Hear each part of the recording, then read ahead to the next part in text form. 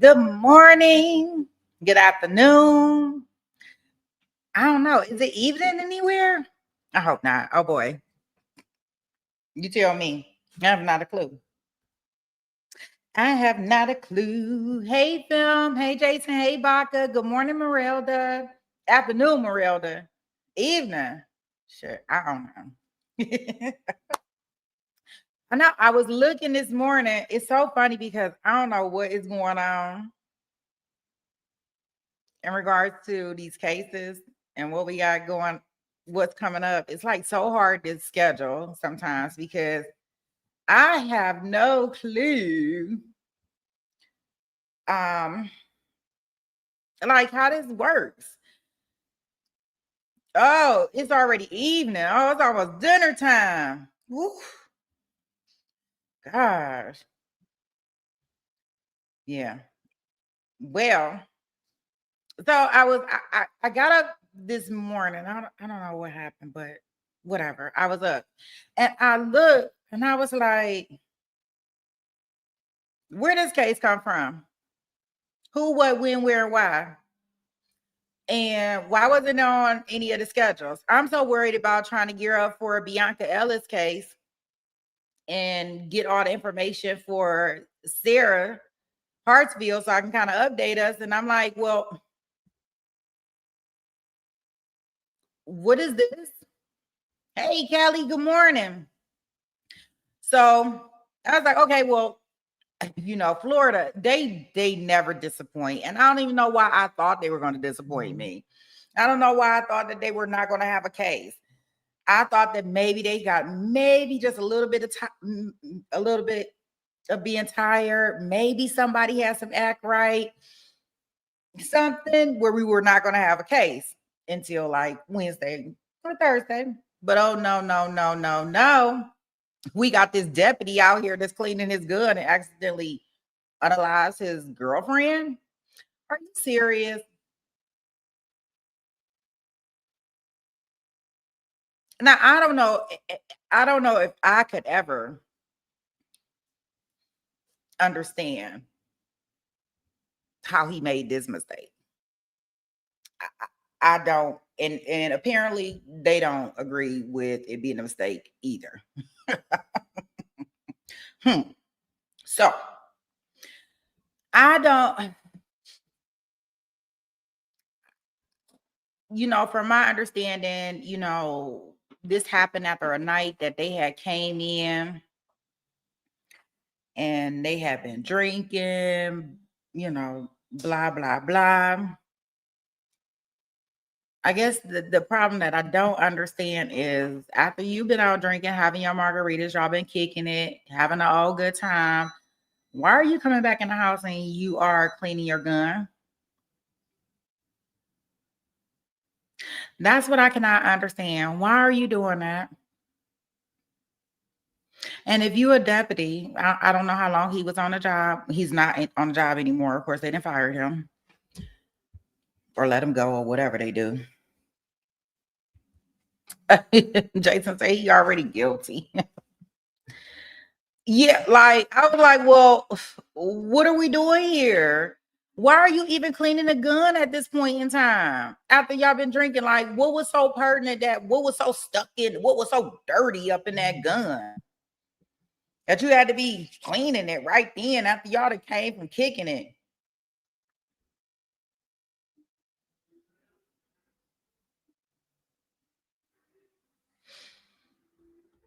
In Florida, Marilda. No other place but Florida. Hey, OnlyFans. He say it's so fake, it's painful. I just don't know. I didn't get a lot of information on the case. That's just some of the stuff that I got when I was just looking at the description on Law and Crime. So you say you acting like you know the states. Well, we stay in Florida all the time. You do know that, right? Most of our cases and trials are in Florida. Right, Kelly. That's why when I looked at it, I said, no way, no how. Get all the way out of here. And he's being charged with manslaughter. So I guess they saying it wasn't like premeditated or anything like that. It's just he was cleaning his gun after a night of drinking it and it went off. So what I will be honest and tell you guys, when I was looking at the law and crime feed, because that's where we're going to watch it at. When I was looking at law and crime feed, I really didn't see anything that reflects of having opening statements. I have no clue. In the meantime, in between time, I will post another update for anybody that is interested in the Sarah Hartsfield trial. I'll post that this evening. That's up and moving. I'm telling you, I'm so mad they don't let us in this courtroom. I don't know what to do with myself. It's like driving me crazy. I'm trying to figure out, chambers don't look like it's a fun place to be, but I'm trying to figure out how to get up in that place so I can be with them people in that courtroom.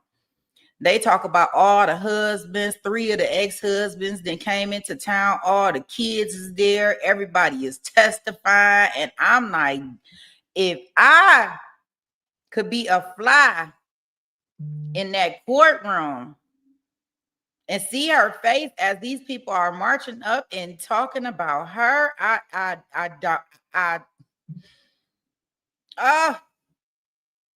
so hurt. I can't believe they won't let us in here to see this trial.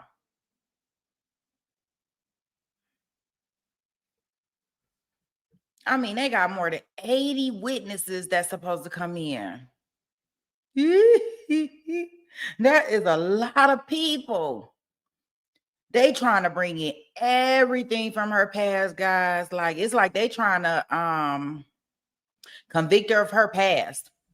But I'll give an update on that later today after I get the rest of the information from court, from what happens today in court. So just bear with me for anybody that is following that one. But that is definitely a juicy one. And I am so mad at this judge. I want to write him a letter and tell him how much I disagree with his practices. Like, you denied a gag order, but you won't let the media come in. Really? That's what we doing? All right. Okay. I know they really not right about that, Marilda. Oh, I'm so irritated by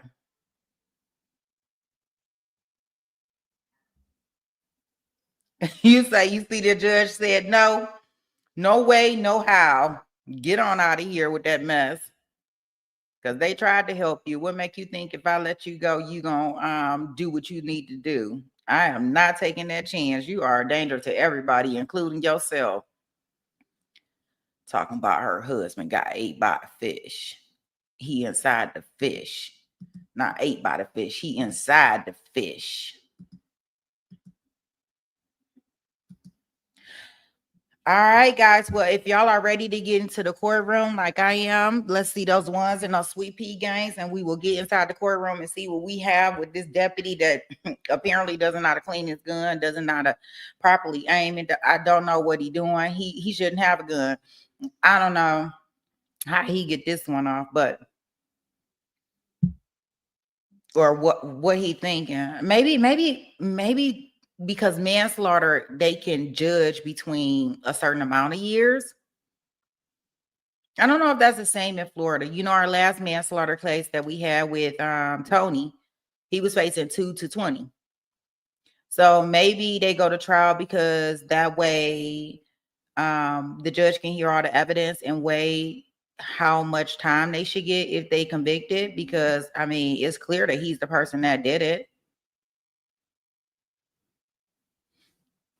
Okay, well, we will see. All right, guys. Well, let's go in and start our day one.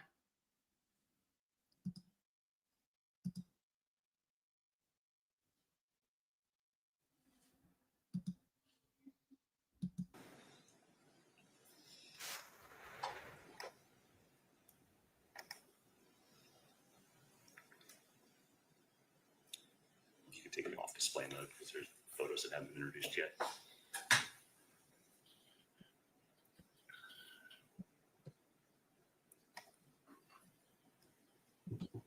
Okay, thank you, Your Honor.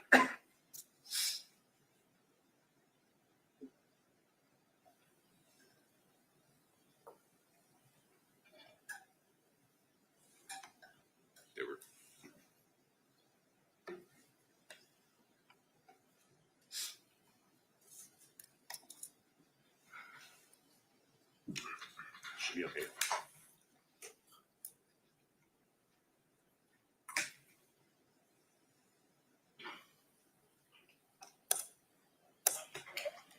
What's the address of the emergency? I just had an accidental discharge. What was that, ma'am? Accidental discharge of a firearm. Okay, ma'am, and what's going to be the address for this? 327 Southeast 32nd Ave. And can you repeat it one more time? Damn it! No! No, no, no! Ma'am? No! Oh my God! No! Ma'am, what happened? Me and my girlfriend were cleaning my gun, and we were trading it back and forth, and I didn't know it was loaded, and I fucking shot her. No! I need an ambulance right now, please. All right, ma'am, we're getting help on the way, okay? Please, please. Oh my God, no! No! Ma'am, I need you to take a deep breath. We're getting help on the way. I'm gonna. No, please. God damn it, I lost. No. No, no, no. No. Oh my God. Ma'am, I need you to take a deep breath. We're getting help on the way, okay? 327 Southeast 32nd Ave, please. No, oh my God. I don't. No, God. Damn it. I love We're already getting help on the way, ma'am. No, oh my God.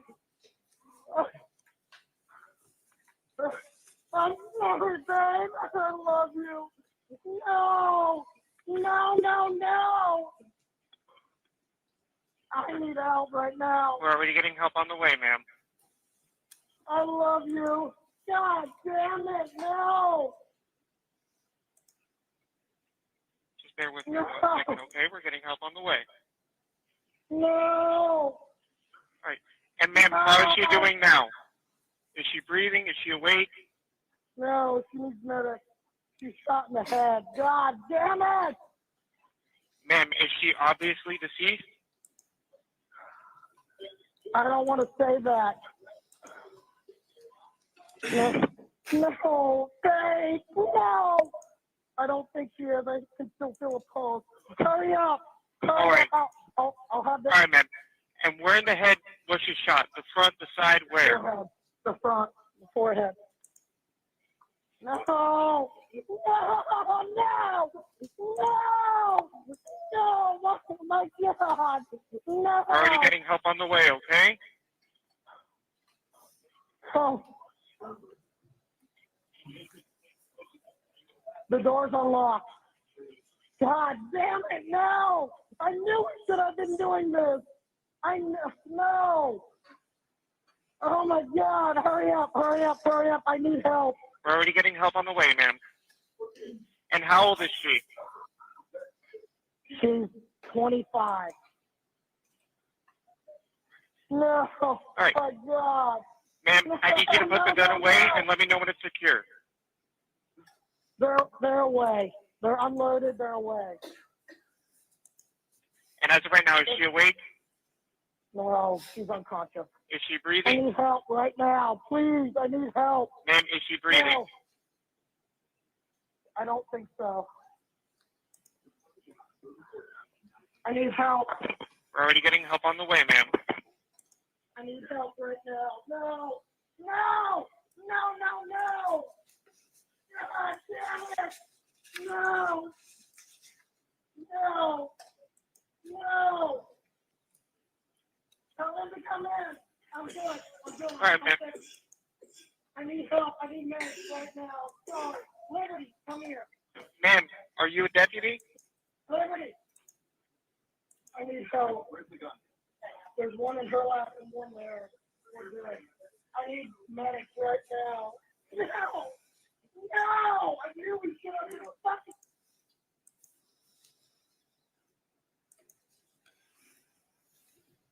We heard during the 911 call, the call taker repeatedly refer to the caller as ma'am.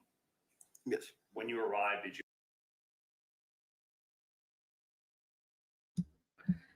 Wait a minute, ma'am.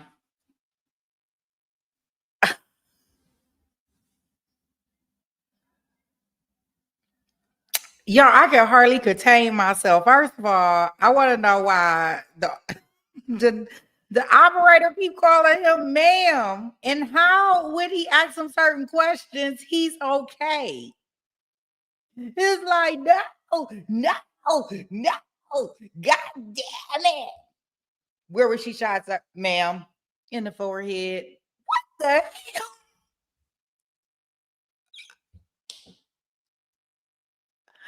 Come on. Like, no, no, no. If you're going to be uncontrollable, you cannot be okay during periods and points when they're asking you any type of questions. How old is she, ma'am? She's 25. She has a college education and she got her degree from DeVry University. Like, what are we doing? And then go, no, damn it. All right. And I'm so surprised they can't. This is what they started off with. So I'm assuming that they must have had opening statements or somewhere, and they must be in a lost and found. Shout out to all these courtroom feeds. So unfortunately, we don't have that. This is like the beginning of what we have for this trial. What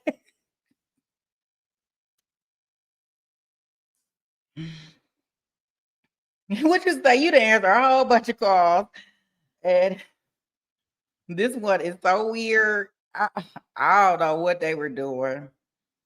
I have no clue. And he didn't make it seem any better. I don't think he ever notified him that he was an officer or anything, P. Lolo's mom, because he kept saying, ma'am, ma'am, ma'am, ma'am, calm down.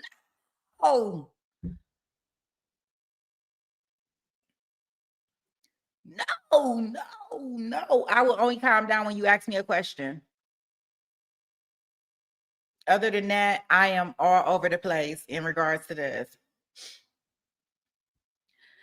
All right. Well, let's see. I guess they about to question the officer that I'm assuming they questioning the operator who took the call. We'll see. From my understanding, they had technical difficulties this morning with the stream coming out of the courtroom. So that may be part of why we only have parts of it. But okay, let's go back. Okay, let's go back in. You actually determined that the caller was a male. Yes. Okay. When you arrived, tell the jury a picture of what was going on and what you saw when you got there. I saw a white male holding a white female's head. She was sitting in a chair. Did you notice any vehicles parked outside the residence when you were walking up to it? I did. What did you see? It was a Marion County Sheriff's Office patrol car. Did you eventually determine who that patrol car belonged to? We did. Who? It belonged to the defendant. Were you the first officer on scene, or did multiple officers arrive all around the same time? Multiple officers arrived around the same time. Was there a dog in the residence? There was. Based on the defendant's comments, did you determine the dog's name? Yes. What was it? Liberty. Showing us the mark of State's Exhibit B as in boy. Can you take a look at those photos and tell me if you recognize them?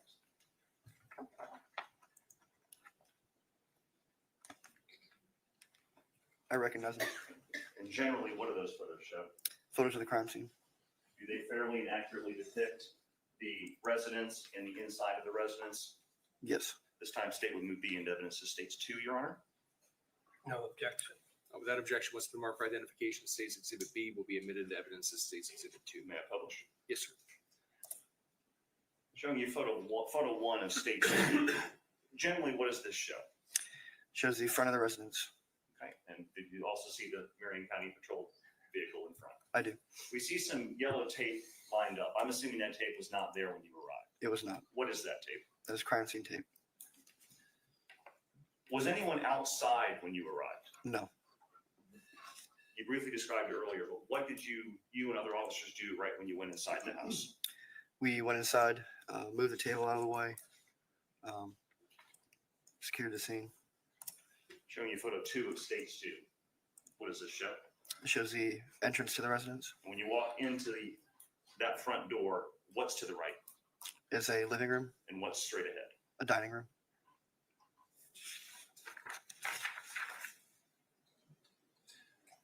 Explain what you saw. You mentioned that you saw the defendant near the victim. What was happening when you walked in?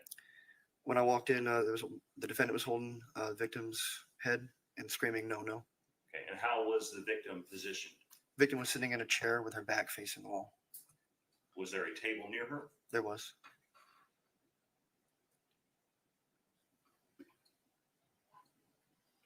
You said the victim was in a chair with her back facing the wall. Which wall? The wall between the dining room and the kitchen. What was done to try to assess and treat the victim? She was, officers took a look at her. I'm not exactly sure. That was Officer Coughlin, I believe. What was the last thing you said? I'm sorry. Officer Coughlin. And what did Officer Coughlin do? Officer Coughlin checked her for injuries. Okay. And did you see any injuries on her? I did. What did you see? I saw a gunshot wound in the center of the forehead. At some point, did Officer Coughlin assume holding the victim's head stationary? Yes. How'd that happen? I believe the defendant was asked to walk away. She began to fall down, and Officer Coughlin grabbed her head. Okay. What was your role at this point? What did you do inside the residence? I cleared the left portion of the house to the left of the dining room, make sure that no one else was there. I then went and stood by. There was a rifle sitting on the table to make sure that it was not moved.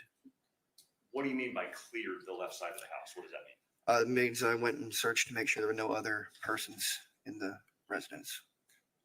Did you find anybody else in the residence? No.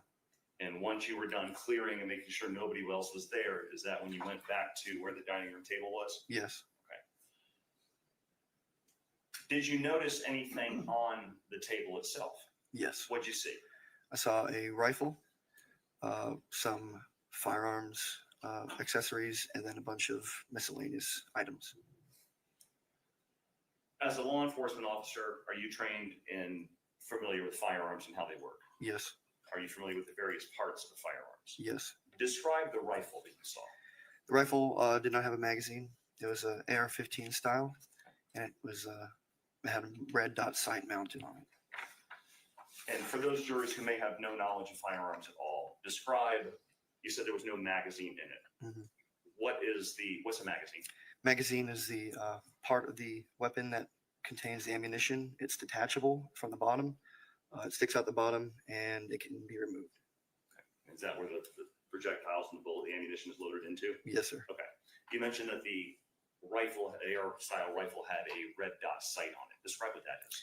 It's a sight fixed to the top of the rifle, towards the back.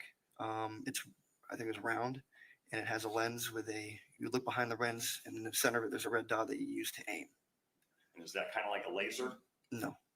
What's the difference between a red dot sight and a laser sight? So a laser sight would be sort of like a laser pointer affixed to the rifle that would point a red laser, whereas the red dot sight, the red dot is inside the sight itself. It's not visible outside. Okay, so you'd have to look through the sight to see the red dot, but nobody else could. Yes. I understand. Did you notice any blood on the floor around the victim? Yes. What'd you see? There was a lot of blood pooling below the victim. You mentioned earlier that the defendant was escorted out of the house. Yes. And at some point, had EMS arrived on scene yet at this point? At some point they did. Okay. And when EMS arrives on a scene, do they just walk into the scene or do they have to be allowed in? They have to be, the scene has to be cleared for EMS to come in. Okay, why? Can you explain to the jury why they do that? So in a situation involving something like a firearm, it could be dangerous for EMS who don't have any way to protect themselves. So law enforcement arrives on scene first and make sure it's safe for them before they come in. And once you give the all clear that's safe, then the EMS can come in? Yes, sir. Before the defendant was escorted out of the house, did he say anything about another firearm? He did not. Not that I can recall, at least. Okay. Do you remember, was a firearm ever located in the victim's lap? Yes. Okay, describe how you guys discovered that and what happened. When one of the officers mentioned that there was a firearm sitting in her lap, and that's when it brought it to my attention. Okay. And what happened with that firearm? I removed the firearm from her lap and set it on the table. Okay. You just describe to the jury how you did that. With the gloves on, I went and I grabbed the bottom of the grip and I carefully picked it up and moved it and set it on the dining room table. What kind of firearm was that? It was a Glock handgun. Describe the condition of that gun. The slide was forward. It did not have a magazine. How was the victim dressed or covered? The victim was naked. Okay. Did she have anything covering any part of her body? Not that I can remember.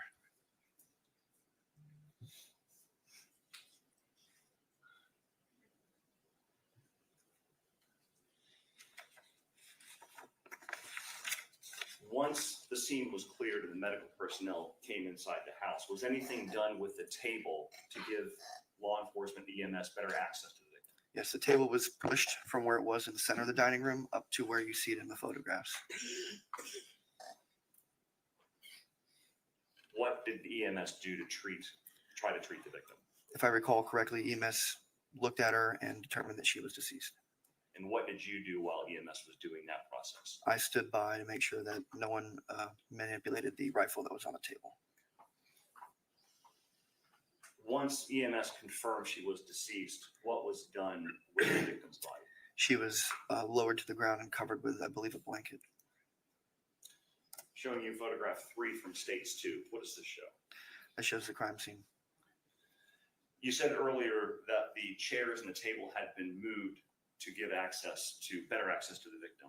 Can you describe for the jury how the table that we see in the photograph, is this how it appeared after you moved it? Yes, sir. How was it positioned before it was moved? The table was originally in the center of the dining room, kind of lined up with the window in the back. And the chair that we see at the threshold of the kitchen, what is that chair? That chair was the chair that the victim was sitting on originally.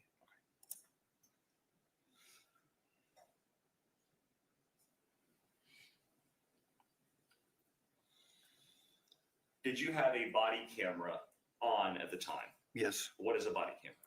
Body camera is a device that records video from the point of view of the officer. Was it actively recording at the time? It was. Showing us marked as States Exhibit C for identification. Do you recognize that is? I do. How do you recognize it? I reviewed it and I initialed it. And does that just fairly and accurately depict the portion of your body cam we discussed? It does. This kind of statement you see in evidence of States 3. No objection. Without objection, once the mark for identification as State C will be admitted to evidence as State's Exhibit 3. May I publish, Your Honor? Yes, sir.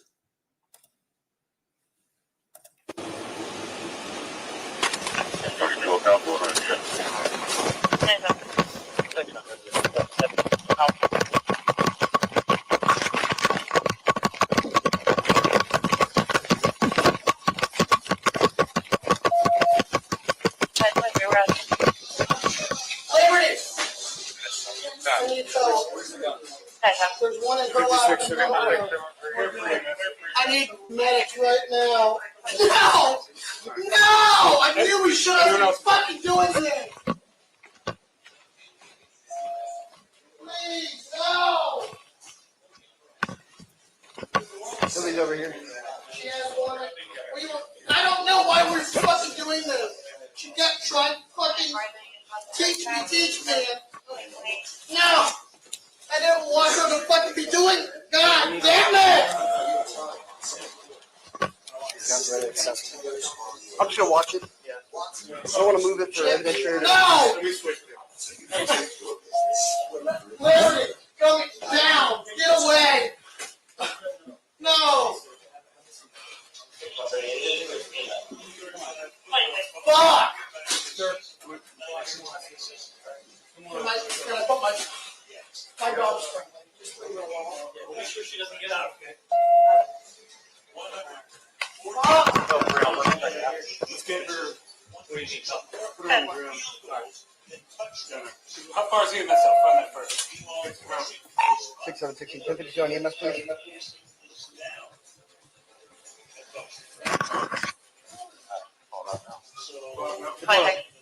Clear away from moving this here.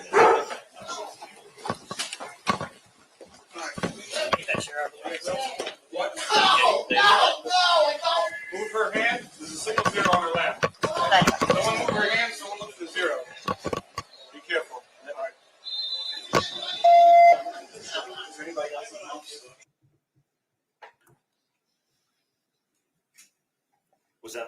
firearm that we just saw Yes, that you moved? yes, Show me what the mark states exhibit D is in dog. Do you recognize that photograph? I do. Is that the same person that you saw deceased in the chair? Yes, This time statement move states D into evidence that states 4.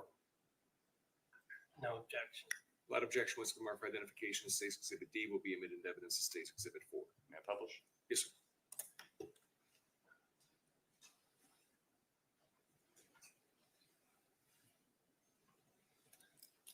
No further questions, Your Honor. Thank you, sir. May I please support? Yes, sir. Good morning, Officer McCurdy. good morning. You okay? Yes, sir, just have a cold. There's a whole lot of coughing going on in here. Mhm. Based on your body camera video, would you agree you were the third one in the door? Yes, And one of the ones ahead of you was coughing, yes, bald, right? correct. And Mr. Boileau, when you came through the door, was standing next to Miss Wright, holding her. Is that Correct. right? Yes, sir. And he was covered in her blood. Yes, And frantic he was. and distraught. Yes, sir. What was the first thing you heard him say? No, no, And then somebody asked him about guns yes. right away. And what did he say? I believe he told us where the 2 firearms were. Right off the bat. He said, there's one in her lap. And then he pointed at the table and he said, there's one right there. You didn't remember that when you first began to testify. I did not recall that. So the reason you knew there was a gun in her lap is because he told you there was a gun in her lap. Yes, sir. And then you did a quick check of the other rooms, to make sure there wasn't anybody else in the house, correct? Yes, sir.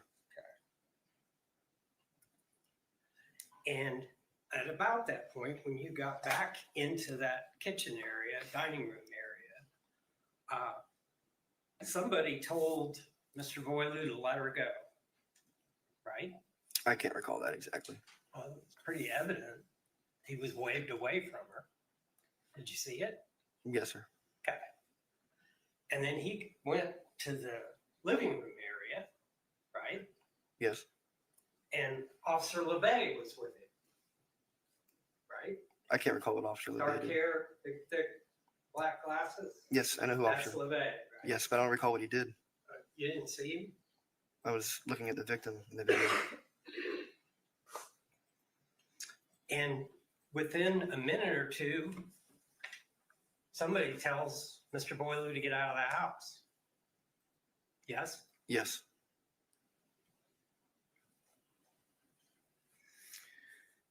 And you picked up the handgun from her lap. yes. You had to move her hand. I cannot recall if I had to move her hand or not. Where'd you put the handgun?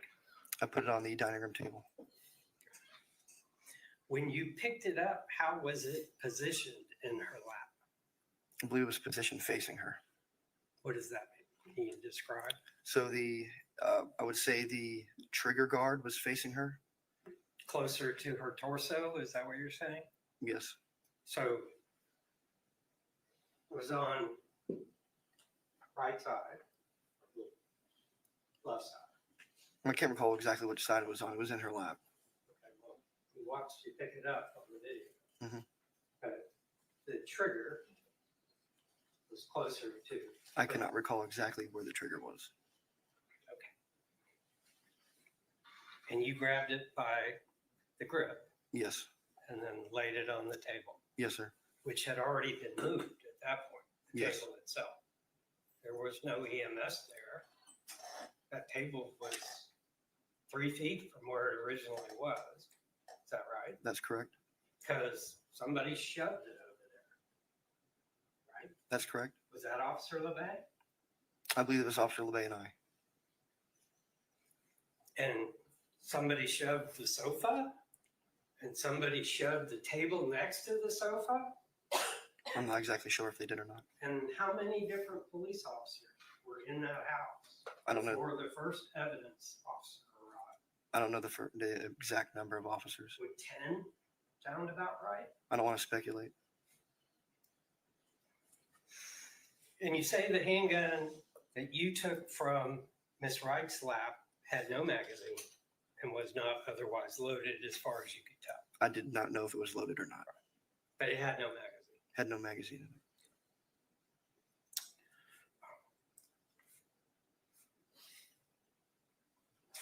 I do not have any more questions. Thank you. Yes, sir. Thank you, counsel. State any redirect. No redirect, Your Honor. Okay, Thank you. members of the jury, do any of y'all have questions of this witness? If you do, please raise your hand. All right, seeing no hands, is he released, state? He is, Your Honor. Defense? No objection. Okay, you're free to go about your day. Thank you for your Thank you, time. Your Honor. Members of the jury, anybody on the jury need a break, bathroom break or otherwise? If you do, raise your hand. We've got 2 jurors indicated. Now, before we separate, I want to remind you that even on recess, you continue to be a juror in this case. For that reason, do not discuss the case among yourselves or with any other person. And do not use your electronic devices to attempt to learn about the case or the persons or places involved. Okay. With that said, we'll probably get back in about 9:55. We'll give you a little more than 10 minutes. Everyone will have a chance to use the restroom. Okay. See you back shortly. Leave your notepads here on your chairs. Face down.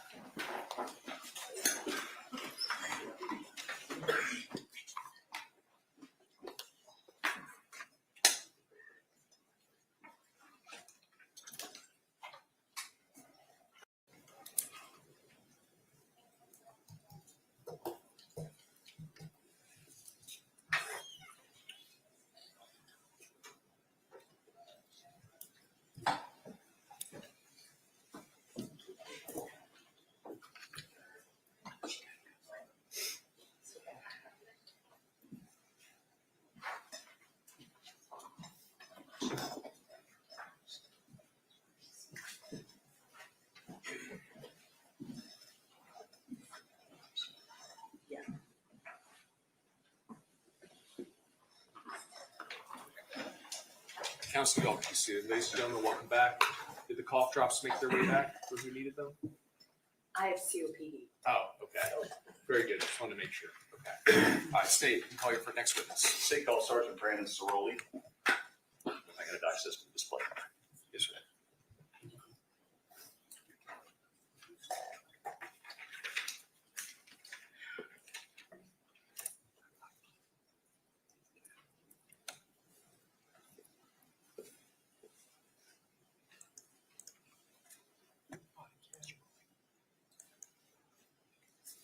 His body cam or somebody else? Forward that way.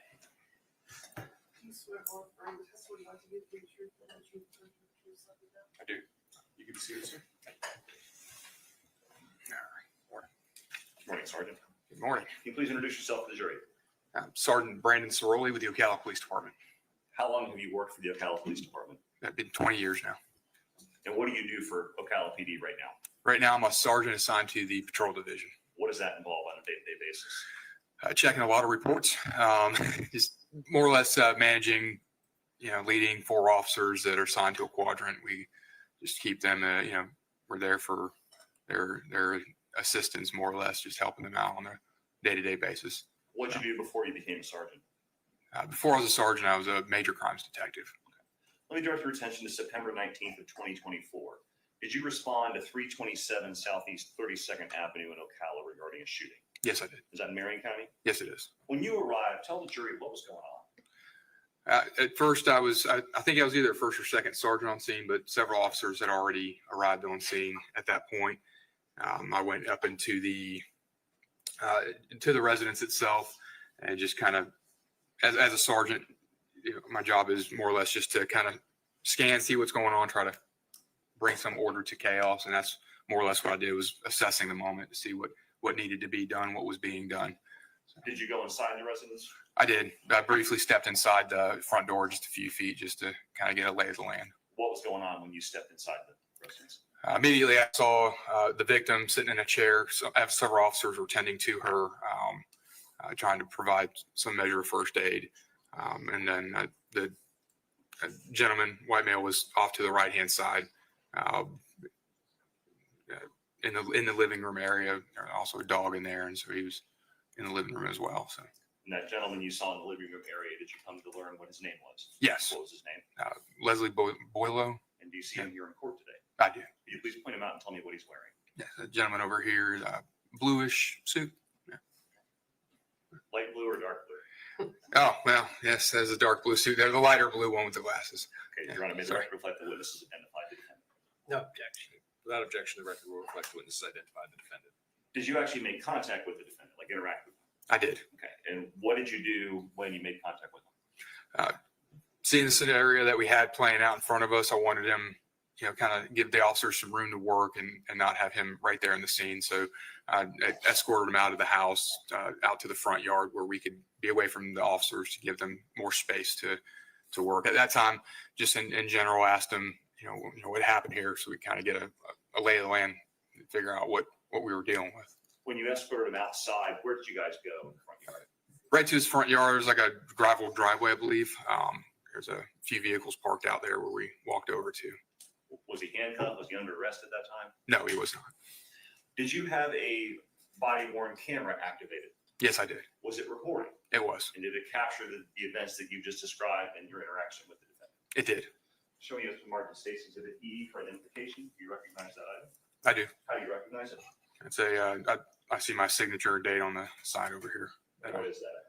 It is it's going to be a DVD that contains a image or video from my body camera. Does it fairly accurately depict the events you described in your interaction with the defendant? Yes. This time, State would move E into evidence as State's 5, I believe. No objection. Without objection, once the marked identification of State's Exhibit E will be admitted into evidence as State's Exhibit 5. While you were outside with the defendant, did other officers approach? Eventually, yes. Do you remember who those officers were? Yes. Officer Sampson and Officer LeBay came up to me. And did Officer LeBay also have the body-worn camera activated at that time? Yes, he did. Would his camera have captured the remaining interaction with the defendant? Yes. What did you do at the point where Officer LeBay and Officer Sampson approached? At first, I did stay with him just for a few moments, but at that point, other supervisors were arriving on scene. I needed to brief them on what we had and start working out a plan of action of what we needed to do on the scene to get it secured and start getting the investigations out. So I stepped away from them to start assisting the other supervisors. Was the defendant eventually transported to the Ocala Police Department for a follow-up interview or for a further interview? Yes. Okay. And did that basically end your involvement in the case? Yes. Once he was transported, I was finished with my involvement. May I publish State's 5, Your Honor? Yes, sir.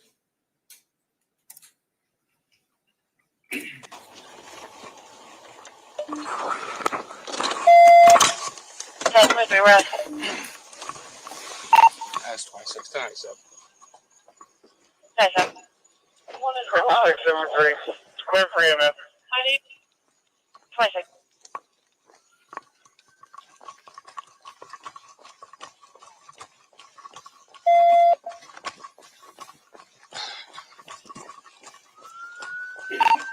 That's 26. Okay, I think we got enough units here.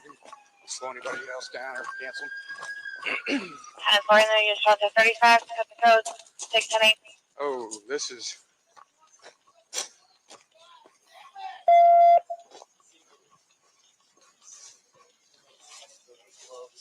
Is this the house of a 1037 or is he just here?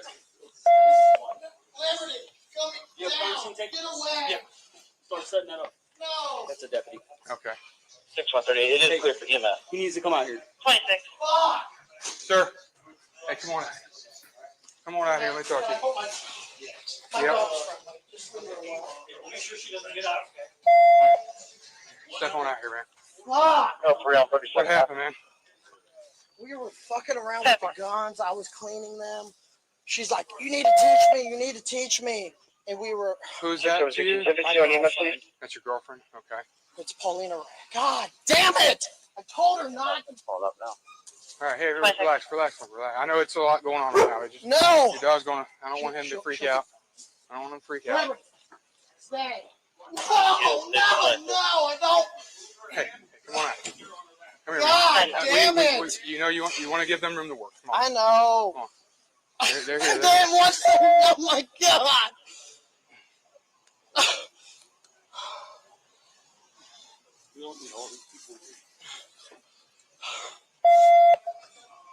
I knew this. I told her not. I don't want this. I knew this was a She doesn't ever fucking listen to me. I didn't want this to happen. No! Hey. I signed somebody to him. That's me for now. I'm not. I got it. The three of us, we'll hang out with you, all right? Fuck! I know. What's your name, bud? Leslie Boileau. Leslie? All right, Leslie. It's okay. I'll take care of it. L-E-S-L-E-Y? Huh? L-E-S-L-E-Y? No, No. I don't think we need the station. Am I holding the station? 10 for stations, 1098, 1033, priority traffic, 1035.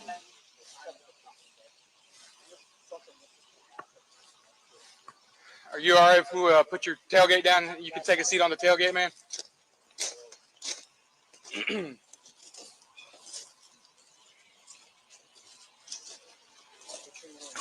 Hey. Stay on him. You too. No freaking out.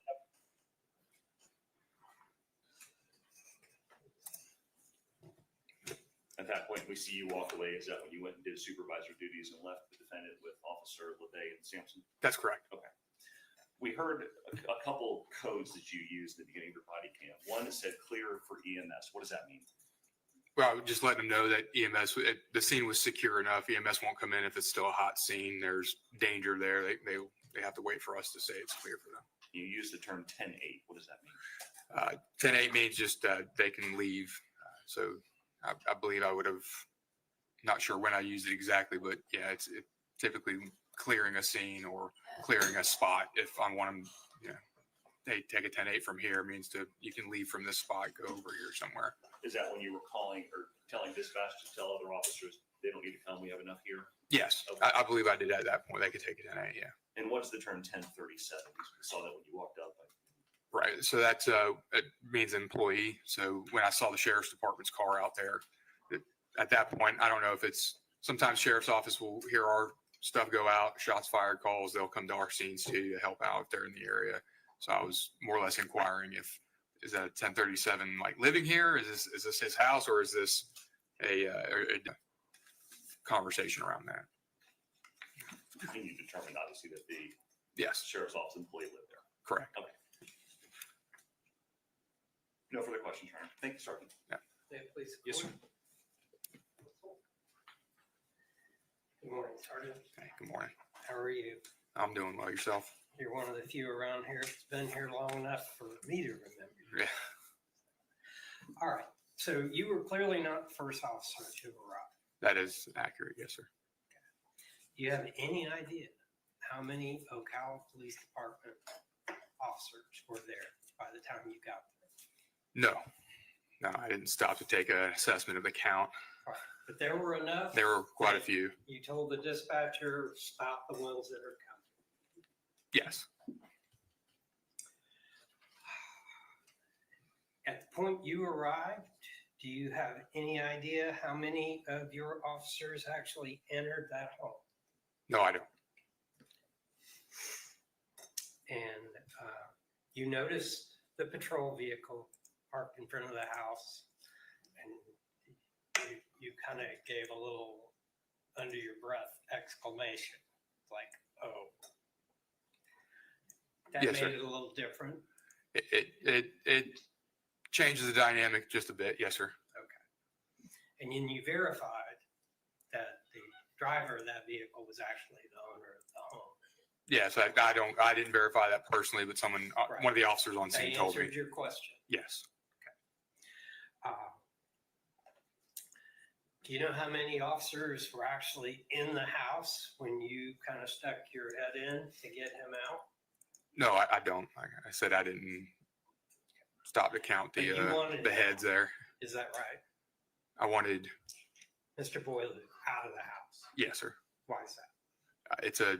At this point, it's whether it's a crime scene or it's a hot scene of some sort, I know there's firearms involved. I need my officers' safety is paramount. And they're trying to do work on the young lady in there. They need to make sure, they're going to have their back to him. I don't know if there's any other firearms. I don't know his state of mind at that point. It's the safe bet is to separate him from the scene at that point and have him step outside.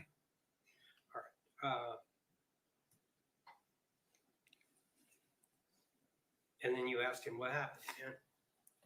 Yes, sir. Friendly enough. Yes, sir. Yeah, I have no idea what happened at that point. I want to just try to figure out what we have going on. Sure. And he answered you. More or less, yes, sir. How would you describe his demeanor at that point? I would say he was distraught. Yeah, for sure. Frantic? He seemed, I'd say frantic would be a good word to use for that. Yes, sir. And he actually at one point headed back up on the porch. Yes, sir. Kind of jumped. Yeah. And if I understood what you were saying on the video correctly, you were kind of concerned he was going to get the dog. Yes, dogs typically play off their owners. So you try to get him. I'm not a dog whisperer or expert on that, but it's been my opinion. Sure.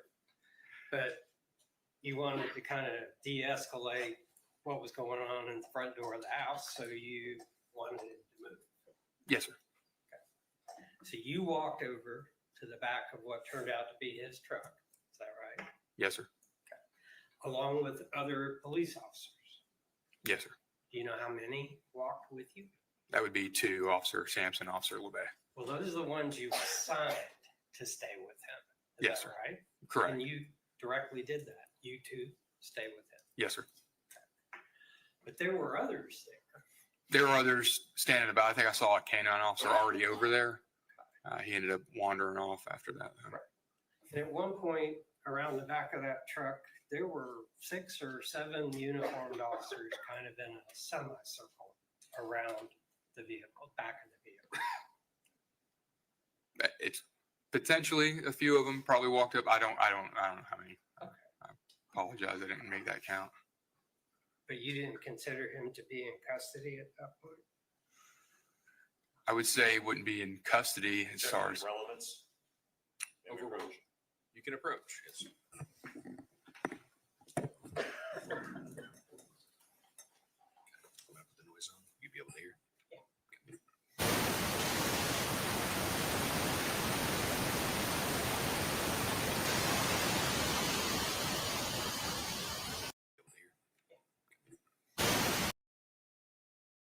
So it would have been wasn't. I'm not sure exactly how to answer the question. I don't think he'd be in custody to my definition of in custody. He wasn't handcuffed. He wasn't demanded to, like he wasn't told you are detained. You're not free to leave. I get the optics, maybe perhaps in his mind. I understand where you're going with that, but nothing we did overtly detained him. okay. So it would have been okay if he climbed in the cab of his truck and drove off. I would say at that point, I would not have appreciated that move. And you'd have stopped him. I would agree with that sentiment. I would have stopped him at that point. Yeah. And then he would have been in custody. Yeah. Right? Yes, sir. Okay. No other questions? Any redirect state? No, Your Honor. Members of the jury, any of y'all have any questions of this witness? If you do, raise your hands. All right, seeing no hands, is he released state? He's released, Your Honor. Yes, sir. Defense? No objection. Okay, you're free to go about your day. Thank you for your time. All right, state, you can call your next witness. Your Honor, state's gonna call Hagan Sampson to the stand.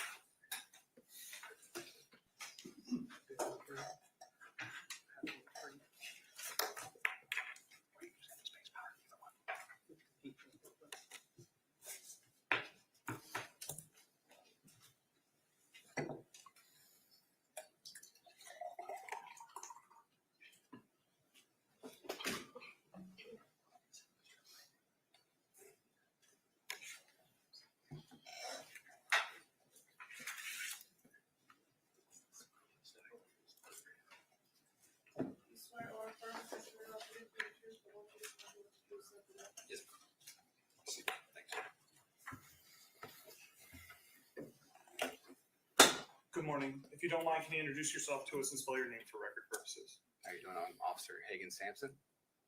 Can you spell your name? Hagan, last name Sampson, Samson. Where do you currently work? I work at the Ocala Police Department. How long have you been with the Ocala Police Department? Approximately almost 7 years now. Okay. What is your current position with the Ocala Police Department? I'm a police officer. Okay. And can you, were you also working with the Ocala Police Department back in 2024? I know you said you were with them for 7 years, but were you working with them back in 2024? Yes, sir, I was. Same kind of position of patrol and police officer? Yes, sir. Okay.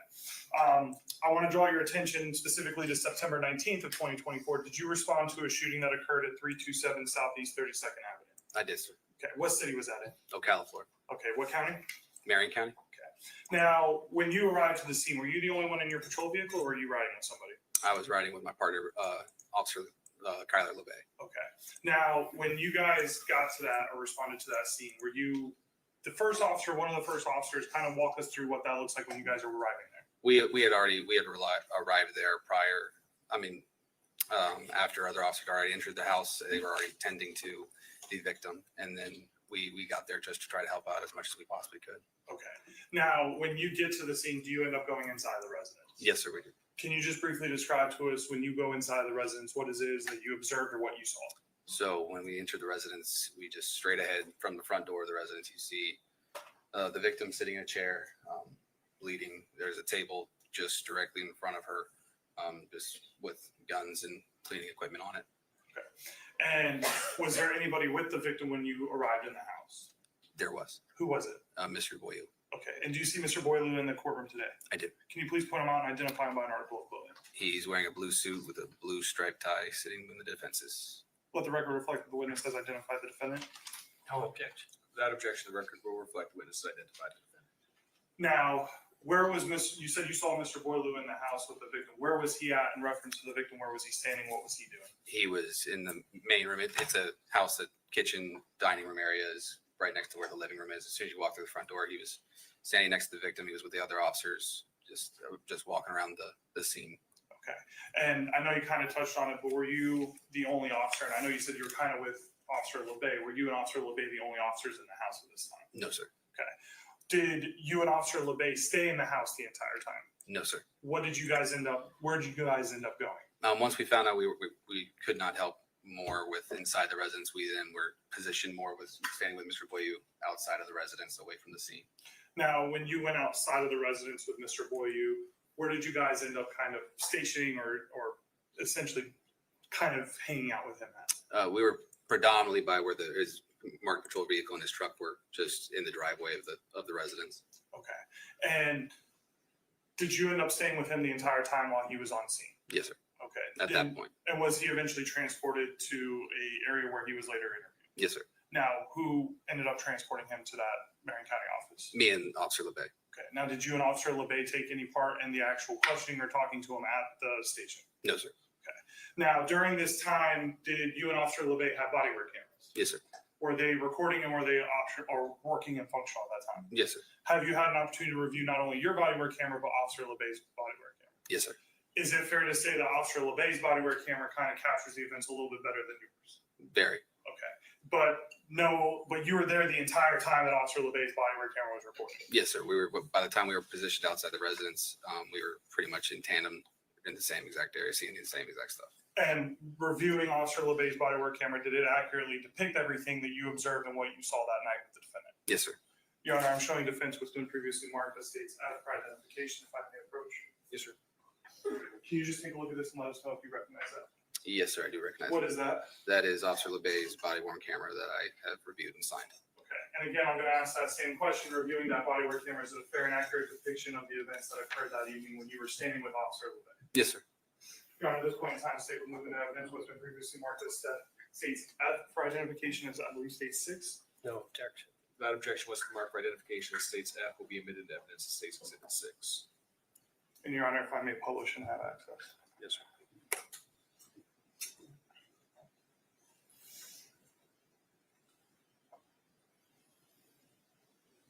Hey, if you don't have anything to do, can you come out here and help set up further away? Safety, can you come help? Yep. Coughlin, need me here? No. Okay. Somebody start a. Perimeter? Yep. Big for now. I got him. Fuck! What's your name, bud? Leslie Boileau Jr. Leslie? All right, Leslie. Okay. Take care of it. L-E-S-L-E-Y? Huh? L-E-S-L-E-Y? No, I-E. No. I don't think we need the station. Sorry. Should put him over here. 10 fire stations, 1098, Hey, 1033, hey, sir, we're gonna step over here, okay? Step to the trunk, okay? So, You all right if you put your tailgate down? Take a seat on the tailgate, man? well,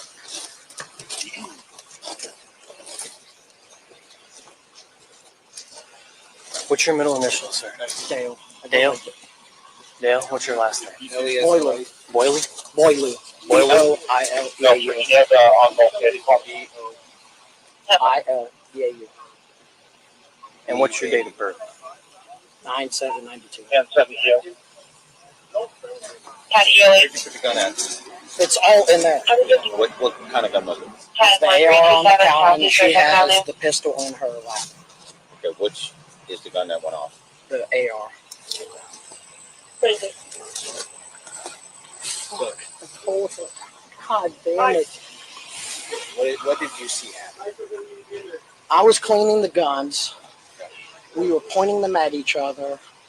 During the cleaning process, or what was going on? She was like, I want you to teach me how to use them. I want you to teach me how to use them. I was like, okay, we will. We were pointing them at each other, and mine went off. You were holding the AR? Yes. All right. Just gonna hold what we got. I know it looks really fucking bad. I didn't fucking want this to happen. I told her I did not want this to happen. I didn't want to do this. I didn't want to fucking train her in the fucking house like this. Because she has no fucking gun experience. 5673. God damn it. Hey, do you have your? You want to drop the tailgate that you can just have a seat? There we go. Yeah, How is she doing? I don't know. I'm out here with you, man. I know the medics are in there. They're working on her now. Okay. You work for MCSO? Yes. Yeah. How long you been with MCSO now? 8 years. 8 years. Fuck, I know better. God damn it. I can't believe this is happening. Are the roads clear enough for them to get through? I know fucking better. Why the fuck was I doing? No.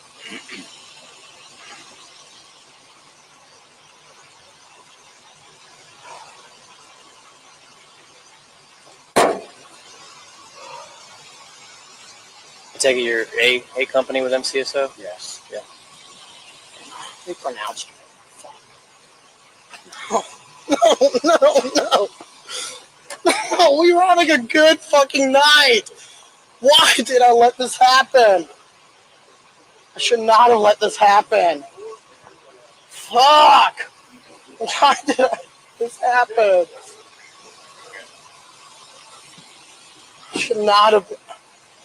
Should have never let her go.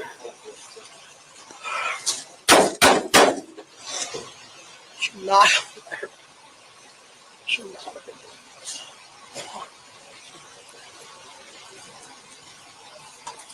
God damn it.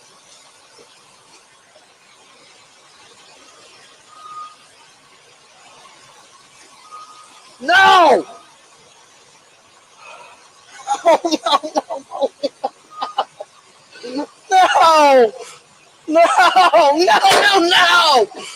No! Sir, what was your name again? Sorry. Leslie Boileau. Leslie. Dale Boileau Jr. Boileau? Boileau. Boileau? Boileau. Okay. Boileau. How's that spelled? B-O-I-L-E-A-U. I can get you my ID. B-L, I'm sorry, he probably already. B-O-I-L-E-A-U. B-O-I-L-E-A-U. Boileau. Yes. Okay. No. B-O-I-L-E-A-U. My ID number was NCSO 6022.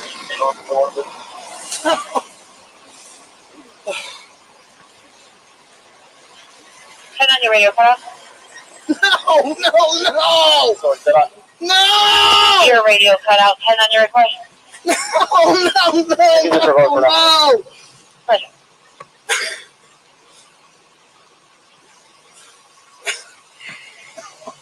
Got a 679. I'll show 10-8. Call advise you can cancel. No! No! 6-1-3. No! 10-8. No! No! No!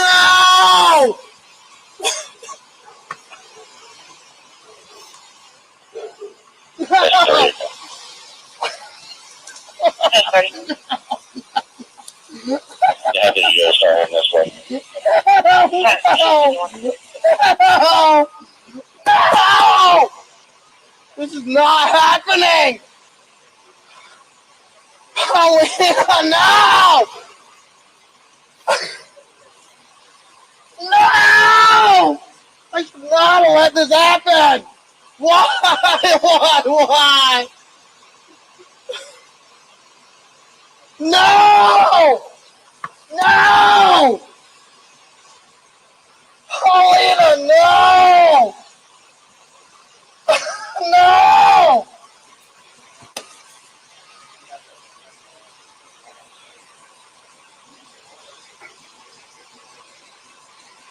No! God damn it! No! No! No!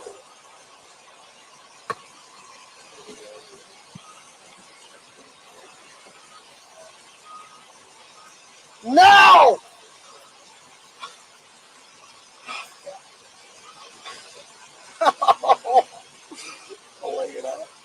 Oh no! No! No! God damn it, Paulina! No, you can't be God!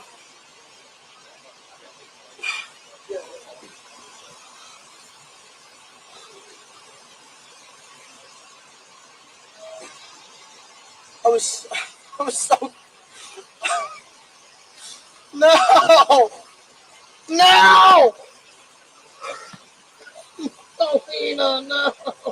No! No!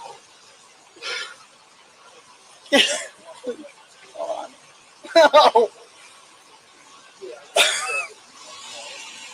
No! No! No! No!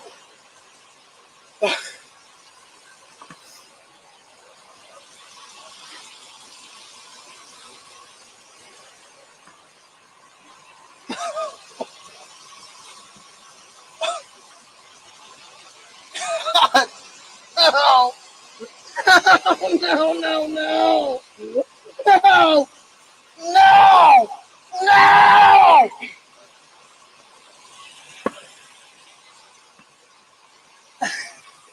She can't be gone. She just can't be gone. No! Don't seem to work right now, man. They're not taking her out in the ambulance, so she's fucking dead. This isn't my first fucking rodeo.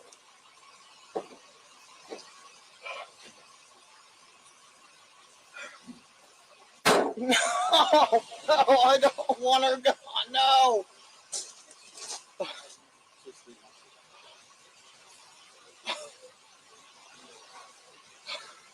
No.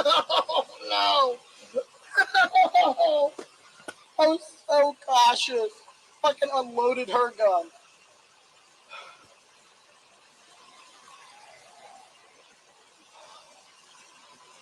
No!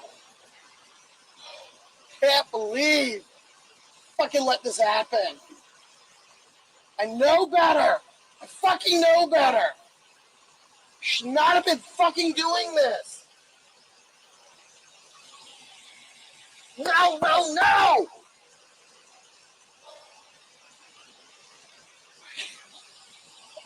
No.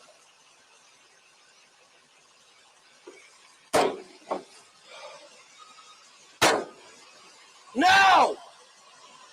God, why? No! 67. Accident.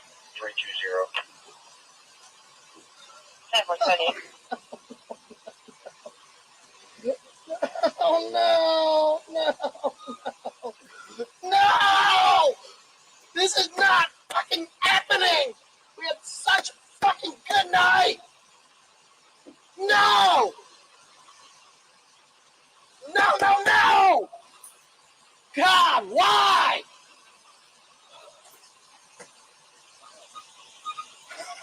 Such a good night. No! Can't believe this is happening. No, please God, this is a fucking nightmare. I hope this is a fucking nightmare. I hope so. No! This is not happening right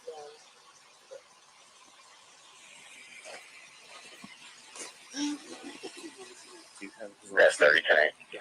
What is it? It's like boy game. No!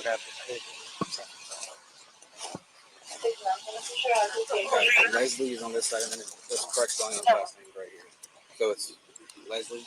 I didn't write it all down. Please, help me. This is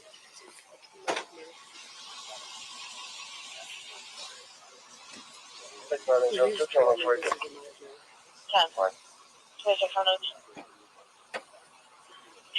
No!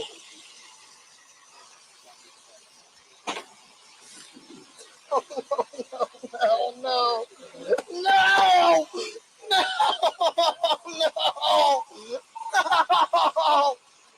Oh my.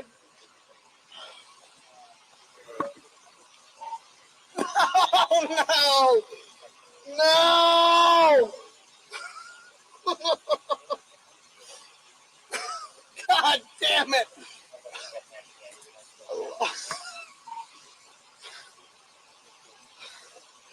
No! She can't be gone. She can't be. Pauline, please, God, please. No! No! This can't be happening.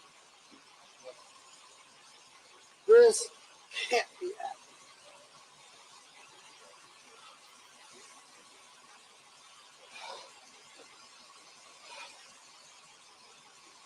No!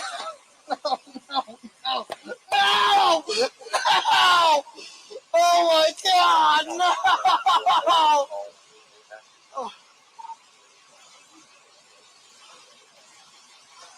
No, Pauline, no! I fucking love you, I swear. No! Why? What did I? No! This can't be fucking happening! This can't.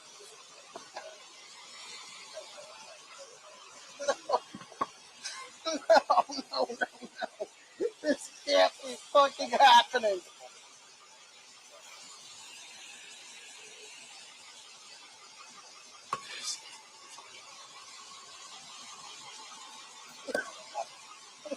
No. This can't be fucking happening right now. This can't be fucking happening. No! God damn. No. This can't be fucking happening. I'll be right back. You don't gotta take me out.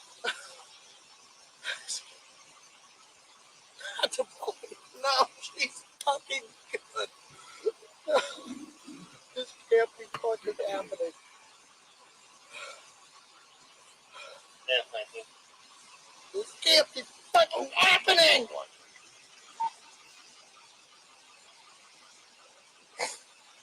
No. No.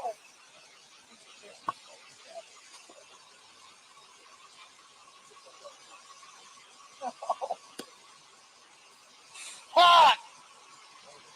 This can't be fucking happening. No!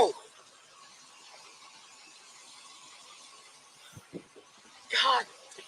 No, he was so good. 679 Hotel 65 Signal 50. She can't. 65. 2200 block of North Line. Florida plate 14 Echo. Mike Victor Echo 14E MVE. Black sedan.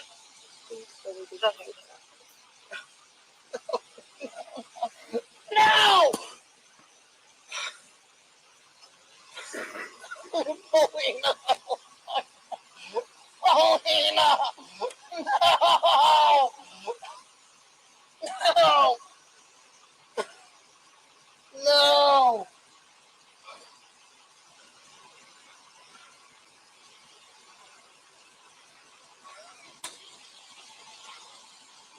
No, no, no!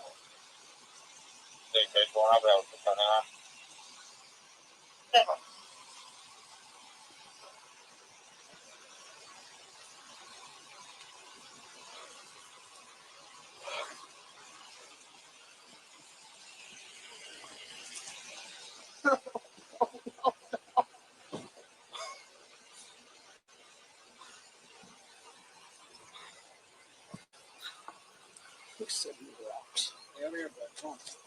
Go for it.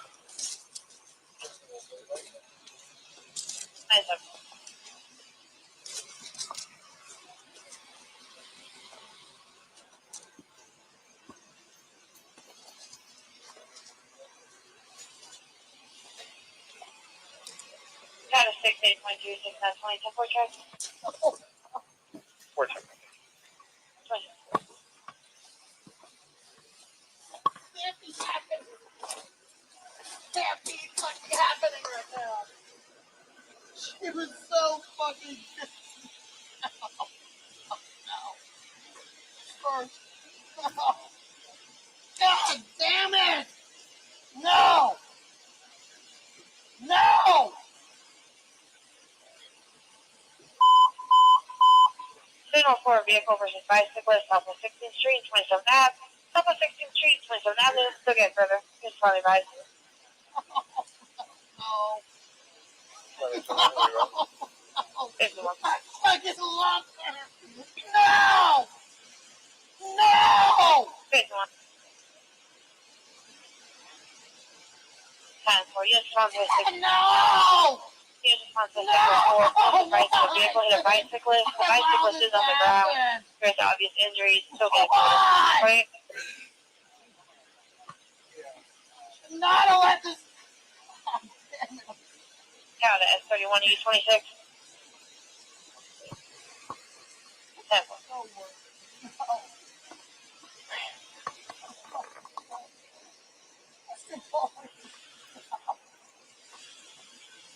County in front of Signal 4. The bicyclist is screaming on the ground.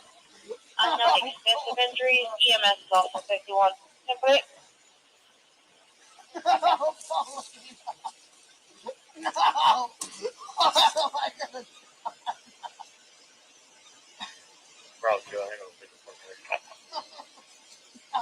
Paulina! No! 10 for just about an additional. No! God.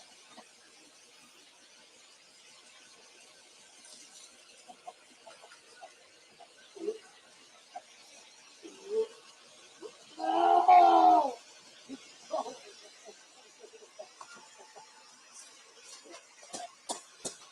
No! 725 power count. Good at PD 51. 10 4. County in front of Signal 4. Caller is going to be in a black Chevy Impala. Okay. 6870, go ahead.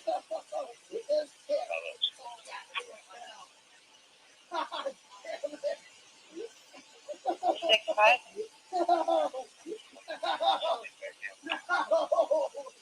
Yep. 97. No!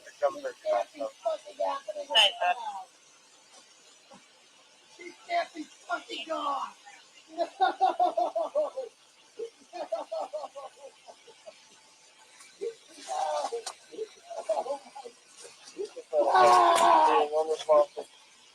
No! Holy, I love you. God damn it, I love you.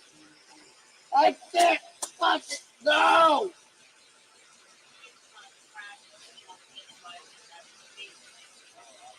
You can't be, come on. No, you can't be fucking God, Polito. No! No, you can't be fucking God.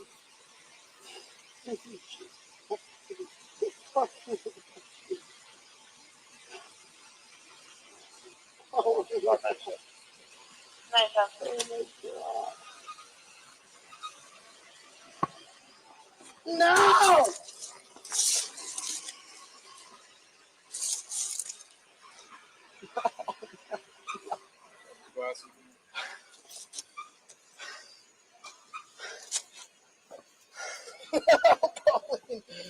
Paulina, no.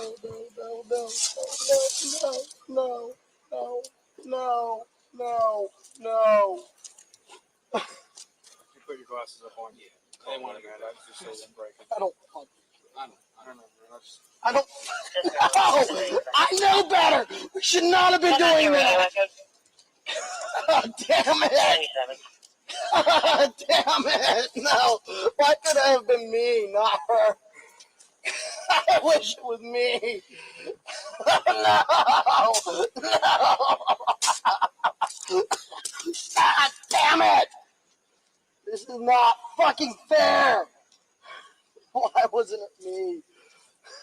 I just wanted to be me, not her. Kind of 679, 621 for I check. knew better. What? No! No! She was so fucking good. She was a good fucking person. No! Kind of This 6924. is not fucking happening. 51 at Courtyard. 3712 Southwest 30th Ave. 3712 Southwest 30th Avenue. Call is advised that you need a guest room from the property. It's going to be a white male, late 20s to 30s, with dark blue clothing and a hat. Advised to between the front desk and the entrance. Advised just been walking around. 6924. No. No, no, no.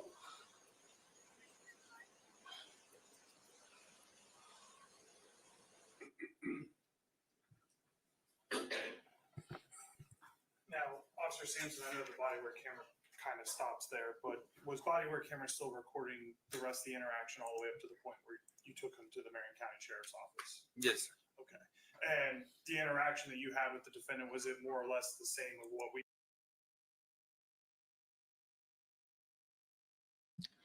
Okay, so I just paused like in the middle of this.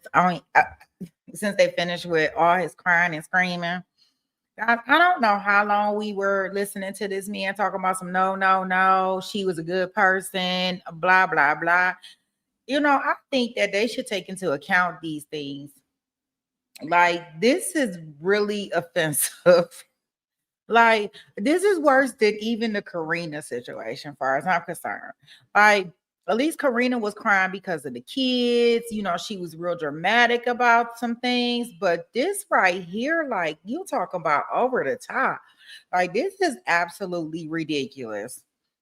I mean, ridiculous. Like, this should be considered like premeditated unaliving.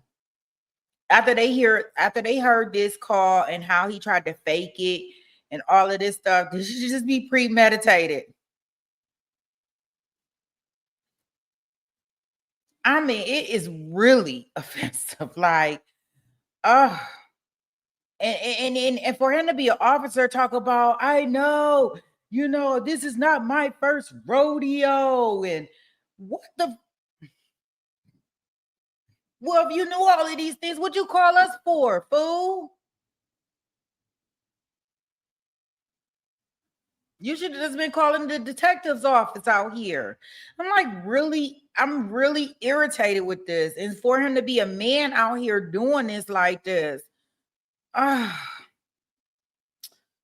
Oh man, it is not that many drinks, like 3 margaritas. I mean, I'm pretty sure he did like he almost like 175, maybe. I don't know.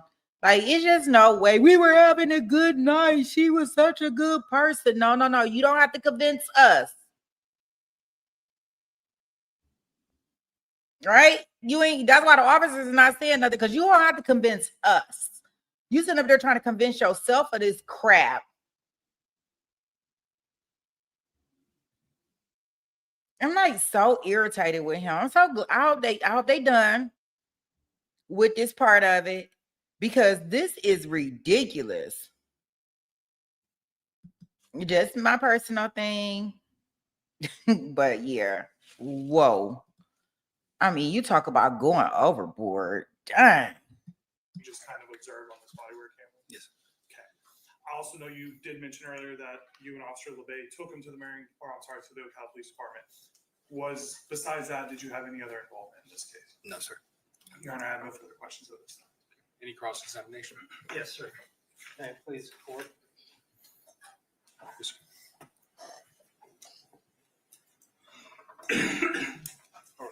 So, Officer Sampson, your testimony is that both you and Officer LeBay entered the home. Yes, sir. And you were maybe the fourth or fifth officer to go through the door? Possibly, yes, sir. Fourth. And I would more say came more in fourth. after you, didn't they? I believe so. As soon as I was in the house and I left it. Any idea how many police officers came into that house before EMS was allowed to enter? Before EMS was allowed to enter, I'd say 5, maybe 6 before EMS got there. Maybe 10? Possibly. I don't know. When you first walked into the house, would you agree that the kitchen table, rather than being pushed over to the side, was kind of perpendicular to the opening to the kitchen? Yes, sir. I'd say Right so. under the light. I'd say so, yes, sir. We had to move Squared the table. up like it belonged Yeah, we had to move the table away from her. there. And Miss Wright was sitting in a chair being held by him when you first saw him, right? He was next to her, yes, sir. Right. Covered in her blood. Yes, sir. And her chair was kind of squared up in the doorway to the kitchen. Yes, sir. So then your partner, Officer LeBay, moves the dining room table. Yes, sir. And then he moves the couch in the living room. Right? Yes, sir. And then he grabs a table that was next to the couch. He moves that too. I believe so. And we're at that point, we're just trying to move everything to get EMS as fast access to her as possible. Was there an evidence officer anywhere in sight at that point? At that point, no, an evidence officer would never be at the scene at that point in time. Well, it's kind of mess up what they're going to find later, isn't it? Later, yes, sir. But I mean, Because nothing is where it was. No, sir. When you entered. No, sir. The first thing we do entering through the door is just quality of life, trying to save the person as fast as possible. Okay. That's why you had to move the couch? Yes, sir. So gurneys are very big. We try to move anything that we can think of at the time that would help the person.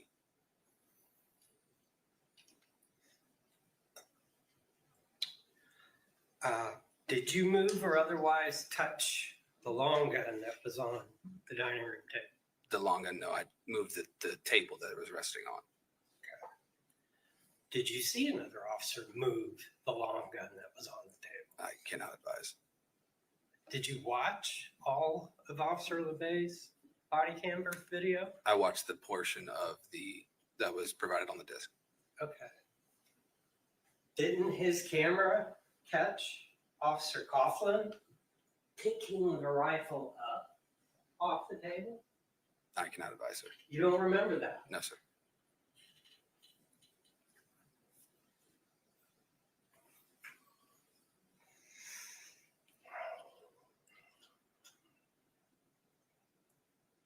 And there was another gun, right?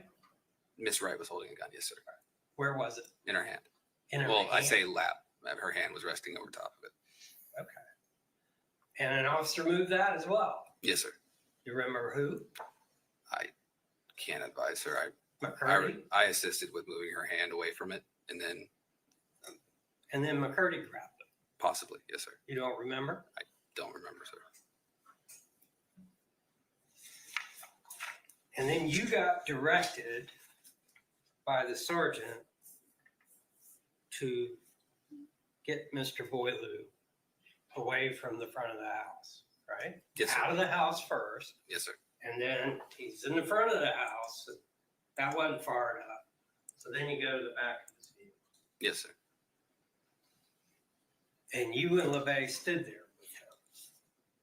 Yes, sir. And he did what we saw, what we could see. Yes, sir. Sometimes you couldn't see him. Mhm. Is that because he was on the ground, Yes, sir. He was in the ground multiple times during the video. ripping at the grass and the dirt and rolling around and screaming? Yes, sir. How long did you let him do that? I believe the video was 20 some odd minutes long. Right, it was. It stopped and it had the time down in the corner, right? Yes, sir. Right, had the date, and then it stopped at 23:21:40. 23 is 11 o'clock, right? Yes, sir. And 21 would be 11:21 p.m. Yes, sir. You didn't remove him from that scene until midnight. Yes, sir. So he did that for an hour. And you just stood there watching. Yes, sir. Didn't say anything other than here's your glasses, which obviously came off while he was rolling around on the ground. Yes, sir. You and LeBay, and you could see Sergeant Shirley, and you could see 2 or 3 more officers just standing around this man, screaming and nagging. Yes, sir. And you just watched. Yes, sir.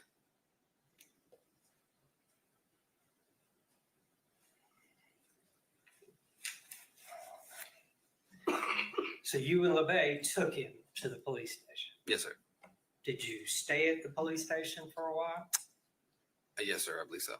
Because at some point, when he had to pee, you guys escorted him to the bathroom. He couldn't even use the bathroom by himself. Is No, that sir. right? No, sir. He was detained at that point. Yes, sir. Okay, well, when do you think he was detained? Whenever he was in the back of a patrol car, and then whenever he was on scene, as soon as I could say when he was detained is whenever the statement came that, While he was at the back of the truck, at one point he moved. yes, sir. And somebody said, whoa, whoa, whoa. That was me. Yes, sir. I asked him to stay So over you here. didn't want him to move? No. Even then? Yeah, at the very beginning of the video is whenever we had gotten wind that he was holding the gun that went off. And at that point, the questioning stopped. Everybody stopped talking because at that point, he's not free to leave. Well, at that point, had anybody read him his constitutional rights? No, sir, because no questions Not are from the asked. time he came out of the house until you stood there for the hour watching him thrash around, Yes, sir. right?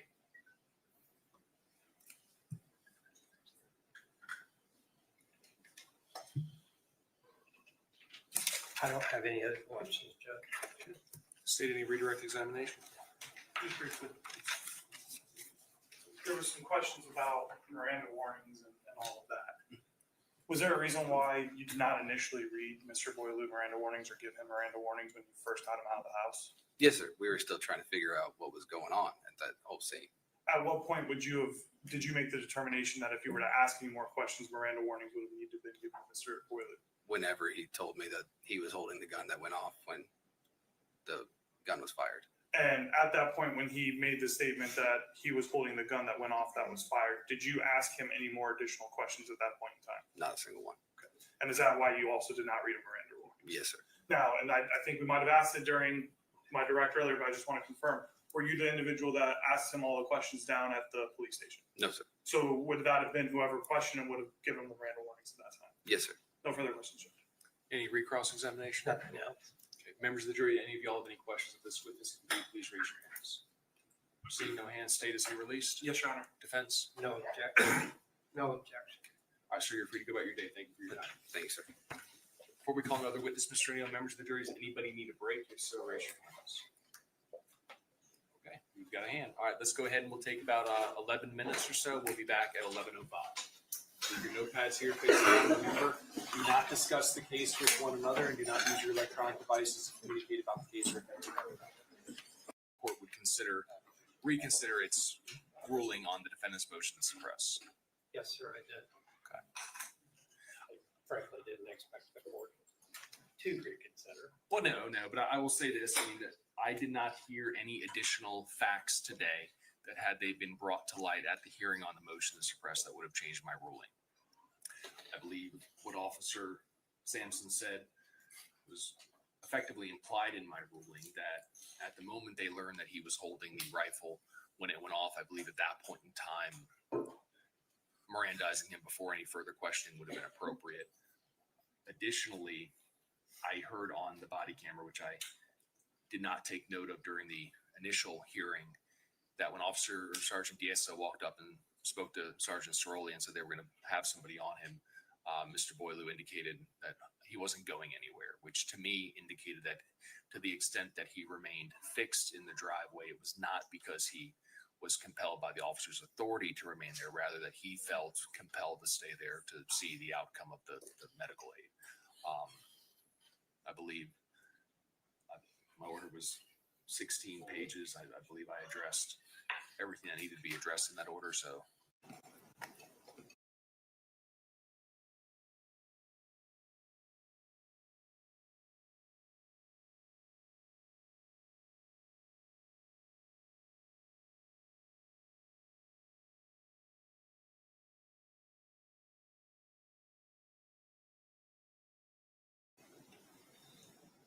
Your Honor, this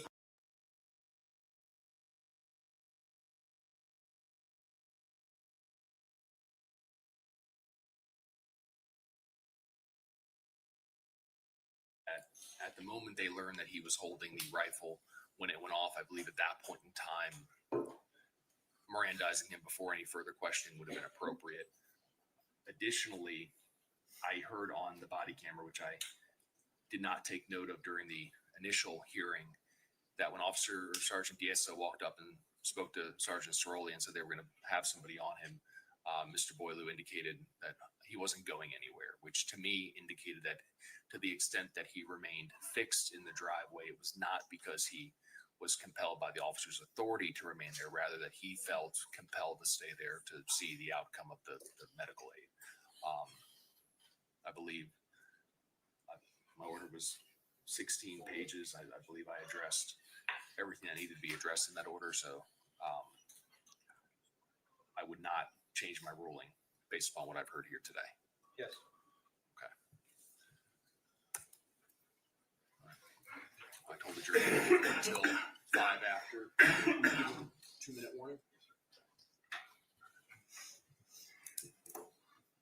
State, can you give me a roadmap where we're going to be going from here? We have, I heard you say Bolton. Is that Marilyn Bolton?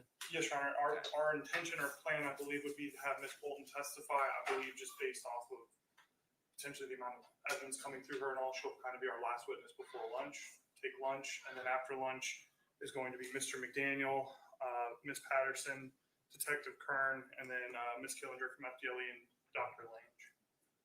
McDaniel, Patterson, Kern, Killinger and Lange, which Patterson and McDaniel both, I don't believe, will be too terribly long, Your Honor.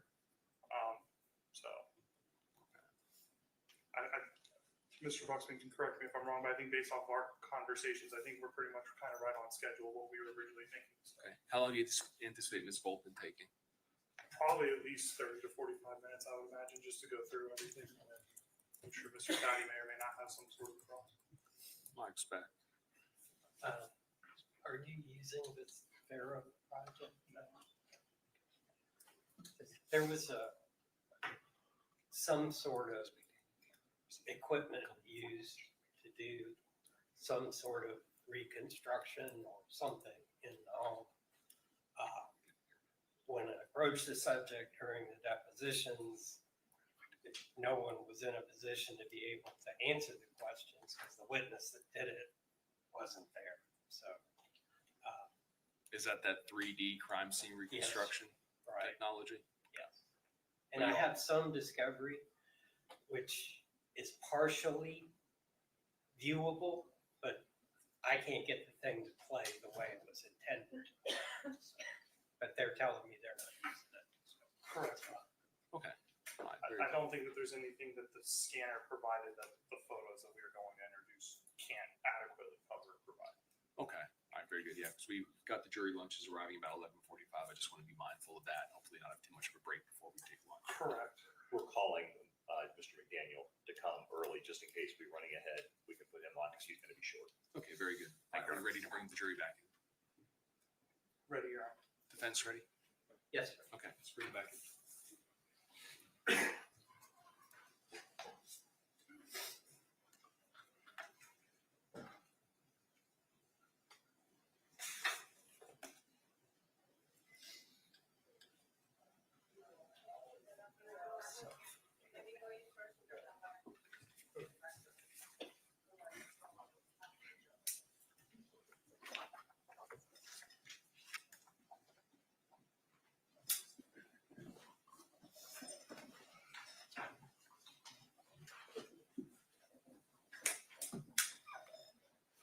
Ladies and gentlemen, welcome back.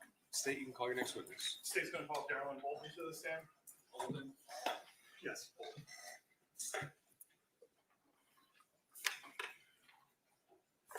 And Your Honor, if I can also have access to. Yes, sir.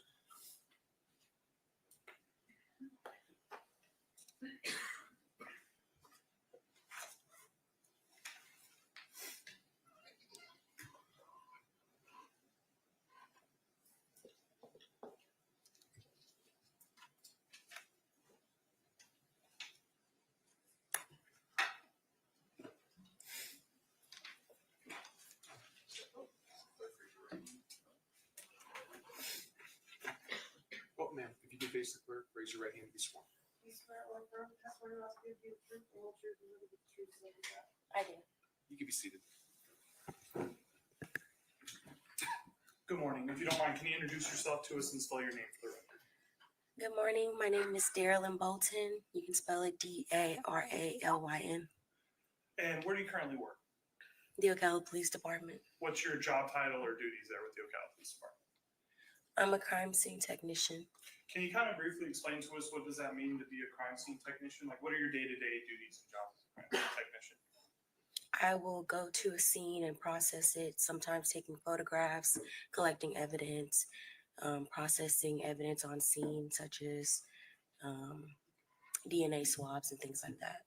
Can you, and I know you kind of touched on it there at the end, but just to kind of explain it to us a little bit more, what does that mean to actually process a scene? I know we've heard that phrase before. What does that actually mean? So if I am trying to develop or search for fingerprints, you'll use something like fingerprint powder. If you need to collect DNA, you'll use sterile swabs, things like that. And now to become a crime scene technician with the Ocala Police Department, to process these scenes and all that, do you have to go through any sort of training to hold the position you hold? Yes. What can you kind of tell us what some of that training or what that would look like or what that would be? So with training, you go on scene with your trainer and they show you how to process the scene according to the policy. Okay. And is it uncommon for there to be times when you process scenes and there's other crime scene technicians with you? Are you saying is it uncommon? Is it uncommon? No. Okay. And why is it not uncommon to sometimes have more than one crime scene technician help process or look at a scene? They may have more experience than you do. Is it also, are there other situations too where it could just also be based on volume or the nature of the evidence being collected or processed? Correct. Okay. Now, I want to kind of take your attention back to September 19th, 2024. Were you working with the Ocala Police Department in that job title you just described to us as a crime scene technician? Yes, I was. Okay. And did you respond to an address of 327 Southeast 32nd Ave regarding a shooting? Yes. Were you the only crime scene technician that went out to the scene that evening? No. Who else went with you that evening? CST McDaniel. Okay, and what's CST McDaniel's first name, just so we know? John. So when you and CST McDaniel go out there, without going into the contents of what it said, do you at least get some sort of briefing as to what occurred or what you might be looking for in terms of documenting or collecting evidence? Yes. Now, in these situations, are you always given the full picture, the full knowledge of what happened? Yes. Are there times though where evidence might be processed or documented that might not always be relevant to the case or to the what occurred? Yes. Now, I'm going to show you what's already been introduced in the state's evidence. Can you just tell the members of the jury what we're looking at here? This is a photograph of the scene. Okay, and is this a photograph that you took? Yes. Okay, and is this that house that we just mentioned that was at 327 Southeast 32nd Ave? Correct. Okay. And just to confirm, what city and county was this located in? It was in Marion County, Ocala. Okay. And now, do you and crime scene technician McDaniel end up going inside of the home? Yes. And when you guys go inside the home, kind of walk us through what is the first thing you do when processing or documenting a crime scene? The first thing you do is either you video the home or you take photographs. And did you take photographs in this case? Yes. And did you take photographs of the entirety of the inside of the house, the outside of the house, and the scene? Yes. And I'm also going to go to what's been previously marked as states 1, photograph number 3. Is this the scene that you observed when you first walked into the home?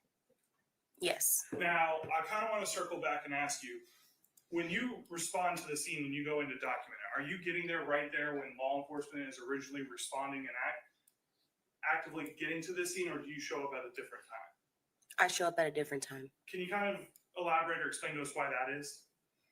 I am not a first responder, so when the officers show up on scene, they are the first responders. They do medical response, priority of life. Life is a priority, and then I respond after. Okay.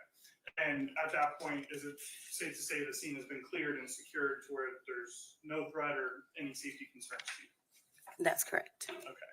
Now, I know some of these photos have already been introduced, but you said you also did take other photos of the house. That is correct. Now, do you also, when you go through and you see items of evidence, do you mark those items of evidence or those items that you might potentially collect or want to further document? Correct. How do you indicate or mark items of evidence that are of interest that you want to potentially collect or document or things of that nature? How do I, how do you mark that that's an item of interest or something when you're taking these photos? Like, how do you mark something as a potential item for evidence? We have evidence markers. And what do those evidence markers look like? They are yellow, kind of the shape of an open triangle, and they'll have either letters or numbers on them. Okay. And what do you do with those evidence markers once you kind of take them out and use them? I will place them down by the evidence, and then I'll make sure to take a photograph to document. So you also take photographs documenting those evidence markers of the things that you might potentially collect or that might have some sort of a relevance or value to them? Correct. I'm showing defense what's been previously marked as State's Exhibit G for identification.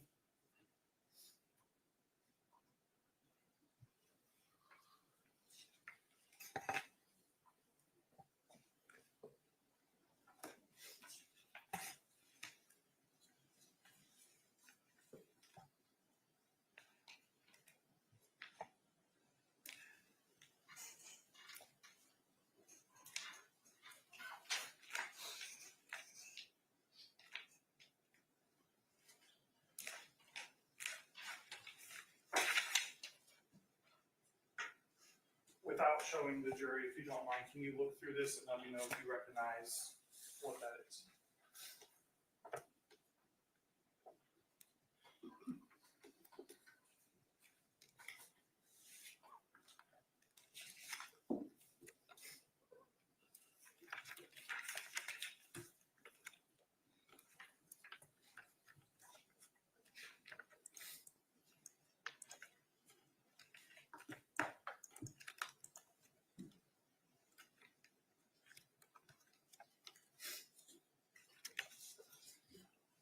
These are the photographs that I took of the scene.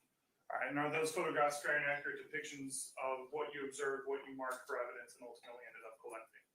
Yes. Your Honor, at this point in time, state would move into evidence what's been previously marked as G for identification as state 7. No objection. Without objection, what's been marked for identification as State's Exhibit G will be admitted into evidence as State's Exhibit 7.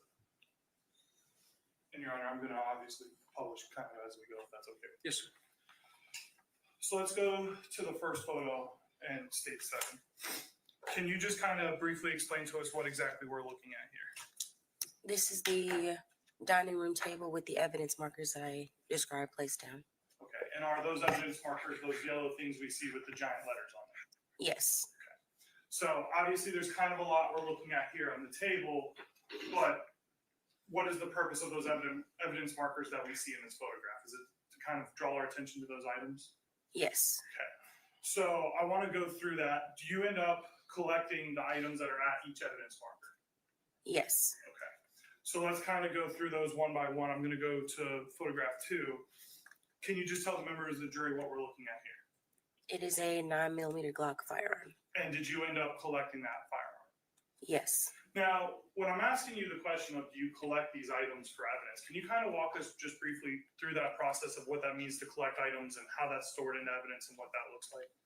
So when you collect an item, you place it in a bag, whether it be plastic or paper, depending on what the evidence is, and then you will submit it into the case file at the police department. And Your Honor, I'm going to now show defense what's been previously marked as State's Exhibit H for identification.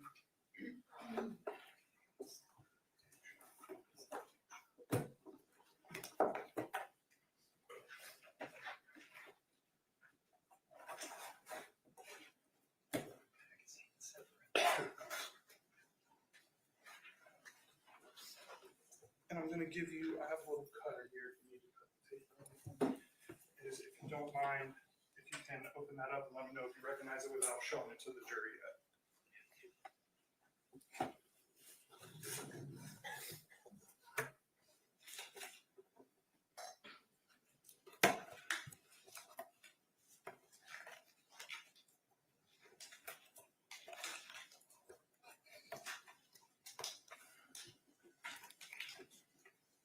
This is the firearm. And is that firearm in the same or substantially similar condition as when you collected it? Yes. Your Honor, at this point in time, state would move in evidence what's been previously marked as H for identification as states 8. No objection. Without objection, what's been marked for identification as State's Exhibit H will be admitted in evidence as State's Exhibit 8. I'll leave this one with you. And if I may publish to the jury, Your Honor. Yes, sir.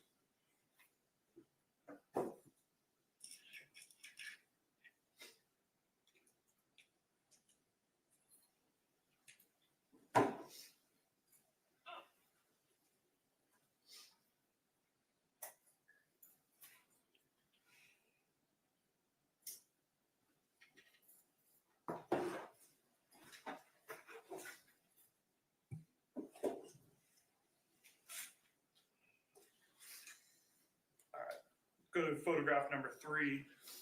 We see kind of a couple different items here. If you can kind of just walk us through what each evidence marker is kind of identifying, and then we'll kind of go through each item one by one. So if we can kind of go in alphabetical order, start with B and then go through E. Evidence marker number B marks a blue iPhone. Okay. Evidence. Go ahead. Oh, sorry. Evidence marker C marks a MK18 5.56 rifle firearm. Evidence marker D is a magazine with live rounds inside. And then evidence marker E is a flower magazine.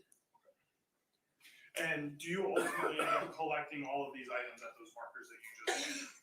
That's correct. Going to photograph number 4 of State's Exhibit 7. Is this just a closer up photo of the CD&E that we just explained to us? That's correct. And you said that marker number C was specifically marking which item? The rifle. Okay. And did you also end up collecting that rifle? Yes. And is that the same process that you just explained to us about where you collect the item, put it into evidence, and keep it for storage? Correct. Okay. Your Honor, at this point in time, I'm now showing defense what's been previously marked as state's I for identification.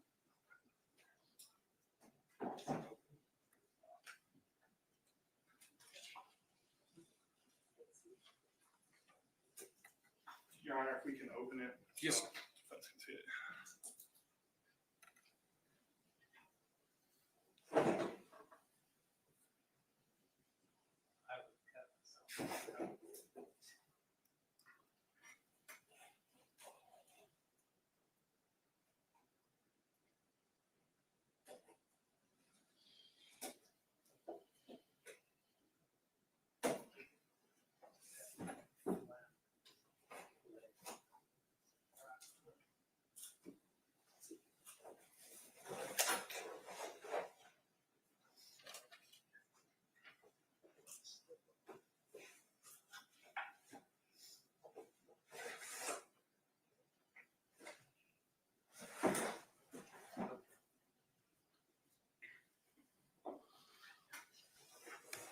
And, I'll kind of come around to the side, but again, if you don't mind, if you can just look in here and let me know if you recognize that. Yes, What is that? that is the rifle that I collected. And is it in the same or substantially condition as when you recovered it? Yes. Your Honor, at this point in time, state would move in evidence what's been previously marked as state's I for identification as state's 9. No objection. That objection was to the mark for identification as State's Exhibit I will be admitted into evidence as State's Exhibit 9. If I can publish it. Yes, sir.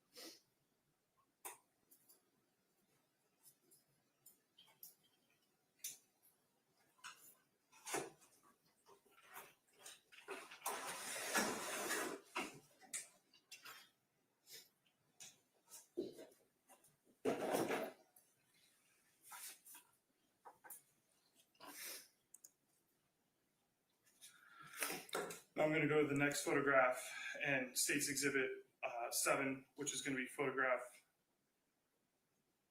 number 5.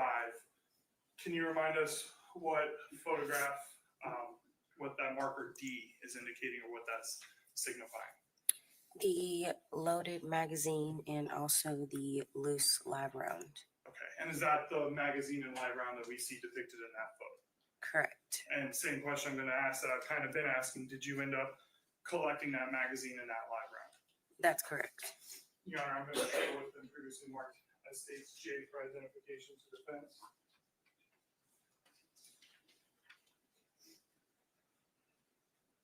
If you don't mind, if you can just look in there and let me know if you recognize that. Want me to open it? Yes.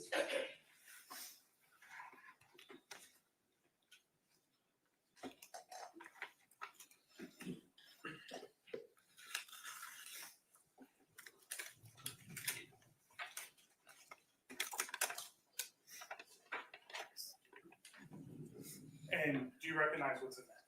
Yes. What's in that evidence bag? The magazine that I collected. And is that magazine and live round in the same or substantially condition as when you recovered it? Yes.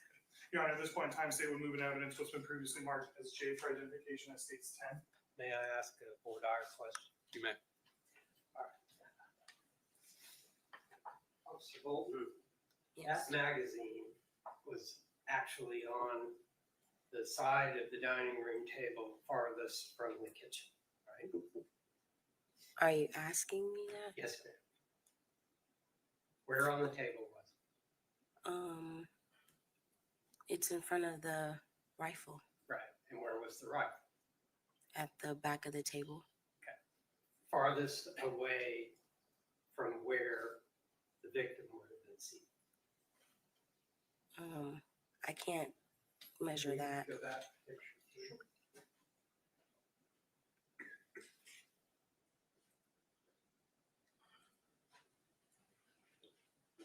There we go. That. So You don't know where the table was originally. Is that a fair statement? Correct. But the magazine you're referring to is on the side of the table away from the kitchen. Correct. No other questions? And I don't have an objection. Without objection, what's been marked for identification as State's Exhibit J will be admitted to evidence as State's Exhibit 10. And if I may push. Yes, sir.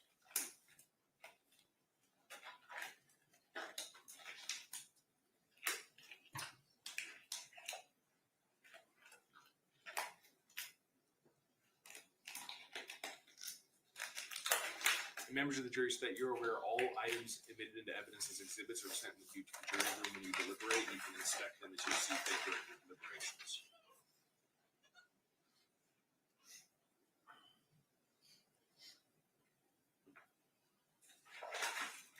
Now, I know you said in the photo, we also see it that the magazine was loaded and there was an extra round. Do you end up packaging the rounds and the magazines separately? Yes, Is there a reason why you do that? it's our policy. Okay, so it's not that that was necessarily exactly how the magazine was found. It's you take the rounds out and then put them in a separate package. Is that correct? Yes, that's correct. But you did ultimately collect those rounds from that magazine. Correct. I'm going to show defense what's been previously marked as a case for identification.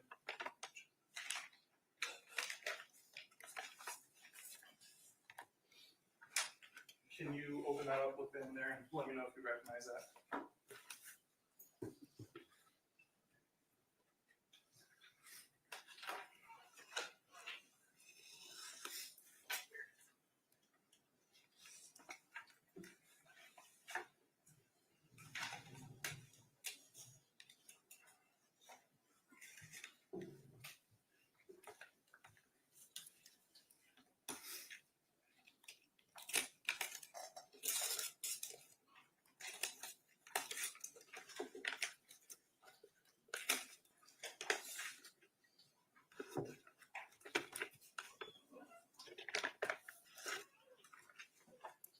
What's in that envelope? The live rounds. Okay, and those are the live rounds that we see that are in the magazine and the one loose one as marker D. Correct. And are those in the same or substantially similar condition as when you recovered them on the day? Correct. Your Honor, at this point in time, state would move in evidence what's been marked as K for identification as states 11. No objection. Without objection, what's been marked for identification as State's Exhibit K will be admitted in evidence as State's Exhibit 11.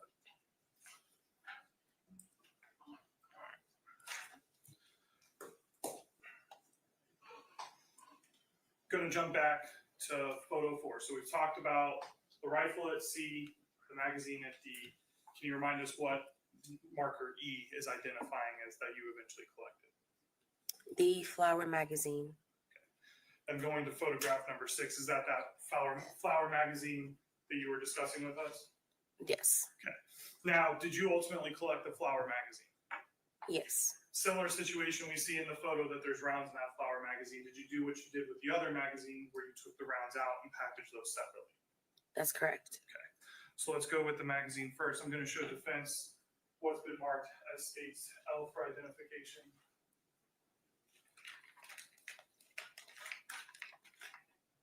You can open this up and let me know if you recognize what's inside.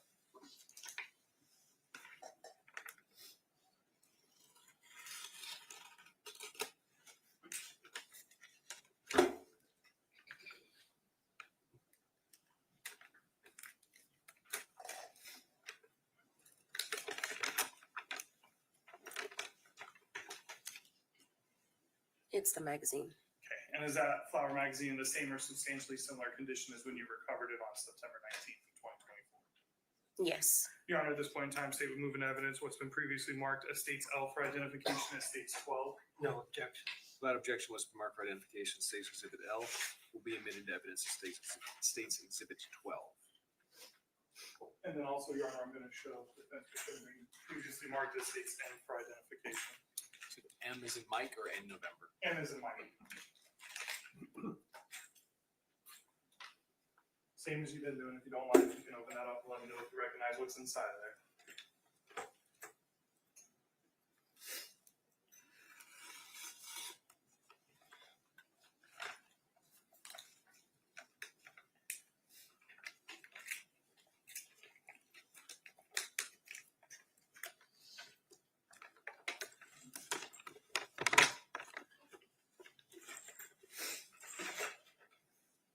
Do you recognize what's in there? Yes. What's in that bag? The live rounds that were in the magazine. And are those live rounds the same, substantially similar condition as when you recovered them on September 19th, 2024? Yes. Your Honor, at this point in time, state will move into evidence what's been previously marked as M as in Mike for identification as states 13. No objection. Without objection, State's Exhibit M will be admitted as State's Exhibit 13. Well, I'm gonna go back to photograph 1. Were there other items that you ended up collecting from this table that weren't necessarily marked by the evidence markers? Yes. Okay, so I kind of want to go through, can you kind of tell us where some of those items were that you ended up recovering from the table as well? Under evidence marker D, there is a black rifle magazine. Okay, and was that black rifle magazine, did it also have live rounds in there? Yes. Okay, what else besides the black magazine with the rounds inside the magazine did you recover from the table? There were boxes of ammunition on the bottom. On the table. So let's kind of go through those one by one. I'm going to show defense what's been previously marked as states N for identification as in Nancy.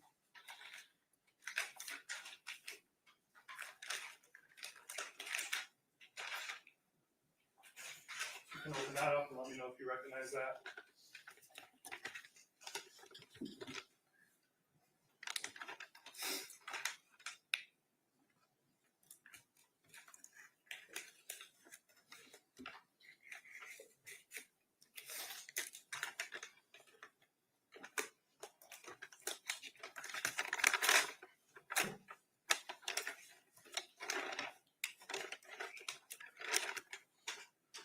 What's in that bag? The magazine. Okay, and is that in the same or substantially similar condition as when you recovered? Yes. Your Honor, state's going to move into evidence what's been previously marked as N for identification purposes as states 14. No objection. Without objection, State's Exhibit N will be admitted into evidence as State's Exhibit 14. I'm also going to show defense what's been previously marked as states O for identification.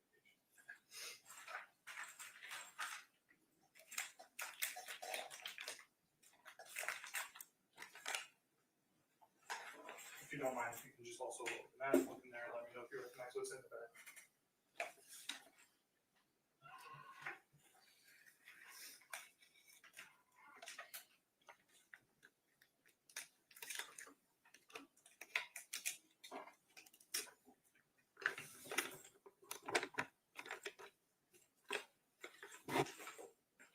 Do you recognize what's in there?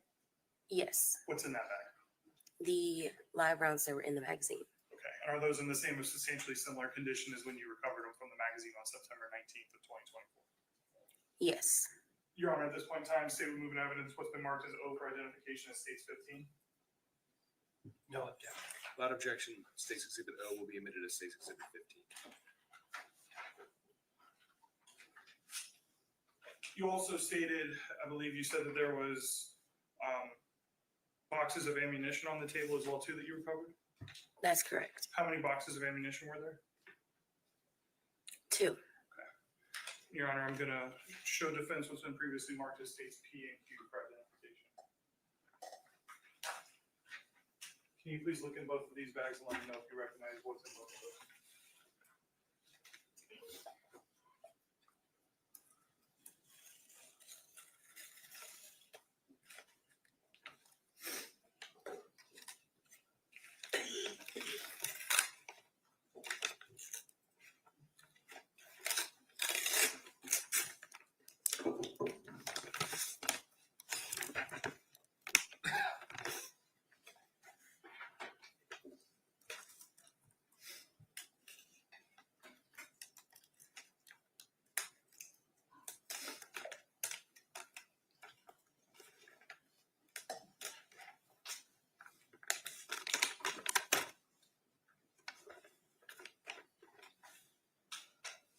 Do you recognize what's in both of those bags? Yes. So can we start off with P? Is what's in that bag in the same or substantially similar condition as when you recovered it? Yes. Your Honor, at this point in time, state will move in evidence what's been previously marked as P for identification as state 16. No objection. States P will be admitted as State's Exhibit 16. And as well as for for what's been marked as Q for identification, is that in the same or substantially similar condition as when you recovered it? Yes. Your Honor, the state would move into evidence what's been previously marked as Q for identification as state 17. No objection. States Q will be admitted as State's Exhibit 17.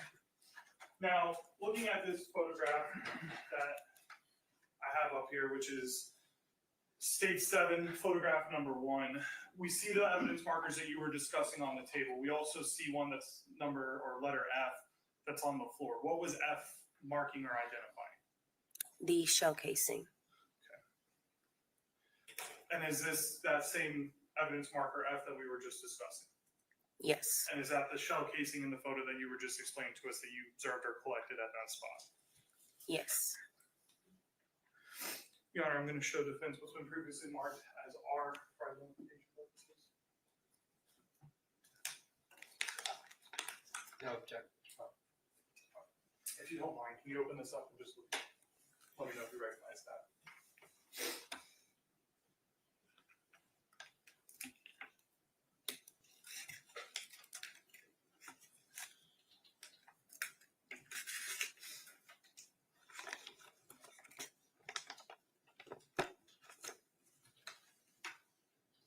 Do you recognize that? Yes. What is that? The shell casing. And is that in the same or substantially similar condition as when you recovered it? Yes. Your Honor, at this point in time, state we move in evidence what's been previously marked as states R, bless you, bless you again, states R for identification as states 18. No objection. State's Exhibit R will be admitted into evidence as State's Exhibit 18. And if I may publish that to the jury. Yes, sir.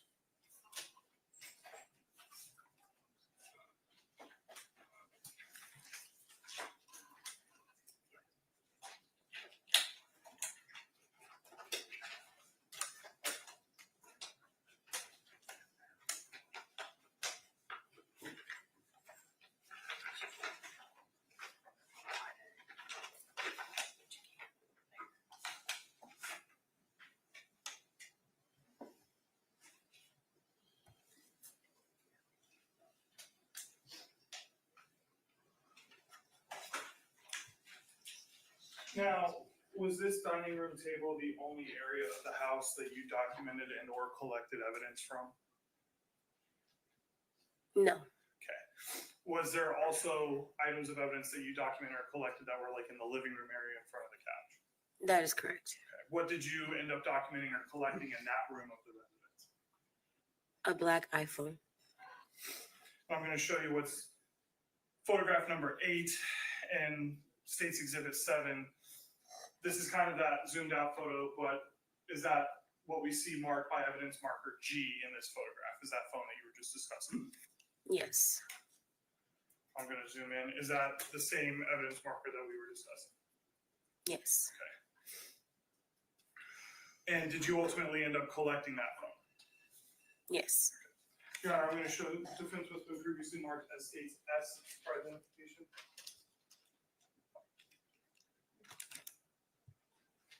Do you recognize this?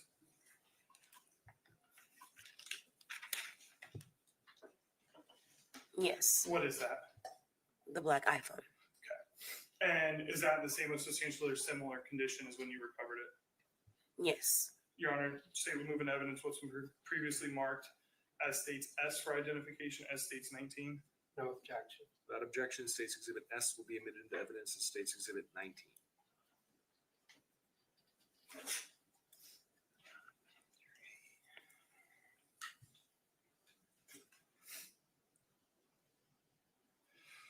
So I kind of want to reorient because we've talked about the items you collected off the table as well as the phone that was in the living room area.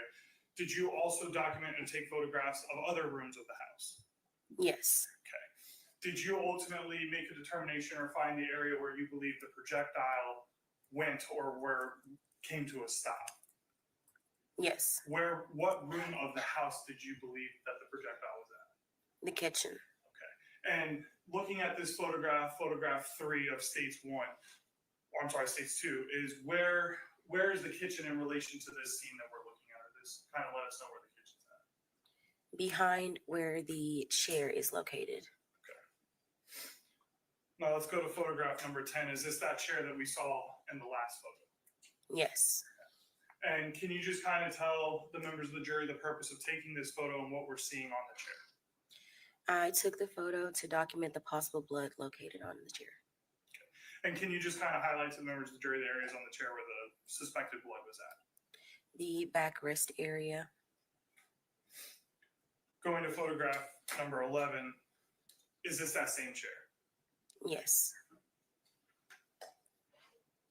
Photograph 12, can you let the members of the jury know what you're documenting in this photograph? The possible blood located on the floor. Photograph 13, what are you documenting with this photo? The south wall with the black chalk board located on it with possible blood spatter on it. And where on that wall are you seeing the possible blood spatter? Just kind of point us out to that area. Located beneath the chalkboard. And can you let us know what we see here in photograph number 14? And overall of like the entryway into the kitchen, but you can also see on both walls possible blood spatter. And in this photo here, can you also see that bullet hole that you referenced that was in the kitchen? Yes. Can you just kind of point the members of the jury where that bullet hole is that you see it in the photo? Straight ahead on that south wall. And is this a closer up photo of that bullet hole that you were just discussing? Yes. And can you kind of describe where that was in relation to the kitchen area that we were looking at? It's straight ahead in the kitchen on that south wall. Your Honor, if I can just have a moment to confer. Yes, sir. No further questions. Any cross-examination? Yes, sir. And Your Honor, you can take that.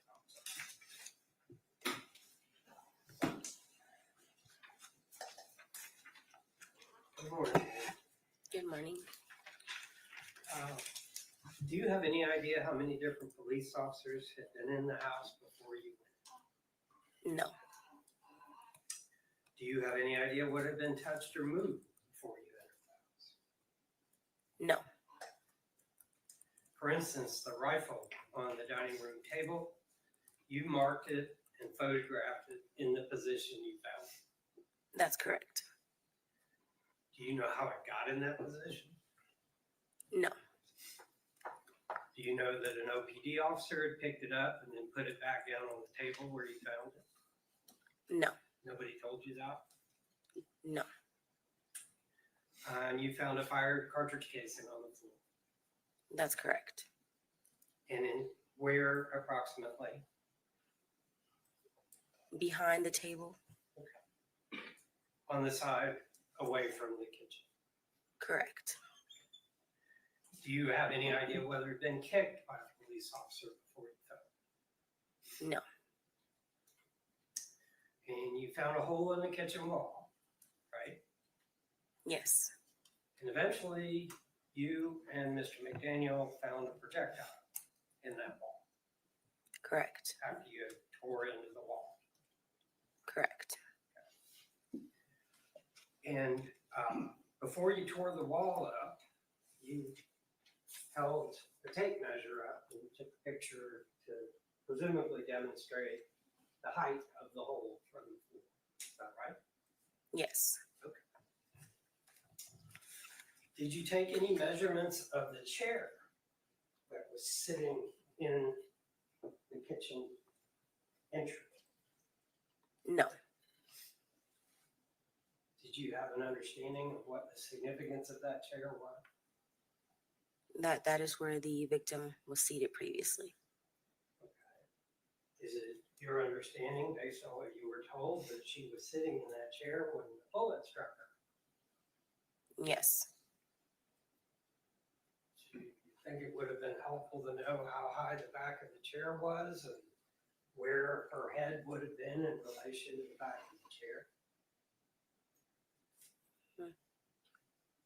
Wouldn't that make the hole in the wall mean a little bit more?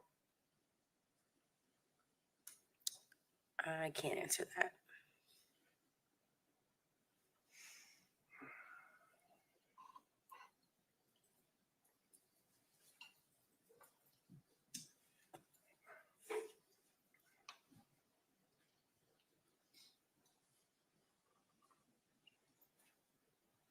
I'm not sure which exhibit number this is, but do you recognize that photo? Yes. This is one of the photographs you took. Yes. And this one depicts your easels, B, C, D, and E. Is that right? Correct. And in the middle of the photo, there's some kind of aluminum can in the sleeve. Is that right? Correct. Did you look at that? No, Why not? it did not seem of any evidentiary value. Why? That's not what we were looking for on scene. Did anybody tell you to look for alcohol? No, Nobody told you to look for alcohol. no, Did you see any alcohol on the kitchen counters, in the sink, a cup, something that looked like alcohol? Anywhere in the living room, do you find an alcohol container? I do not recall. You don't remember? No, Do you remember what this was? no, What is it? What does it say on the top of the can? raspberry acai green tea. I don't have any other questions. State any redirect examination. No, Your Honor. Members of the jury, any of y'all have any questions of this witness? If you do, raise your hand. Write it down on a clean sheet of paper.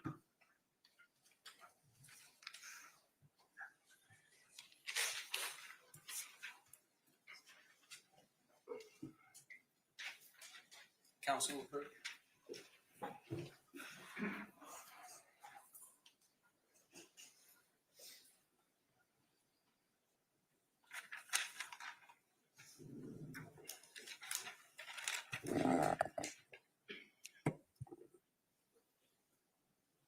I'm going to put the noise on, ladies and gentlemen.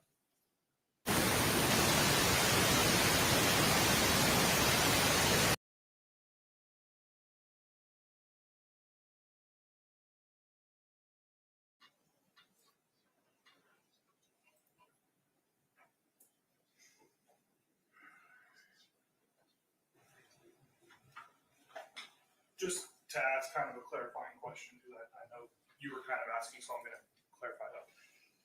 We saw two firearms, one at marker A and the other one at marker B. Going with marker A, that handgun, was there a magazine inside of that handgun? No, Was there a magazine that would have fit inside that handgun located on the table? yes, And where was that magazine found? located at evidence marker D. Okay. The AR style rifle we saw, was there a magazine inside of that rifle? From my recollection, no. Okay. The flower magazine and the black rifle magazine, would those have fit potentially in that AR rifle? Yes. Okay. No further questions, Judge. Defense, any follow-up? No, sir. Members of the jury, any additional questions? If so, raise your hands. Okay, seeing no hands, is she released, State? Yes, Your Honor. Defense? No objection. All right, ma'am, you're free to go about your day. Thank you for your time. Thank you. State, how long do you think the next witness will take? 10 minutes. Let's go ahead and I'll let you call your next witness. Your Honor, State's going to call John McDaniel to the stand. And then we'll break for lunch, ladies and gentlemen. Yes, Your Honor.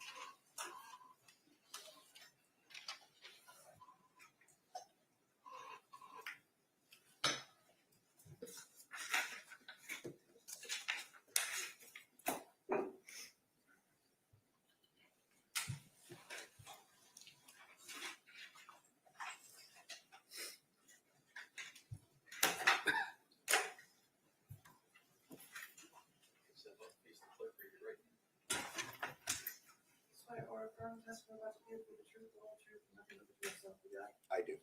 You can be seated, sir. And Your Honor, before we begin, if I can have access. Yes, sir.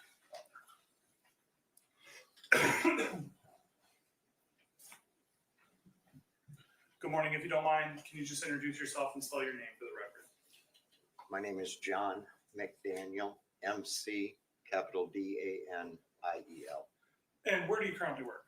I currently work at Ocala Police Department as a civilian crime scene tech. How long have you been a crime scene technician with the Ocala Police Department? With Ocala Police Department, 8 years. Did you have any prior law enforcement experience before working with the Ocala Police Department? Yes, I did. I spent 31 years in Cedar Rapids, Iowa as a sworn law enforcement officer in various positions. So, kind of want to take your attention to September 19th, 2024, September 20th. I know kind of late evening hours, early morning hours. Were you working on that night, that morning? No, I was not. I was at home and received a phone call. Okay. But you ultimately came in to assist with processing a scene at 327 Southeast 32nd Avenue? Yes, I did. Okay. Can you just kind of briefly explain to the members of the jury what you observed when you were first able to go inside of the scene? When I was first able to go in, I did a video of the scene inside. As I walked in the door, it's a little hallway that's right into the living room area.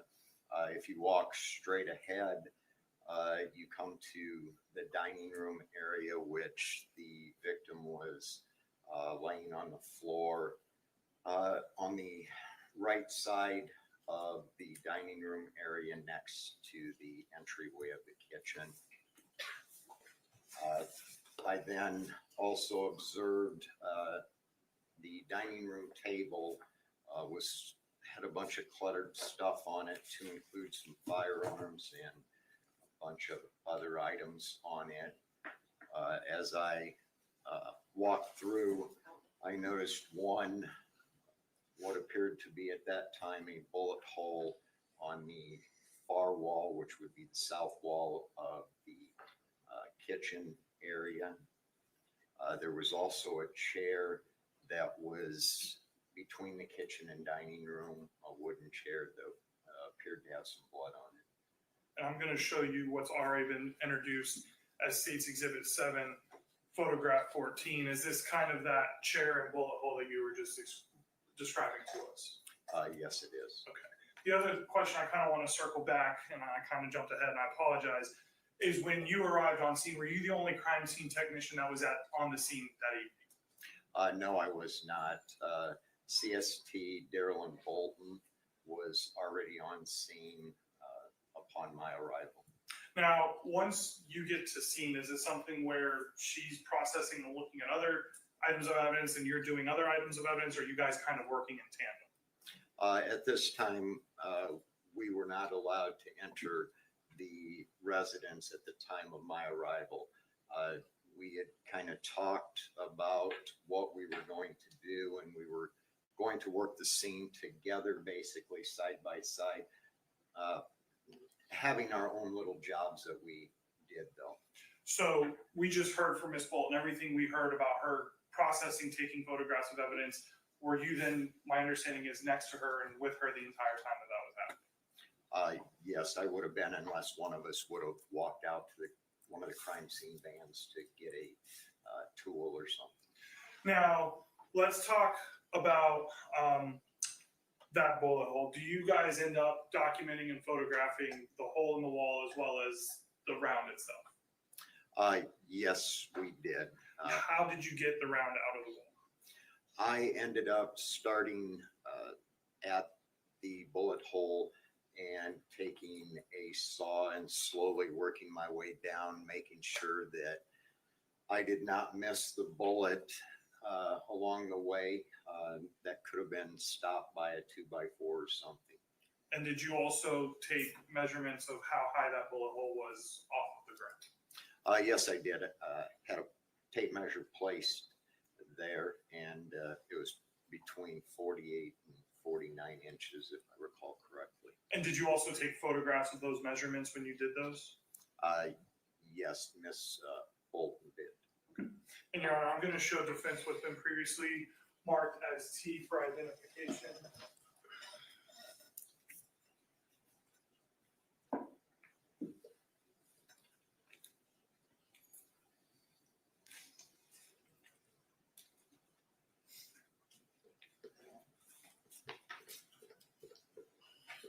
without showing the jury yet, if you don't mind, can you just look through those and let me know if you recognize those?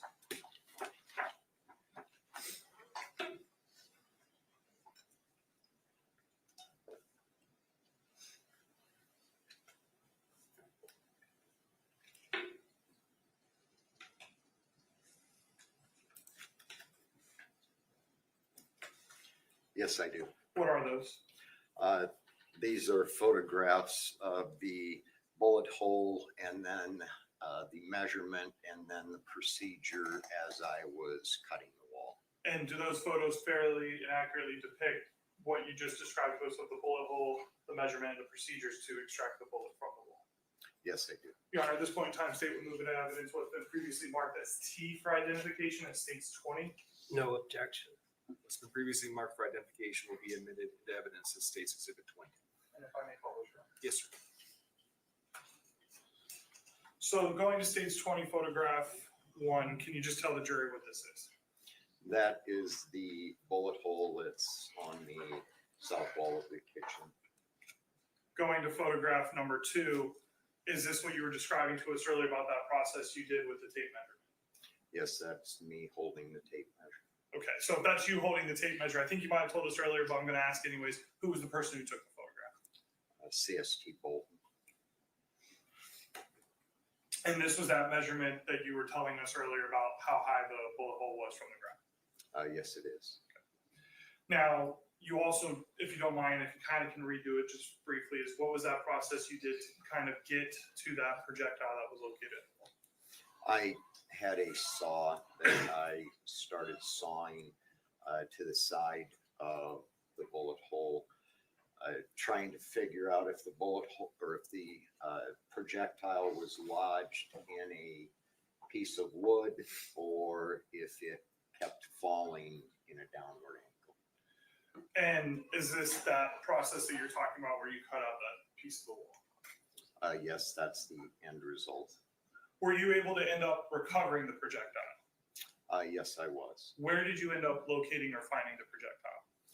It was in the very bottom on the floor where the wall is inside the wall itself. And just to confirm, so it was the projectile, because we see that marker H. What is marker H identifying or highlighting us to? H marks the projectile that was in the wall. Now, I see that H is kind of on the outside of the wall. Was the projectile found there outside the wall or inside the wall, just in that general area? It was inside the wall. However, by the time I got down to it, there was sheetrock dust that had basically covered it. So at that time, you couldn't really photograph it. So I pulled it out and placed it in front to be photographed. Did you also end up collecting that projectile? Yes, it was collected. Your Honor, I'm showing defense what's been previously marked for identification purposes as states U. This is a little cutter. If you need it, if you don't mind, can you open that up and let me know if you recognize what's inside?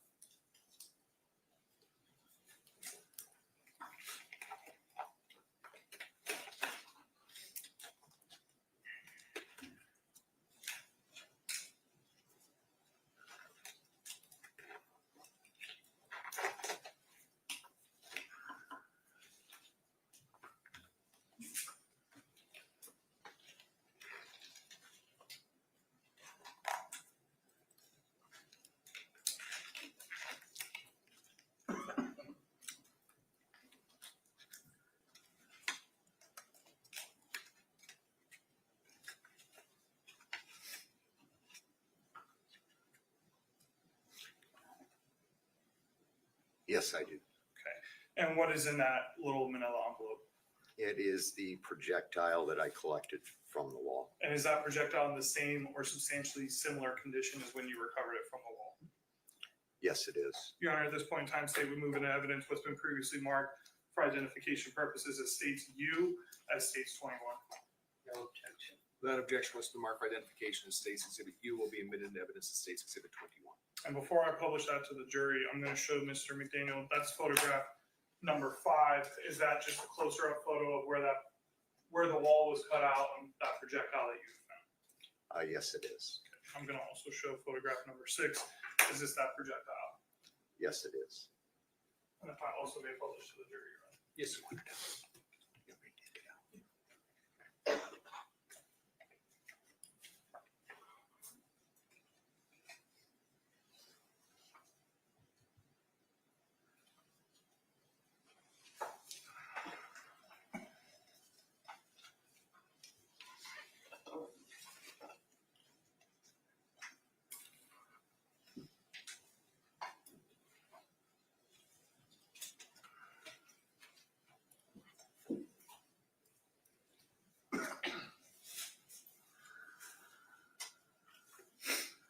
Now, I know a lot of these items were documented and photographed on scene, but did you also end up taking photographs of some of these items later on at the evidence lab or police station?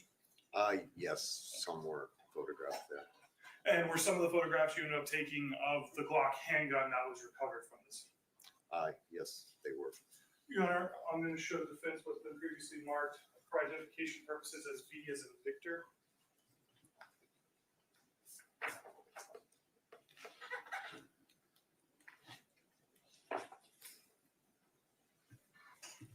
You can look at these and just let me know if you recognize those.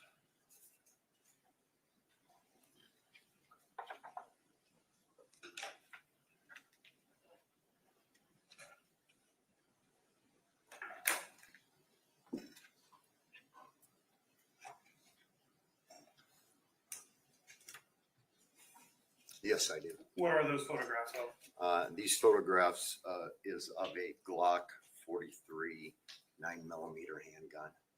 And did you actually take those photos? Yes, I did. And do those photos fairly and accurately depict the way the handgun looked when it was recovered? Yes, they do. Your Honor, at this point in time, state removing evidence what's been previously marked for identification purposes as V, as states 22. No objection. The state's exhibit V will be admitted to evidence as state's exhibit 22. And if I can just publish to the jury. Yes, sir. Is this that handgun that you were just talking to us about? Yes, it is. Now, in this photo, are you able to make a determination? Actually, let me back up real quick. Are you familiar with handguns? Yes, I am. And as a trained or previously sworn officer, did you carry a handgun on you for duty purposes? Yes, I did. Okay. Are you familiar with the Glock handguns? Yes, I am. Looking at this photograph, are you able to make a determination if there's a magazine in the handgun? Yes, I am. There's no magazine in the handgun. And do you recall when the handgun was recovered from the scene, was there a magazine located inside of the handgun? There was not, no. And then I'm going to go to photograph 2 of State's Exhibit VR22. And can you just kind of briefly tell the members of the jury, we see kind of a substance on this side of the handgun. What was that substance, or what were you believing that substance to be? It was blood on the handgun. Your Honor, if I can just have a brief moment to confirm. Yes, sir. Excuse me.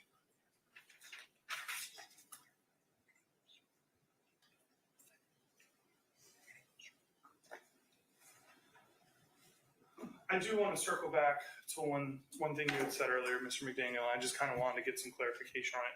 You had made a comment or a reference that there was a point in time where you guys were not allowed into the scene yet. What was the reason or what was the purpose that you guys were not allowed into the scene initially? Detectives were writing a search warrant to get a search warrant for the residence. And during that time when you were not allowed in and you were waiting for that search warrant, was there anybody allowed to be in or out of the residence at that time? No, there was not. Okay. And when you guys went into the house to process, document, and collect items of evidence, was there anybody else that was non-law enforcement that was allowed into the house or anything of that nature? Did you say non-law enforcement? Non-law enforcement. The only person that would have been in the house at some point would have been the medical examiner investigator. Okay. And would the medical examiner investigator been involved in your process of collecting or documenting evidence? No, she was not. Your Honor, at this point in time, I have no further questions. Cross-examination. Briefly. Good afternoon. Good afternoon. Yeah, you can take. Thank you. I won't hand you anything to need them for. All right. You handle dealing with projectile in the wall, is that correct? That is correct. And the significance of taking a picture that demonstrated how far from the floor the bullet hole was for what? Basically, to just document how high the bullet hole was when we're going to tear a wall apart or something. I always like to document the scene. Did you have an understanding, obviously because somebody told you, that the victim had originally been positioned in the chair that was in the entrance to the kitchen? Yes, I was. Did you make any attempt to measure the chair? Do you have any idea how much of her head was above the chair? Anything like that? We did a Faro scan of the residence. The chair had been moved to a certain degree. The table had also. I would have to estimate the back of the chair at probably being 35, 36 inches high. Is that based on the Faro scale? Yes. Or are you just ballpark? Kind of ballparking it from a wooden chair, but Okay. if I did look, I could give that measurement. And Mr. O'Neill had you identify what looks like blood on the Glock handgun. Right? That is correct. The Glock handgun was located laying on the corner of the table, right? That is correct. You have any idea where it was before you found it on the table? I was advised that it was moved from the victim's lap area prior to her being placed onto the ground. So blood on the gun, if it was in her lap, it's not a shot. No. Were you told that the rifle that was collected had been moved before you found it? That I don't recall. I do recall that the table had been moved. How about the couch? I was not made aware of that. No, And the table beside the couch? I was not made aware of that. Did you prepare a report in connection with your involvement in this case? No, I did not, because CST Bolton did such a detailed report and included all the items that we did at the scene. Did you submit an evidence narrative that said you were going to do a report on September 24th? Yes, I did. 23rd, I'm sorry, 2024. Yes, I did. And then I read CST Bolton's report. At your supplement? Yes, It says you're going to do a supplement, that was it. Yes. and you never did. No. I don't have any other questions. Any redirect state? No, you're right. Members of the jury, any of y'all have questions of this witness? If you do, please raise your hand. Is this witness released? Yes, Your Honor. Defense? No objection. Sir, you're free to go about your day. Thank you for your time. Thank you. Members of the jury, it's about 10 after 12. This would be a good point to break for lunch. Your lunches have arrived. We're going to pick back up at 1 o'clock. We'll send you some instructions over the lunch hour. Your notepads, as with every other recess, remain here in the courtroom face down. Deputy Boucher will guard them, pick them up while you're at lunch. Over the lunch break, again, you cannot communicate with anybody about the case. You cannot discuss the case among yourselves. Okay, remember, you cannot have those discussions until you go back to actually deliberate. Okay. If you use your cell phones or other electronic devices, you cannot use them to communicate about the case or about the people or places involved in the case. You cannot use them to try to get any information about the case in any form or fashion whatsoever. Okay. So with that said, I hope you enjoy your lunch, and I will see you all back at 1 o'clock.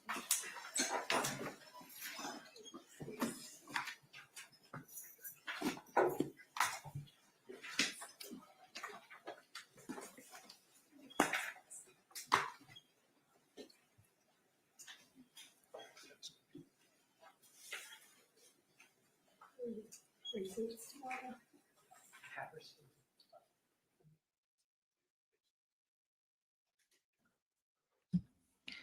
Wow. So he not even giving them an hour for lunch. He only giving them like 40 minutes. Did y'all hear that? Whoa. He ain't playing. He like, no, you get 40 minutes. Rather have done now, or if we're gonna just. You get 40 minutes for your lunch. That's interesting enough. All right, guys, we are we got that good old TiVo time. Y'all like that TiVo time, don't y'all? TiVo time.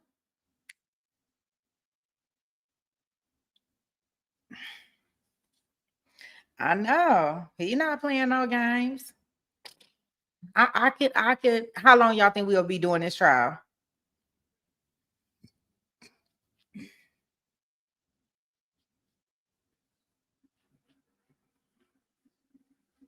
Yeah.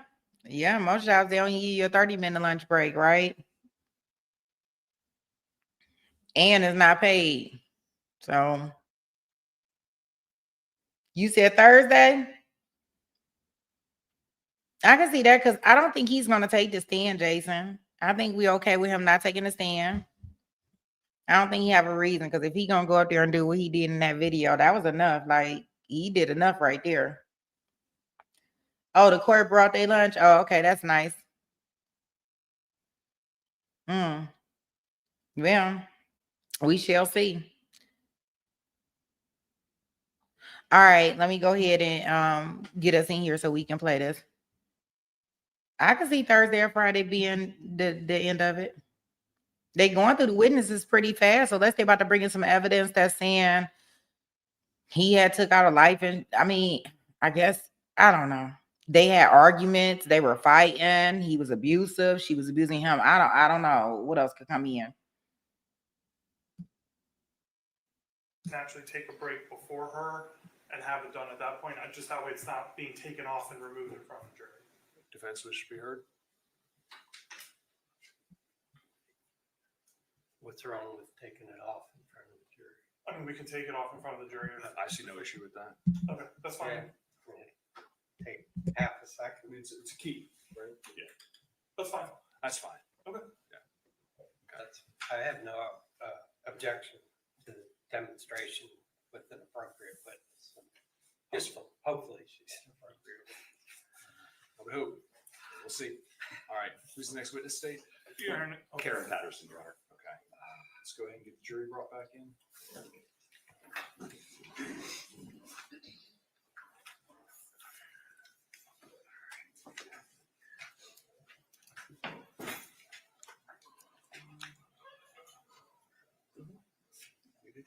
It's Patterson, Kern, Killinger, Dr. Lang. Yes, sir. Yes.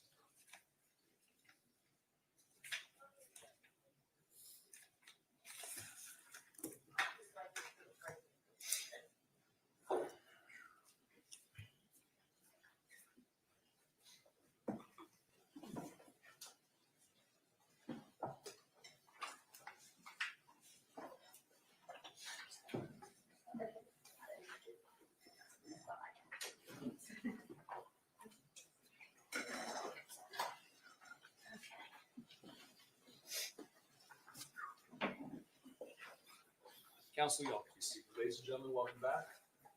First, how was lunch? Very good. Thank you very much. You're welcome. Thank you, thank you. Would y'all like Jimmy John's again tomorrow?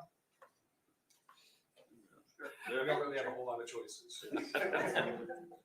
Southside only gets here. We'll have 2 minutes. The money comes from somewhere, not from me. All right. When we broke for lunch, I asked you all not to talk about the case with one another or use your electronic devices to attempt to learn about the case from people or places involved. Were you all able to follow those instructions? Yes. All the jurors have nodded in the affirmative. Very well. We'll begin then. State, next witness. The state calls Karen Patterson.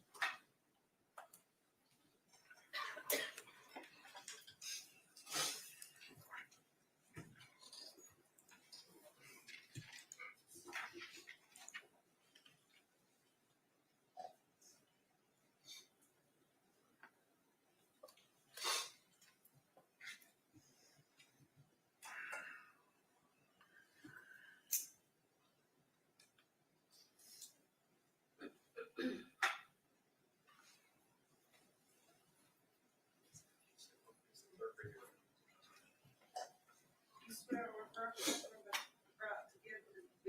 whole truth and nothing but the truth, so I can do.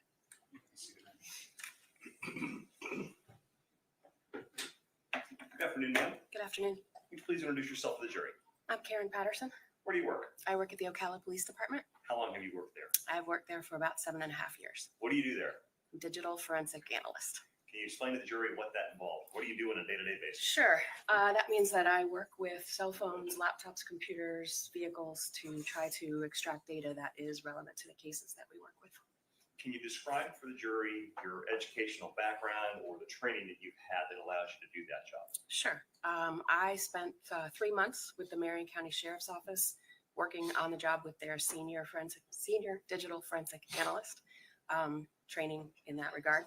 And then I've taken a variety of classes through industry organizations. Can you estimate about how many different cell phones you've forensically analyzed or extracted data from during your career? Probably over 200. Are you familiar with the different makes and models and operating systems that various phones have? Yes, sir. What equipment do you use to do a forensic analysis of a cell phone? I primarily use 2 programs. One is called Celebrite and the other is Magnet Gray Key. Before we get into those 2 programs, what is meant by the term forensic analysis? Forensic analysis is using scientific methods to extract, examine, and report on the data that's contained in the devices. Is the majority of your analysis, does it involve basically taking the data from the cell phone and removing it and putting it in a readable format using those programs? Correct. Have you been trained in how to use those 2 programs you just described, Cellbrite and Gray Key? I have. Can you briefly explain that training? Sure. I took 2 classes with Celebrite. One is called Celebrite Certified Operator, which trains you how to use the software. The other is called Celebrite Certified Physical Analyzer, which is the program that then allows the data to be presented in a way that's readable. And then Gray Key, similarly, I've also done webinars and classes with Magnet, which is the company that owns Gray Key. Can you give the jury a very brief rundown of logistically how you go about taking a cell phone, what you do to get the data off of it? Sure. What you do when you try to get the data from a cell phone is take that cell phone, connect it via the USB port on the bottom to either the Magnet Gray Key or the Celebrite software. And then the system will kind of walk you through what steps you need to take in order to access that phone and extract the data. Once that data is extracted, what do you do with the actual data? The data is then loaded into that physical analyzer program that I spoke to you before about, and it is presented then in a variety of reports. You can have a selection. You can do an Excel report, PDF, reader report, etc. And what type of things does this process extract from a phone? Videos, messages, photos, location data. Okay. Let me direct your attention to September 23rd of 2024. Were you requested to perform a data extraction on a cell phone belonging to the deceased victim in this case? Yes, sir. Showing you what's been introduced into evidence of states 19. Can you take a look at that item and tell me if you recognize that? Yes, I do. And did you perform such an extraction like you described on that specific phone? Yes, sir. What kind of phone is that? That is an iPhone 11. And how did you get possession of that phone? I received it from the Ocala Police Department Evidence Department. Did you have any involvement in actually collecting it from where it was in the scene? I did not. What was the state of the phone when you received it? The phone was on, it was locked, and it was in airplane mode. What is airplane mode? What's the significance of putting it in airplane mode? Airplane mode is like when you get on an airplane and you put your phone in airplane mode so it doesn't receive signal. And the significance of that is that it is not then able to be remotely accessed. When you took that phone out of evidence to do an extraction, did you have the passcode or the password to it? I did not. Were you able to unlock that phone somehow and get the password? No, there were a couple of passwords that were potentially the correct passwords. We tried those, and when those did not work, we just moved on with the extraction without the passcode. And how can you do an extraction without the password to get into it? That's a tricky method. So you can get data from the phone, but you can't get the full data from the phone. So it's called a partial extraction. Following that initial partial extraction, did you make efforts to further try to figure the password out or passcode to that phone? Yes, the programs that I referred to offer something called brute force. And that is a method where it will go through various iterations of passcodes attempting to locate that passcode. So I did put it on magnet gray key and run brute force. Now, brute force, you're not taking a hammer to it or No. anything. It's basically just trying every imaginable passcode. to Correct. access it. I don't know the exact format it does, but it's like 00000010002. Were you eventually able to unlock the phone using that process? Yes. How? I put it on magnet gray key went through, gray key located the password. And then once it locates the password, it puts it on the screen and shows you. So then I had the passcode and I was able to use that to unlock the phone. So let me direct your attention to October 14th of 2024. Yes, At that point, did you obtain the passcode, enter it into the phone, and able to access all the data? correct, yes. What did you do at that point with the phone? So at that point, I put the phone back on the magnet gray key. I unlocked it with the passcode and I reran the extraction. And were you able to obtain the data off of the phone? Yes. Were there any problems with the extraction process? No, sir. If there were problems, would the program itself tell you there's a problem? It would. When there was an issue, it would flash an error message on the screen and let you know that there was a problem. Once you extracted all the data from the victim's cell phone, did you then create that digital forensic report of the data? Yes, I did. Did you go through personally and analyze the data? Meaning, did you look at text messages, photos, videos, things like that? No, I did not. Okay. Is that kind of beyond the scope of your job? Typically what I do is I just look to make sure there is data. And then once I see there is data, I put it in the report and that report goes to the detective. And in this case, would that have been the lead detective, Kyle Kern? Correct. All right. So any questions about what was actually on the phone will be better asked of him? Yes. Thank you, ma'am. No other questions, Your Honor. Any cross-examination? No. Members of the jury, do any of you all have questions of this witness? If you do, please raise your hand. All right, seeing no hands, is this witness released? She is, Your Honor. Thank you. No objection. All right, you're free to go about your day. Ma'am. Thank you for your time. State. Your Honor, next, state's gonna call Detective Kyle Kern to the stand.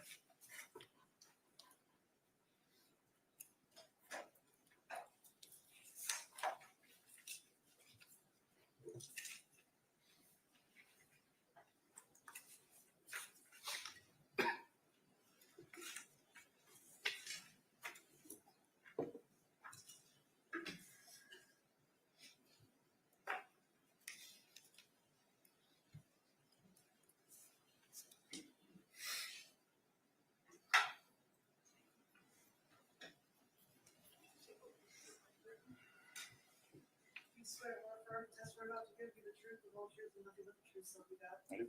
I hope you can be seated. Good afternoon. If you don't mind, can you introduce yourself to us and spell your name for the record? Yep, Kyle Kern. Kern, Kern is my last name. Where do you currently work? The Ocala Police Department, What's your job title or position with the Ocala Police Department? Patrol Sergeant. Or have you held any other positions with the Ocala Police Department besides Patrol Sergeant? Yes. What positions are those? Major Crimes Detective, Property Crimes Detective, and Patrol Officer. How long have you been with the Ocala Police Department? 7 years. And what was your job position back in September of 2024?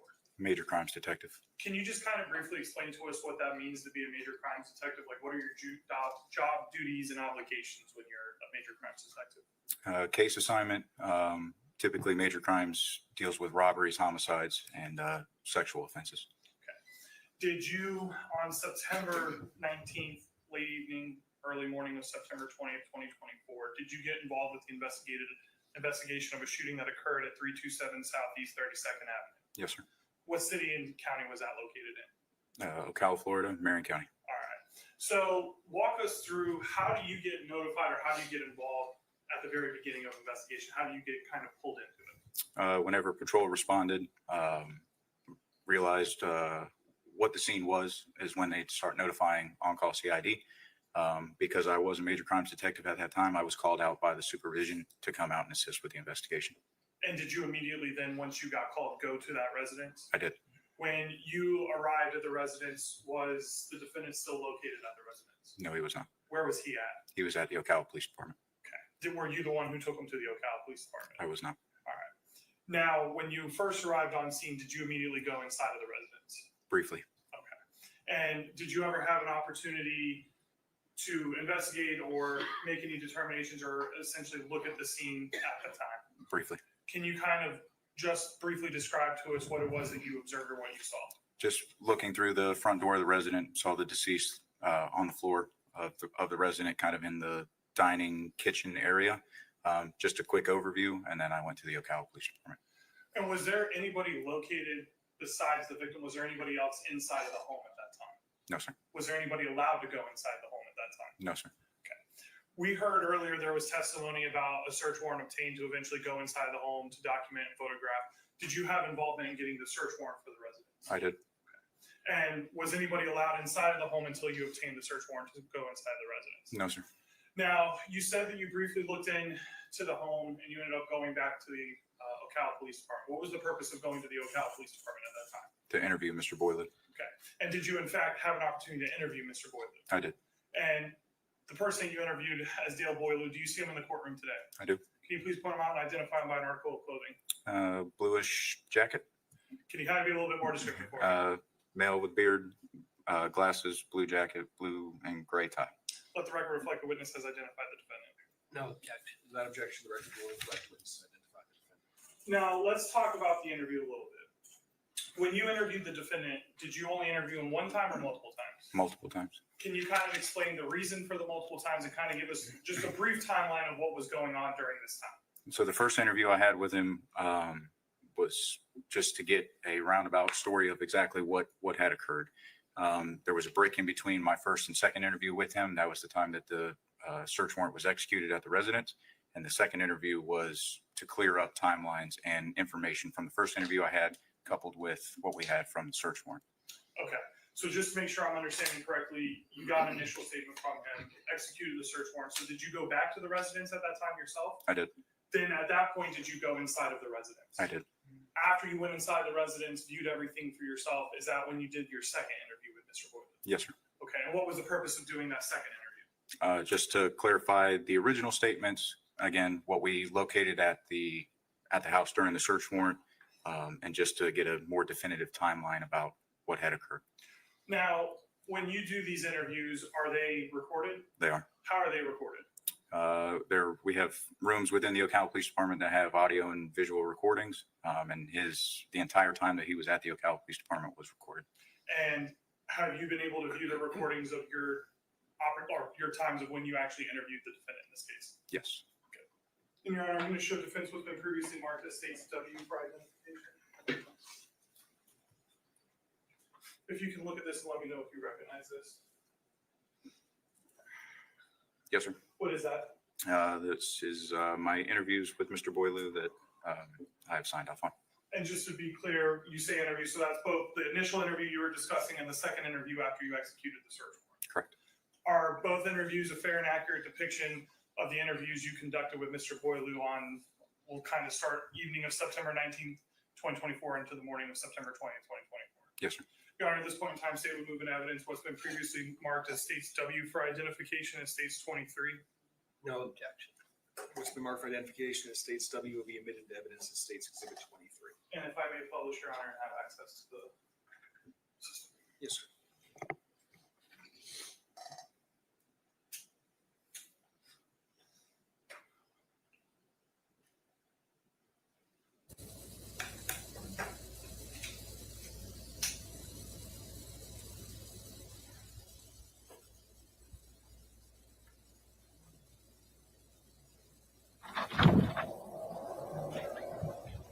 Okay.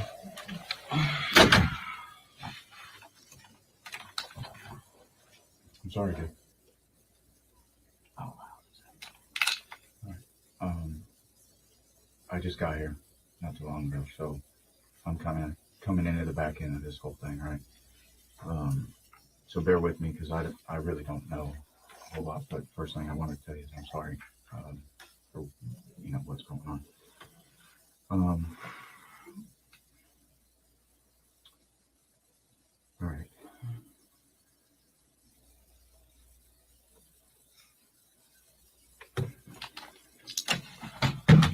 Dale, what's your birthday? 9/7/92. 92. And what's the home address? 327 Southeast 32nd Ave.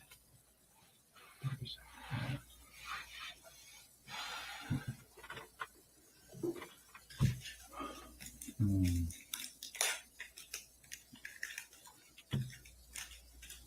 spell your last name for me. Boileau.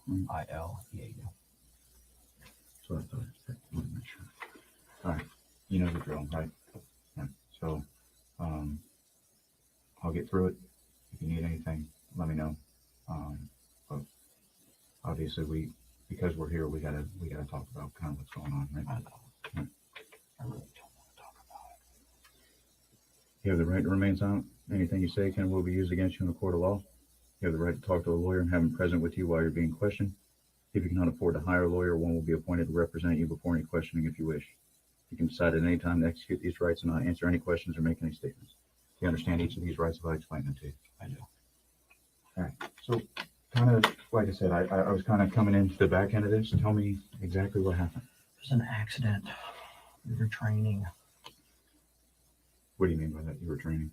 We were doing dry fire drills and cleaning the guns.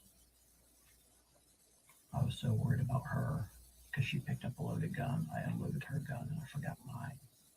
Had a magazine in it. So you and her, and I'm sorry, what is her name? Paulina Wright. Paulina Wright? I'm having some difficulty hearing it. I don't know if you can turn it up on your device. I do have the content volume as far as I can control it turned up to the maximum. Your Honor, just to make sure nothing chunk, can you take this down just so I can exit out of this and try to? Yes, sir.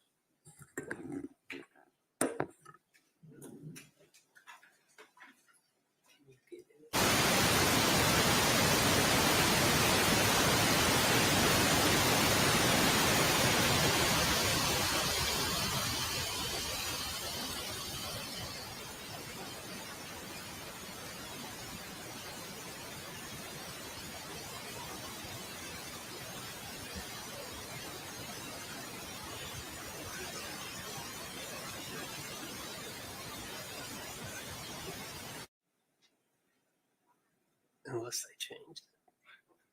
They may have changed the codes because I knew it.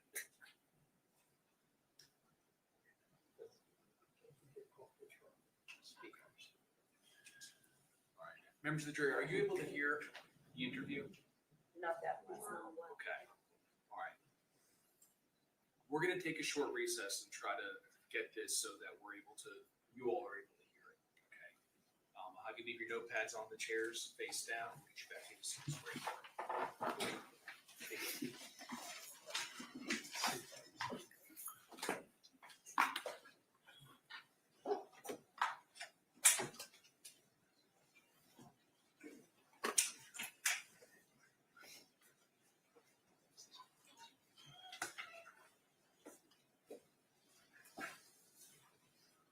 Jamie gonna let you have her TV.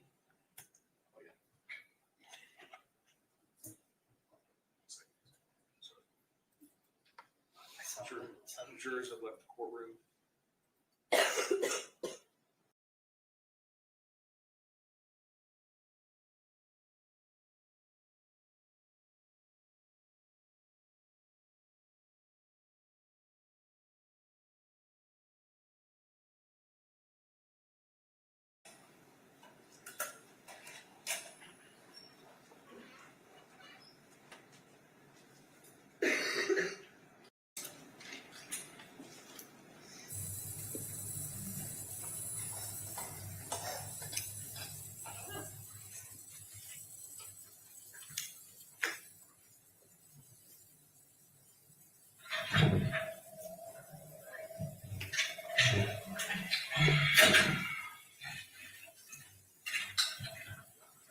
I'm sorry, Dad.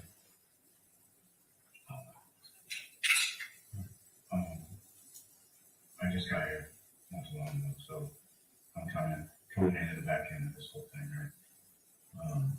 So bear with me because I really don't know a lot. But first thing I want to say is I'm sorry for what's going on.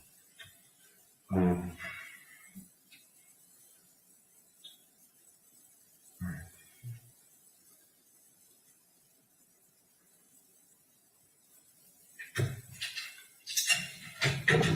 What's your birthday? 9/7/2000. What's the plan? 327 Southeast 32nd.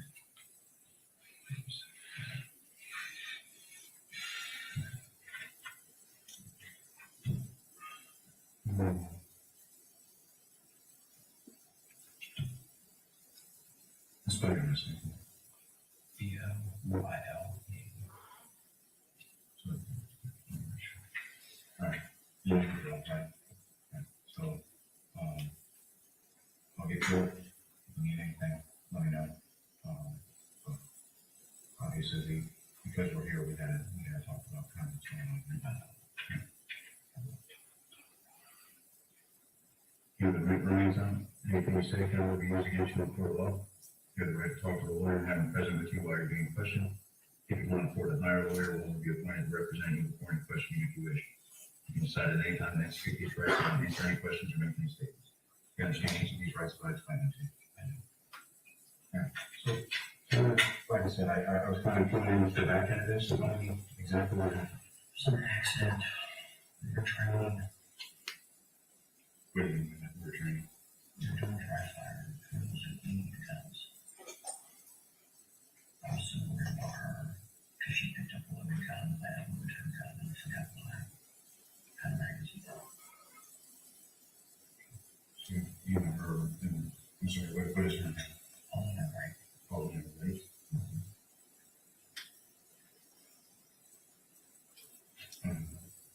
You said you were dry firing, training with guns. What kind of guns?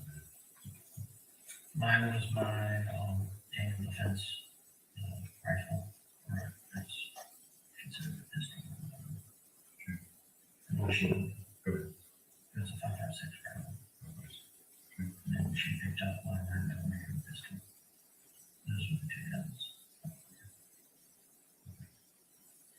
So, what time did you guys start, like, doing this training? More cleaning, doing that for maybe an hour. I don't expect you to. We were sitting at the table, we just got done with dinner, we went out, had dinner, came back, and we were starting to watch the football game together, and we sat down, and I just ordered all of that stuff that was on the table to do stuff, cleaning, and that stuff. And she wanted me to show her how to do it. So we started doing it. So, was she pointing a gun at you? Were you pointing a gun at her? Like, trying to go through that? Showing direction, which I know is fucking wrong. We should not have been doing that.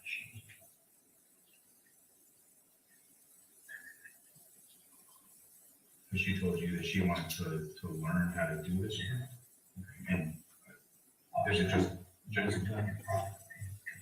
Because we were each other. We were in our we scanned each other in general directions, which because we were sitting across from each other. at the table? You're on one side, she's on the other. The green mat was where I was. And she was. And so are you cleaning those, or are you teaching her how to like to aim and stuff? We started with the cleaning. She had the rifle first. After I got done putting it back together, she was messing with it while I was cleaning different parts of it. And we started to put it all back together. I forgot that I put the magazine back in it. And she picked up the pistol that was loaded. And I was wondering if she started waving it around, moving the shot. She doesn't know. I don't think she's ever shot a gun before. She like showing me how to do it. I was like, well, first give it to me.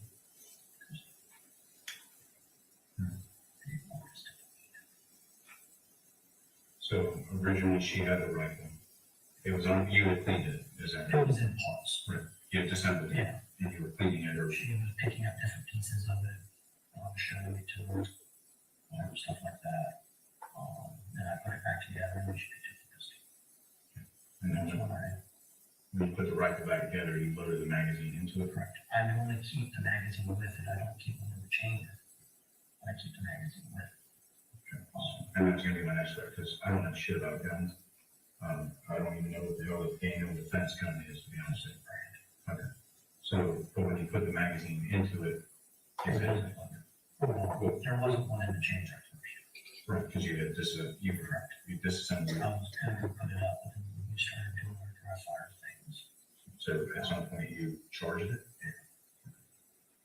So then she has a 9mm. And she's waving it around, but you cleared it. I want to make sure hers was on the So obviously I have to be able to do the same thing. but during that time where you guys are doing this training, this cleaning, the guns are being pointed at one another. So, good. And then that should not happen.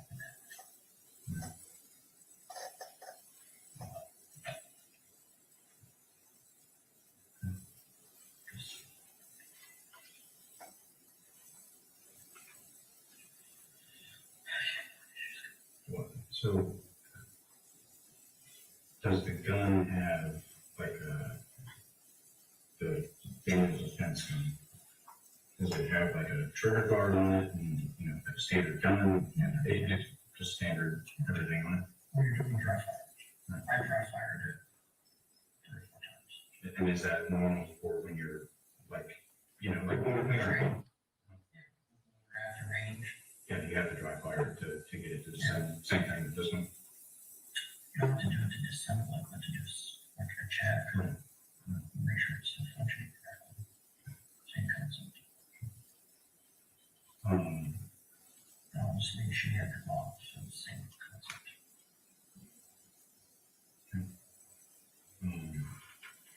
So I heard that there was some vomit at some point. Did she vomit at any point? I think that was the issue.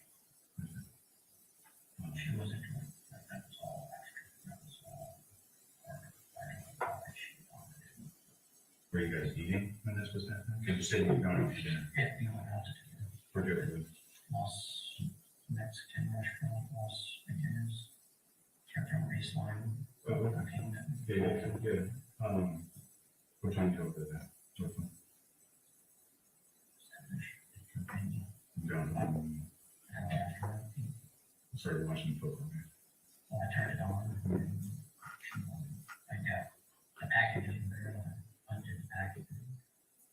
And she wanted to see how what it was. She was asking questions, so I just gave her a shot and just let her into what happened. How long were you guys been together? 2 weeks. So when you start doing the packaging, you get home roughly 8 o'clock from dinner. Between 8:30, you get home from dinner. Get the packages for your guns, your things. On the table. They have some packages. Now this was like the cleaning materials and stuff. So you got the cleaning materials. You guys start talking about how she wants to learn how to. She brought it. And what did she want to learn specifically? Just anything about it? Yeah, just in general. Just general stuff. Said that she wanted to create comprehension to them. You're sitting there and teaching her how to, I'm assuming, look at their sites and all that. Now, does that rifle that you have, does that have like a sight or anything on it? Or red dot? Okay. Was the red dot on at any point? I turned it on to her. She was looking at it before. Was that turned off when you got it, like when you charged it? Or was it still on? I don't know shit about red dots either. It sounds funny, but I don't know shit about it.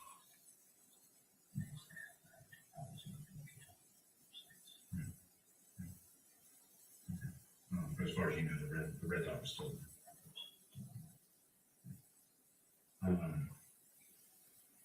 So, did you guys eat anything when you guys got back home? With nothing like that? Did you guys have anything to drink at dinner?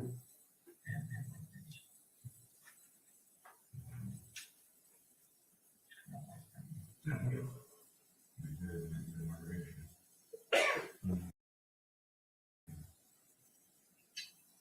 Was there anybody else at the house other than you two? Is that your house or hers? How long have you stayed there?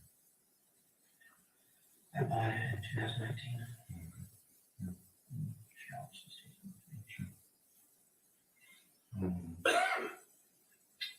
I need to contact family. Where's her family? Her parents live down in Florida City. Florida City? Florida City. John.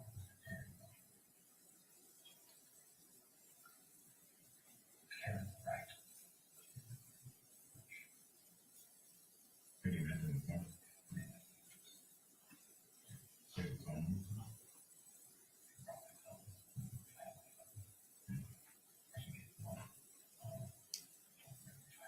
I have her other families. Brother-in-law and sisters. Obviously, I think the code to her phone is her private telephone. If you can get her phone. We got one of our evidence techs out there doing pictures and shit, so I'll be heading in there at some point. Just walk that through every day. I'll Don't let her work cat out. The cat is there out. Table cat and then also my dog. What kind of phone does she have? An iPhone. It's a small one. Mine is a black one with that case. Mine's the bigger one. You said blue? Yeah, they asked me where they were. I don't remember where it was set down. It could be where we were, probably. Sure. I mean, obviously, all black that was my 80s. Can you get anything right this second? You need something? Like I said, I'm sorry. This is it.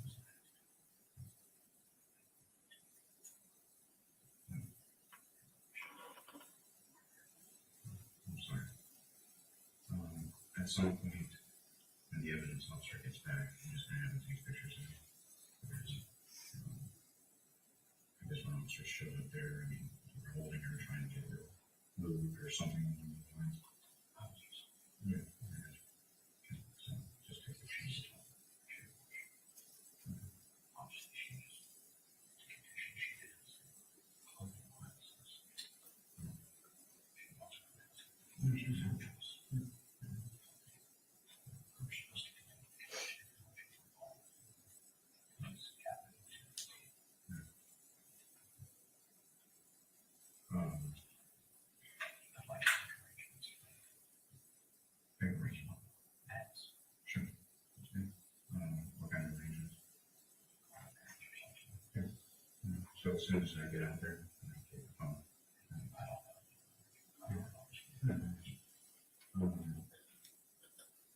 Going back to when you guys were sitting at the table doing, your cleaning and the trimming and all that other stuff.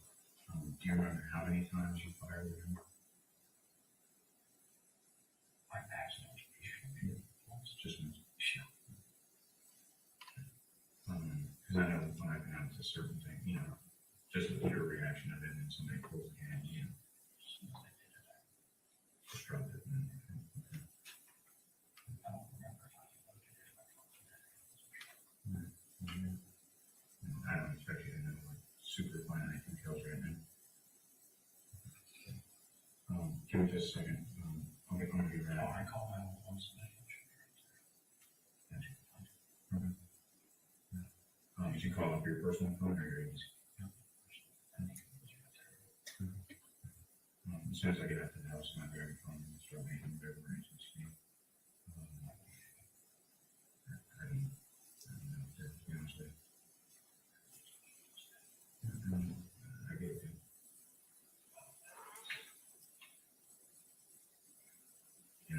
You and I have known each other for a long time. And I'm not gonna bullshit you. So I didn't ask for all that.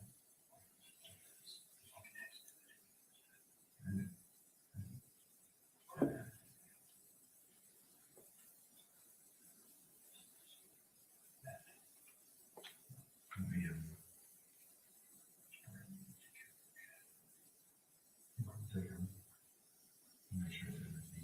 as soon as I get out there.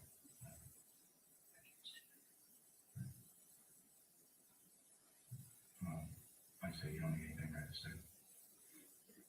And as soon as the EO gets back, I'm just gonna have him take pictures.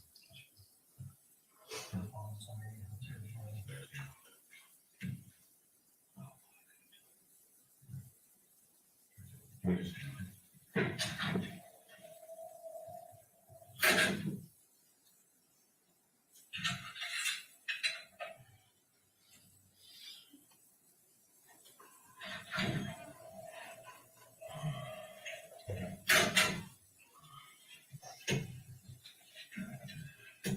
All right, so we just got back from the house. I just want to go over everything again, just to make sure I didn't miss anything. Kind of just get a little bit more of a detailed thing. But before I do that, do you remember the Miranda rights that I, do I need to read those to you again? Are you okay with talking to me? Okay. All right, so you said that you went out to dinner at that Los Magallanes Mexican place at about 7 o'clock, right? Here's when you guys got there. I think, I don't know, I think it was around then. It was a little later, it was dark when we came out. What car did you take? You got back home around between 8 and 8:30 roughly? Keep the track of time. Was it when you said you turned the football game on, had it already started? Oh, yeah. Yes, it was after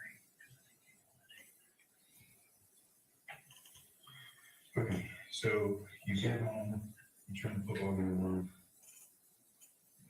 Go through it again, please.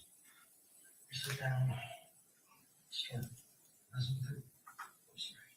Start messing with the guns. You say you sit down, you're sitting down at the table? Yeah. Now, are you guys sitting on the same side of the table? Across from each other. Okay. What side of the table are you on? So if I'm going through your front door and I see the table. Left side. Where the green mat is. I start to show her how to clean the gun. Trading back and forth, stuff like that. So when you're sitting there, do you have the rifle out at that point? Yeah. Okay. So you have the rifle out at that point, and you disassembled it? Okay. So you disassembled it and you're telling her how to clean it? Yeah, how to clean it, what parts of what, like her hand or some of the parts, and like she's holding it, messing with it while I'm cleaning other parts, type of deal. Now, does she have the 9mm at that point? No, she's just, I'm just trading parts back and forth at that point, with the rifle. I reassemble the rifle, she holds it, and she like fires it a few times. You say you have the red light on it, or red light? Just to show her. Yeah, I'm pretty sure I turned it on. Went back and forth.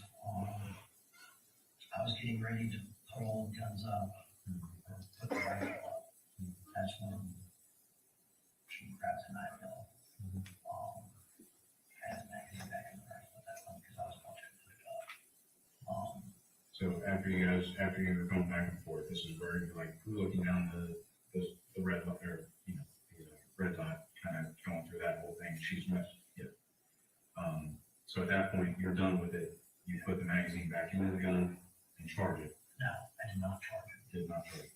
I don't charge it. I don't leave around the chamber rifles. Okay. I just put the magazine in. Okay, so you put the magazine in, getting ready to put it in. Yeah. That's when she grabs the 9mm. I unload that for her because she's kind of laying it around. She starts to dry fire that one. And I'm like, oh, okay. And I go to dry fire my rifle. I dry fire it the first time and then the second time.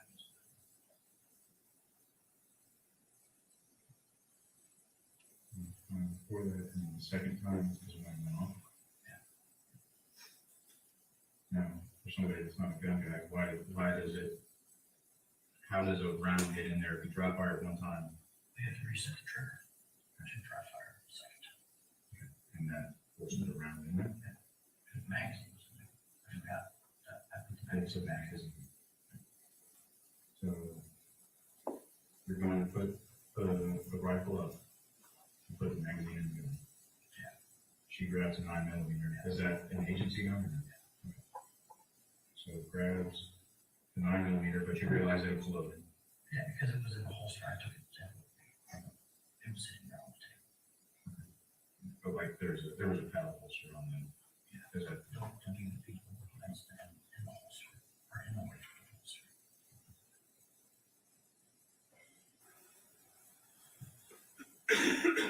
So she grabs the 9mm. You want to load it because you realize that it's loaded. Yeah, I told her to be careful. Because it was loaded. I was like, hey, you're going to load that. So you're going to mess with it. Type of deal.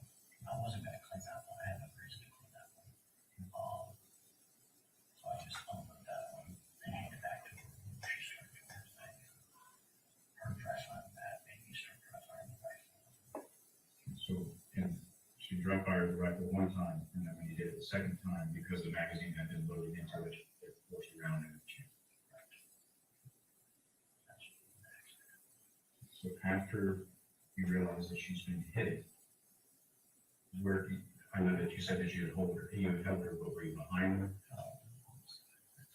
Like her left side? Yeah, because you know how my table is. Mm-hmm.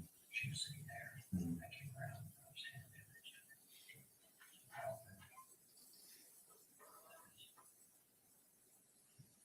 Now, when you dry fired the rifle, were you sitting down or were you standing up?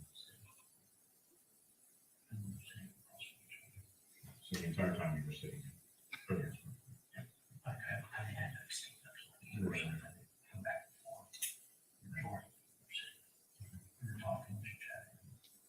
Now, earlier you told me that the cleaning stuff had come. That's what triggered us to start messing with it. Now, I saw some Amazon boxes there. Is that what it came in? So you get all this cleaning stuff, the mat maybe. Yeah, I got the mat, the swabs, and yeah, it was a little swabs. And the AR. So then you stand up there and hold her after you realize that she's been hit. Where the speakerphone. And your phone had a rubber case on it. It was on the table. Yeah, I'm just assuming. Was it a bigger one? Yeah, it was a big. Her phone, I believe, was in the living room.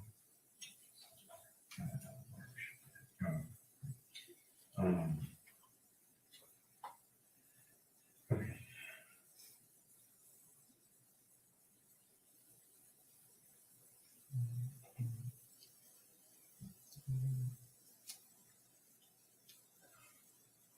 I'm sorry, I'm just reading my stuff here, just make sure I get this in.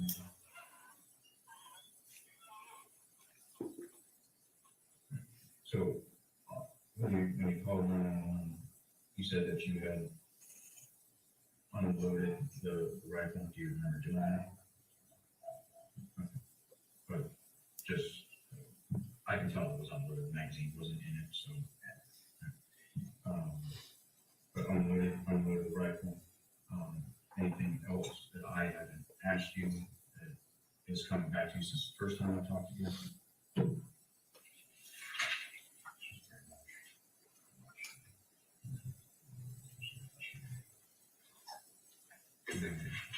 And when you guys are doing the training where she's dry firing and all that, you mentioned before that it was because of where you guys were sitting, the guns were pointed in each other's direction. Is that right? Have you guys done this before in the past? Okay. So it's not bad. After we do dinner and have a few drinks, I get small drinks. How much did you have to drink tonight?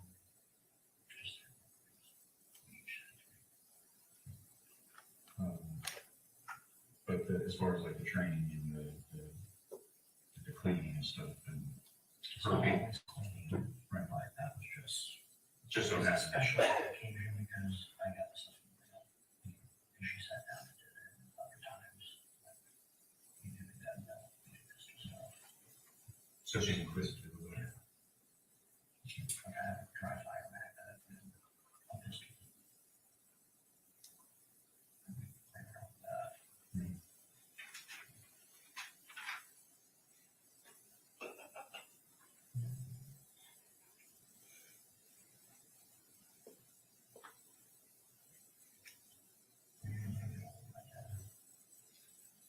I can,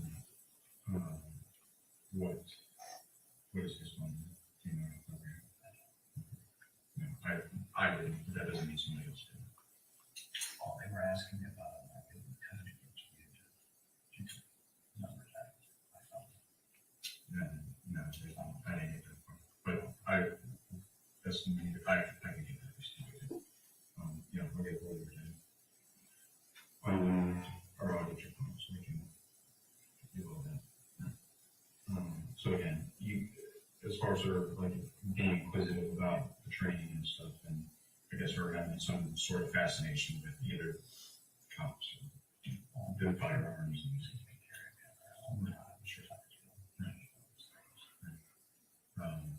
so she wants to learn about.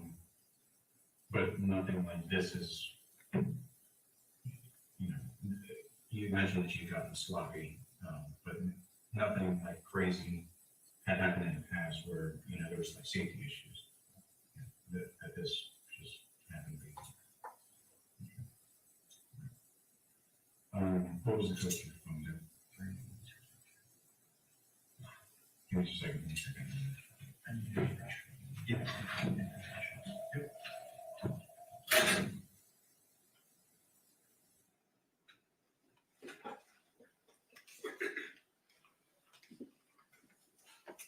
Members of the jury, we're going to take a quick break to get the television moved out of here, and then we'll get you all back in. So you can go back to the jury room, leave your notepads here, you can get a drink of water, use the restroom, get you back in probably 5 minutes.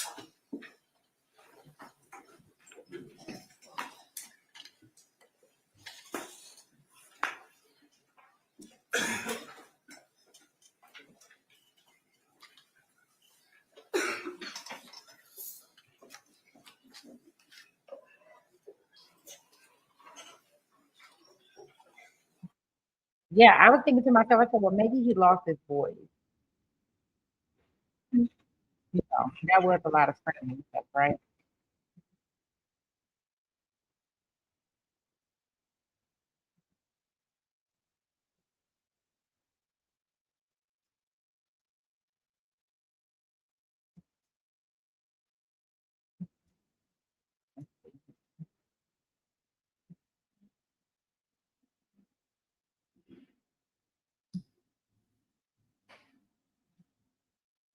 Okay, so yeah, we don't have any TiVo time, which is fine. We did pretty good. Let me see what we have in here.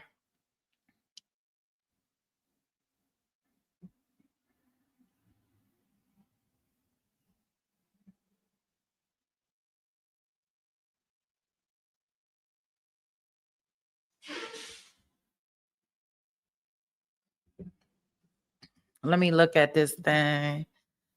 Oh, okay. So some people say it could be an accident. Most say it's a cover up. Interesting.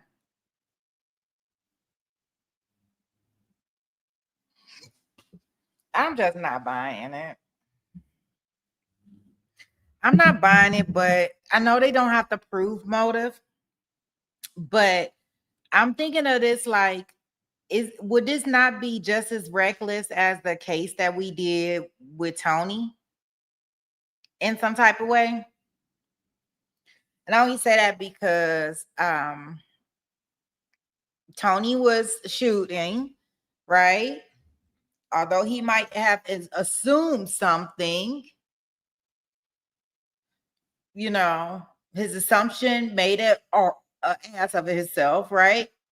And he ended up underliving the little girl. So I'm wondering, like, is this the same thing? Yeah. So like, I don't know, Marilda. I think it can be. Because Tony was just reckless too. And this guy was reckless also. Like, how are you going to be an officer of the law officiant of the law. That's from The Harder We Fall. How you gonna be in law enforcement, know these things, and because she talking about learning how to clean a weapon? And what I can't, and the other thing that I can't, they was focusing on that chair. Why was the chair right there in the middle of between the kitchen and whatever that other room was?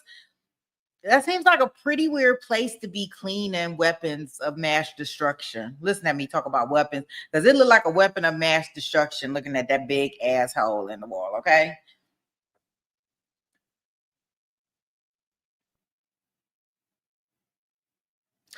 Yeah, and I get it. And that's what I'm saying, Morelda. But what if there's nothing else in regards to the backstory of their relationship? It's still reckless, right? That's what they said about Tony. They didn't have no back history or anything like that. It was just an unfortunate set of events.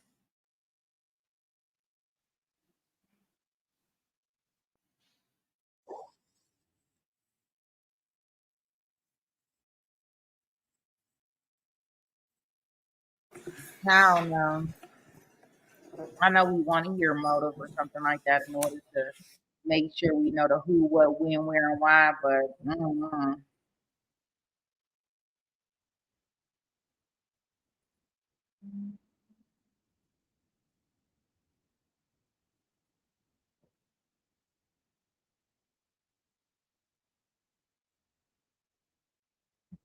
yeah, they're both being charged with manslaughter. I don't know. I think that it's kind of the same situation, just different players, like replugging different players in.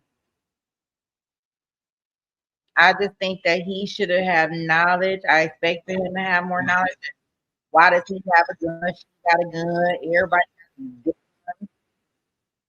Interviews you conducted with Mr. Boileau. Once you finished conducting those interviews, did you continue on an investigation in this matter? Yes, sir. Okay. Can you kind of walk us through, just briefly outline what were kind of some of the additional things you did in the interview, and then we can kind of go in detail a little bit. I'm sorry, the last part, what did I do? Kind of just generally let us know what were some of the next things that you did, and then we'll kind of circle back and go through those things in detail. Okay. We did a cell phone extraction, a forensic cell phone extraction on Paulina's phone. I did subpoenas to verify the Amazon package delivery. I did interviews at the Mexican restaurant to verify Mr. Boileau's account given to me during his interviews. So let's kind of, and like I said, I want to take those things into specific terms. So let's talk about that phone extraction first. Were you the actual person who did the extraction on the phone? I did not do the extraction. Who did the extraction on the phone? Karen Patterson. Okay. But once she does that extraction, are you the one who actually then goes through and looks at the contents of the phone? Correct. Did you have an opportunity to look through Paulina Wright's cell phone, full extraction of her phone? Yes, sir. Was there anything in her phone that, let's just kind of put it this way, assisted you in your investigation of the case? There was a photograph of her and Dale at the Mexican restaurant that was flagged in the cell phone extraction. Outside of that, there wasn't anything evidentiary added to it. And to confirm, that photo that you saw of them at the Mexican restaurant was at the same day that this incident occurred? Yes, sir. Okay. But other than that photo, there was nothing else that provided any other additional information towards your investigation one way or the other? No, sir. Okay. Now, you also talked about doing a subpoena to Amazon. What was the purpose of doing a subpoena to Amazon? To verify Mr. Boileau's account of the Amazon packages arriving with his gun cleaning supplies. And with that request to Amazon, did you ever receive anything back from them? I received a response back from them What was the response from them? that they could not locate a record. Does that mean that the package did not come, or just that they did not necessarily have enough information with what you provided? That they didn't have enough information. Does whether or not the Amazon package arrived on that day or a different day, would that have changed or altered your investigation at all? No, sir. The last thing I want to talk about is you mentioned that you also followed up and you went to the restaurant that was mentioned during the interview. You yourself went to the restaurant? Yes, sir. Okay. Were you able to essentially were you able to receive any sort of documentation or proof that the defendant and Paulina Wright were at the restaurant that evening? Not conclusive that they were actually there. Can you kind of explain what that means by not conclusive?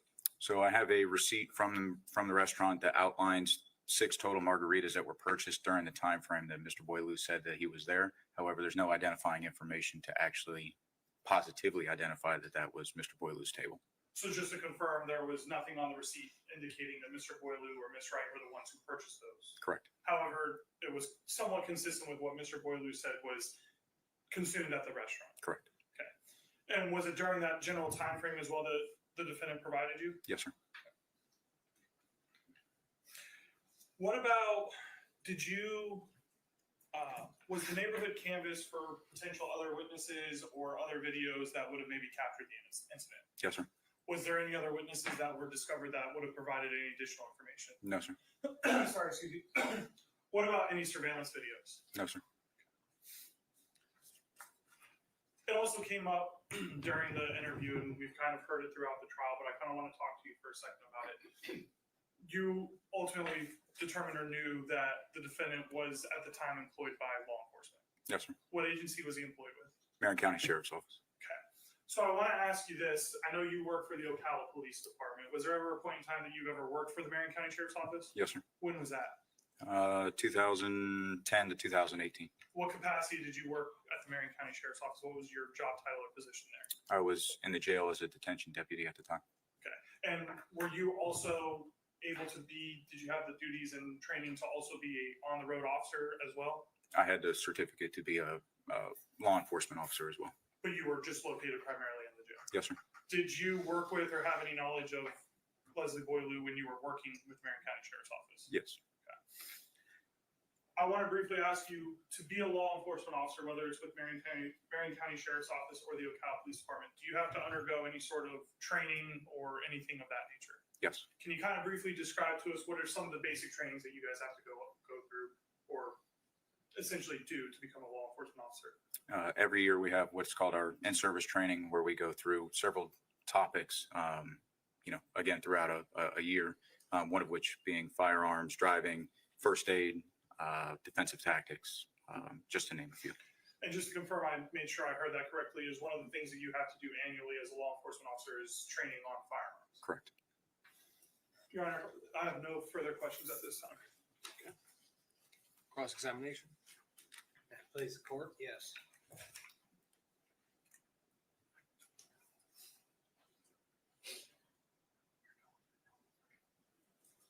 Good afternoon. How are you, sir? I'm good. How are you? Good. All right. And Sergeant Kirk. Yes, sir.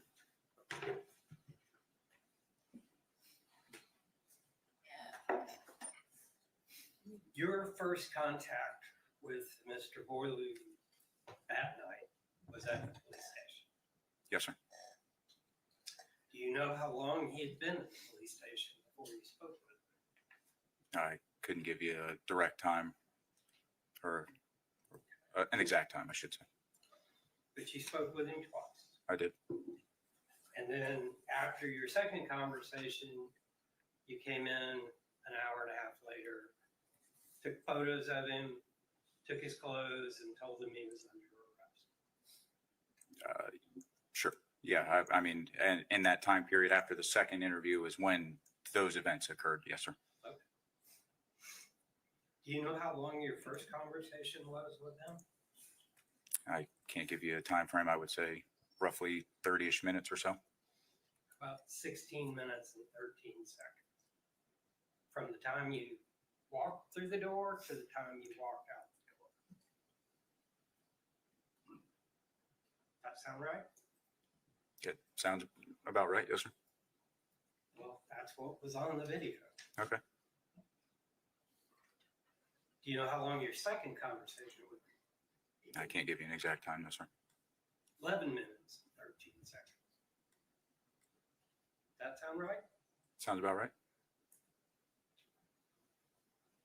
Do you know how long he spent in the interview room before you arrested him? I would say several hours. About over 8 hours. That sound right? Sounds about right. Yes, sir. Because he got to the interview room at midnight, right? I didn't take him there, sir. So I don't know what time he actually arrived there. As the lead detective, are you responsible for checking the information provided by the deputies or the other officers, and everybody involved? Yeah. Yes, sir. Do you know who brought him to the police station? Patrol brought him to the interview room. Do you know which patrol officer? No, sir, I don't.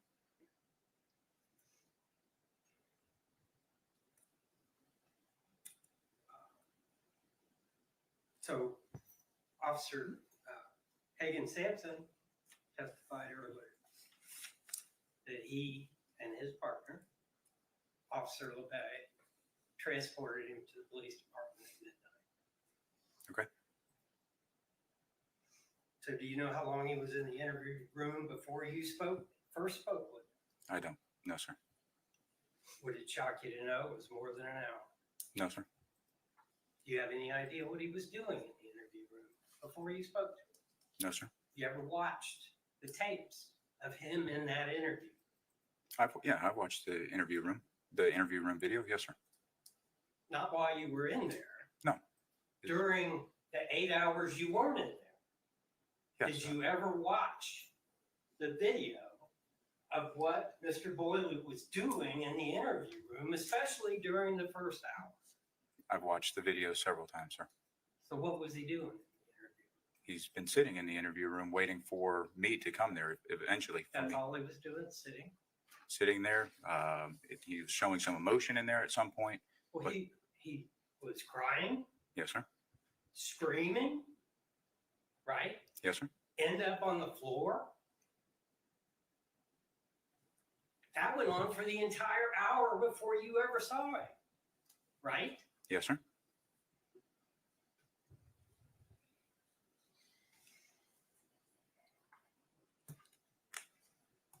So you came in the third time with the evidence officer, took photos, took his clothes, put him in a jail jumpsuit, and then another officer came in and put handcuffs and shackles on him. And he sat in the room with handcuffs and shackles on him for the better part of an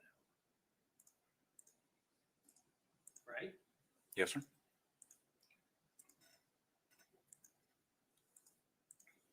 You knew him. Yeah, I knew of him. Yes, sir. Well, you knew him because you used to work in the jail Yes, sir. and you saw him almost every day. I would not say I saw him every day. I said almost every day. Okay. But yes, sir. I You know. knew who he was. I do. You know he goes by Dale and Yes, sir. not Leslie. Yes, sir. Did you tell your superiors that you knew him before you went in there to interview him? Yes, sir. Was that calculated? No. Was it appropriate for you, knowing him, to interview him under these circumstances? I don't think it was inappropriate. Okay. Did you give any consideration to having somebody else talk to him that didn't know him? I was the lead detective in major crimes at that time, sir.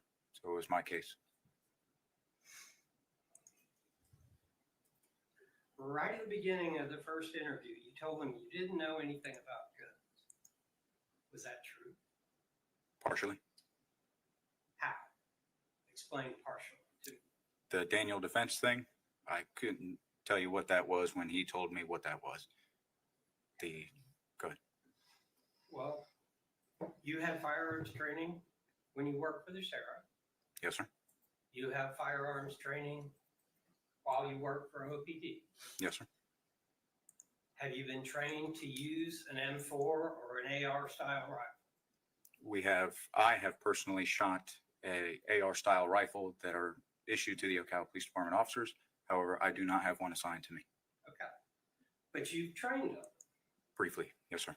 Well, they teach you how to take them apart, Mhm. put them back together, Yes, sir. and how to make sure once you put them back together, they'll go bang when you pull the trigger, right? Yes, sir. And that's important, that you put it back together right. Yes, sir. So what you told him wasn't exactly true. You just didn't know what the Daniel defense thing. No, like I said, it was partially true.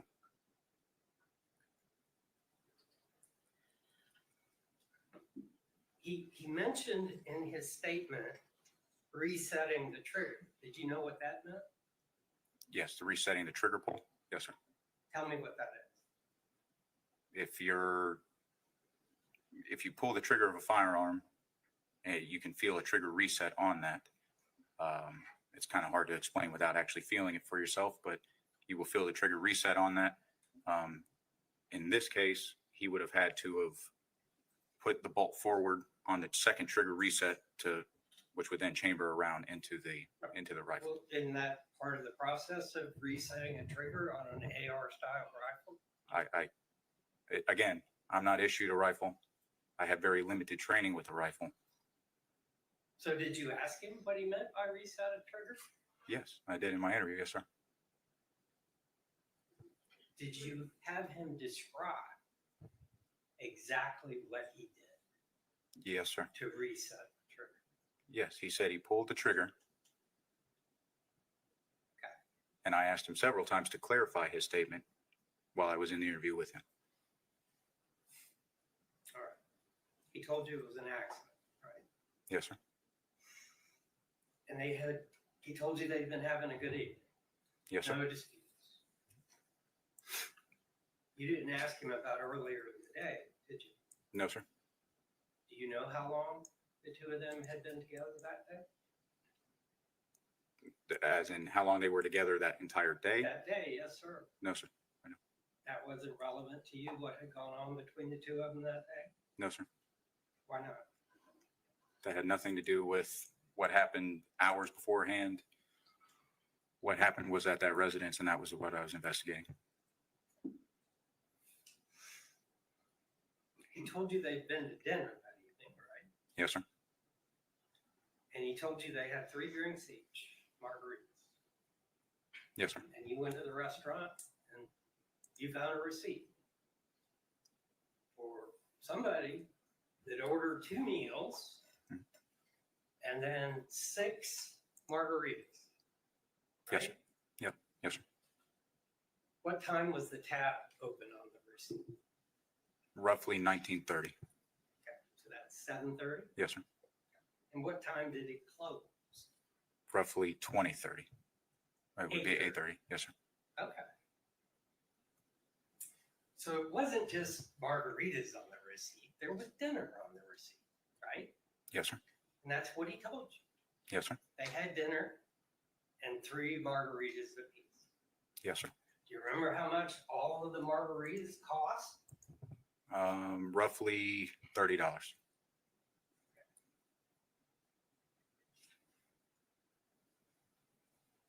$26.94. That sounds about right. So those margaritas were $4.49 a piece. You divide 6 into that number.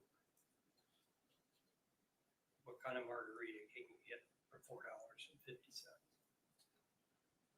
I don't know what kind of margaritas they're serving there for $4.60.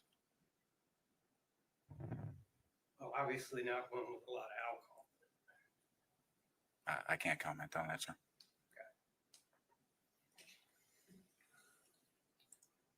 Do you know what time Dale made the 911 call?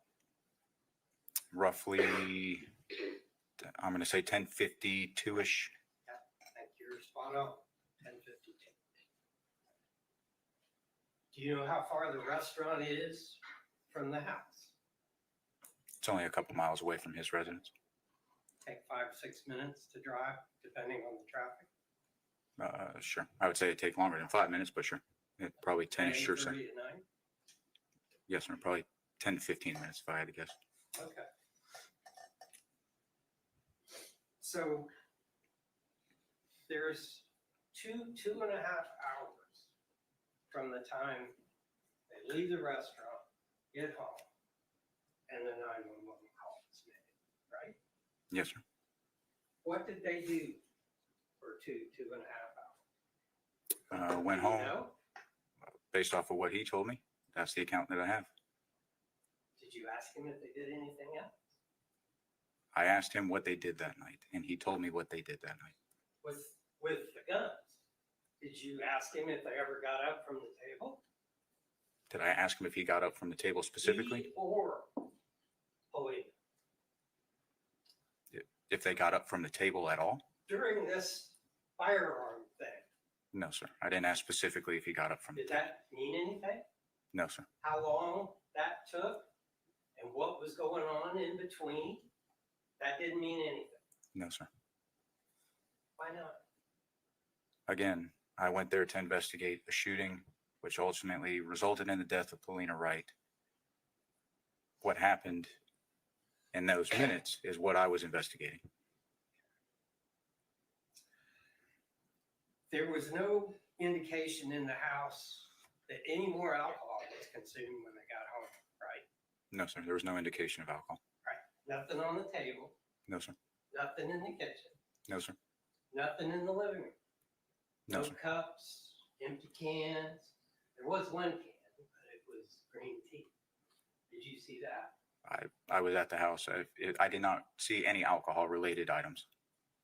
Now, as the lead detective, are you involved in directing the crime scene technicians in terms of what they look for and collect?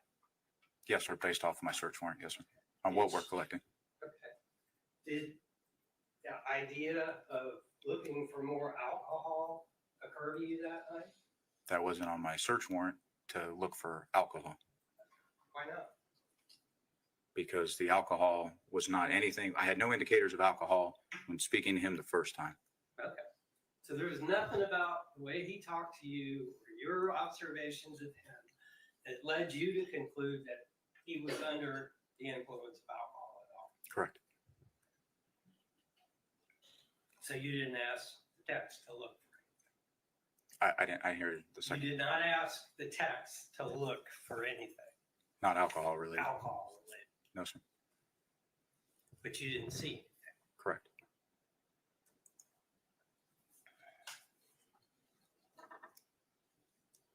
He told you that when she saw him start opening the Amazon packages with the gun cleaning stuff and started to disassemble and start cleaning his rifle, that she asked him to show her how it worked.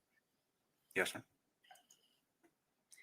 And at the point she asked that question, she came over the table and sat down across from him. Yes, sir. He told you he made the rifle safe before he handed it to her, didn't he? I don't know what you mean by made it safe. By not having a magazine in it? And it almost sounded like it was never fully assembled when he handed it to her. Oh, he handed over, in his words, handed over the rifle to her and had the red dot light on for her to dry fire the weapon.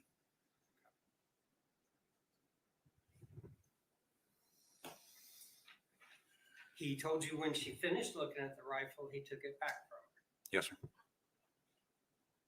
and set about to finish cleaning and putting it back together. Putting away the firearms. Yes, sir. And then he told you he saw her grab the handgun that was in a holster on the table. Yes, sir. That, he told you, he knew was loaded. Yes, sir. And he stopped what he was doing, put the rifle down, and got the handgun from her. Yes, sir. Got it out of the holster, took the magazine out, and cleared the round from the chamber. Did you see the magazine and the single round laying on the table in the area where he was sitting? In the area where he was sitting? Yes, sir. No, sir. You did. No. There's photographs of it. Did you look at the photographs? I was there at the scene. The firearm that was in question was on Paulina's side of the table. I said the magazine and the round. The magazine and the round were on his side of the table. Okay. Yes, sir. I'm sorry. I misunderstood. Okay. Did you see that? Yes, sir. I was there. Well, that's indicative of him unloading it like he said he did, right? Yes, sir.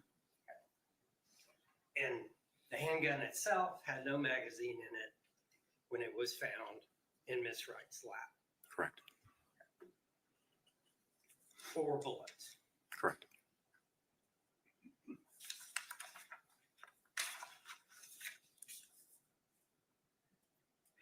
And he told you that he forgot that he had loaded the rifle. That he pulled the trigger one time, it clicked. Then he charged the weapon and pulled the trigger again, Yes, sir. and it went off. Yes, sir. Does that process sound like resetting a trigger? That would be the process in resetting a trigger. Yes, sir. Okay, and it's a little more involved than that with an AR style rifle, right? I don't know what you mean by the question. Pull the trigger the first time. Mhm. Listen for the hammer fall.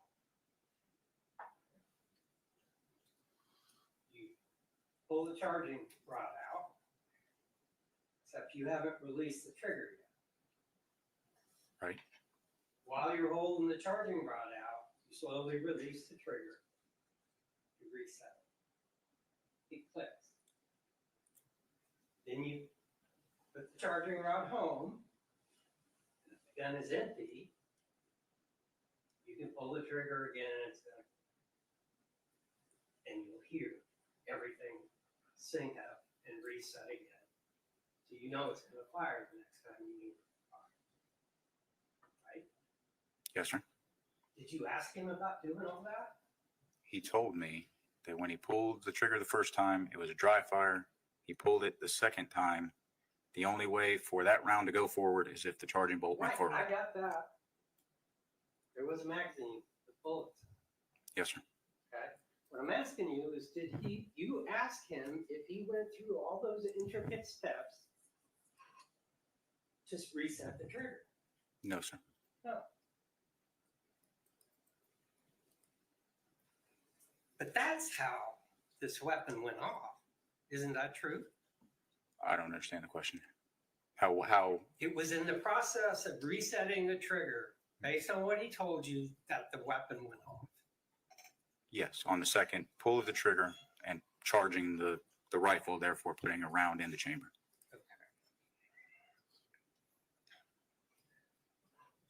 Did him being a deputy sheriff have anything to do with why you arrested? No, sir.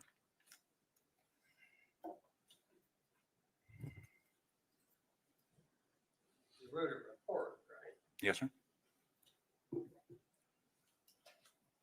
Page 2 of 3. This would have been your initial, not your follow-ups. Did you write that based on Boileau's statements made on the initial 911 call, his spontaneous utterances during first contact, his admissions during my interviews with him, which align with the physical evidence observed, collected at his residence, and Boileau's carelessness while handling firearms given his profession? Did you arrest him because he was a deputy? No, sir. And had an accident with a firearm? No, sir. Why'd you write that? That's for my probable cause affidavit. Does that mean it doesn't have to be true? No, the probable cause is adding, that statement is adding to my probable cause statement. Well, you just told me you didn't arrest him because he was a deputy. No, sir. I didn't arrest him solely because he's a Marion County Sheriff's Deputy. It was part of the reason, No, according to what you wrote. no, sir. No? No, sir. How am I misreading that, Sergeant Kern? The probable cause affidavit, based off of the set of circumstances that I had and his knowledge of firearms with him being a sheriff's deputy, coupled with everything else. Yeah, I get that. Him being trained to use a gun Correct. is relevant here, Yes, sir. okay? But that's not what you wrote. I did not arrest him based on his profession.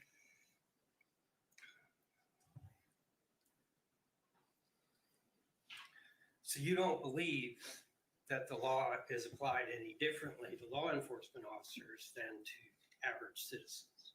The law is the law, sir. Right. Regardless of what you do for a living. Correct. And the same law should apply to all of us, Correct. regardless whether we're lawyers, judges, or policemen. Yes, sir. Okay. Do you really know exactly what happened, Alina Wright? I do know what happened to her. Yes, sir. How was Mr. Boileau holding the rifle? How was he holding it? Yeah. He had to be holding the trigger or holding the gun in Well, such you're a, assuming. What did he tell you how he was holding the rifle? based on the evidence that we have, I can line up the trajectory of the bullet. I asked you if he told you. No, he didn't specifically tell me. No, Did sir. you ask him? No, sir. Wouldn't it be helpful to know exactly how he was holding the rifle to come to the conclusion that this was a manslaughter and not just an accident? To ask him how he was specifically holding the firearm? Yeah, exactly. No, That's sir. how this happened. No, sir. You don't think so? No, sir. But you didn't ask. No, sir. So you can't tell the jury. No, sir. I don't have any other questions. State any redirect examination? One second.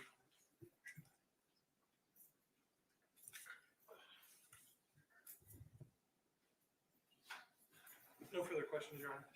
Members of the jury, do any of you all have questions of this witness? If you do, please raise your hands. All right, seeing no hands, the state, is this witness released? Yes, Your Honor. Defense? I do have one thing I would like to do with it, and I believe the state's agreed to let me introduce a piece of evidence out of her. That's fine, Your Honor. Yes. Okay. So I'm going to show you what's been marked for identification as state's exhibit or defendant's exhibit D. Yes, sir. You recognize that? You say B as in Bravo? B as in boy, Bravo. Yes. Baker. Yeah, I recognize it. Yes, sir. How do you recognize that first? This is a picture taken off Miss Wright's cell phone. From the extraction? Yes, sir. And that was provided to you by the technician that did the extraction? Yes, sir. Were you able to identify from the data associated with the photograph when the photograph was taken? It was taken on Snapchat, I do believe. As far as a time frame, I cannot recall a specific time frame, but I want to say it was in the appropriate time that they would have been at the restaurant. Okay. And does it appear to be them at the restaurant? Yes, sir. Your Honor, the defendant would move defense exhibit B into evidence as defendant's exhibit number. No objection. Without objection, defense exhibit B will be admitted to evidence as defense exhibit 1. May I accomplish the photograph? Yes, sir. You want the overhead projector? I'll hand it down the road. Very well. Please support. Yes, sir.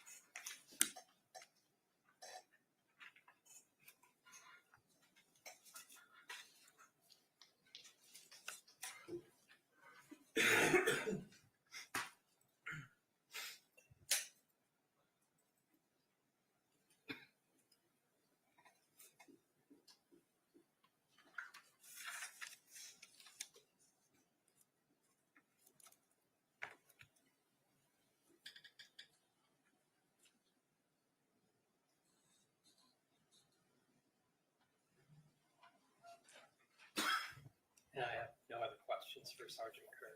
State any follow-up? Not off that, no, Your Honor. Members of the jury, any questions from any of you all based on the additional questions? All right. So state, is he released? Yes, Your Honor. Defense? No objection. Okay, sir, you're free to go about your day. Thank you for your time. Your Honor, before state calls its next witness at this point in time, state would move into evidence what's been previously marked as Y for identification purposes, as states, I believe, 24. It's the training records of Leslie Boileau.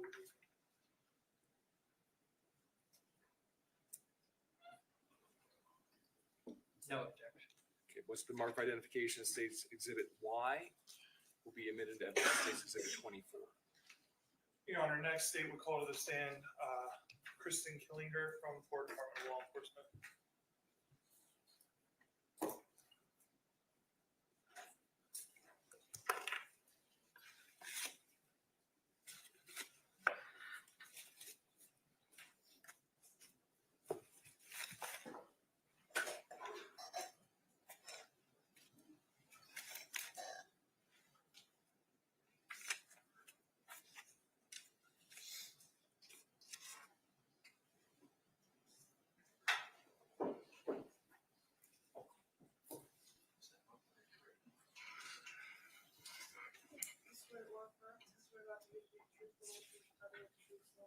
I do, yes.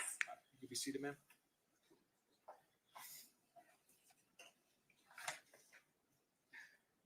Good afternoon. If you don't mind, can you please introduce yourself to us and spell your last name for record purposes? My name is Kristen Killinger, Killinger.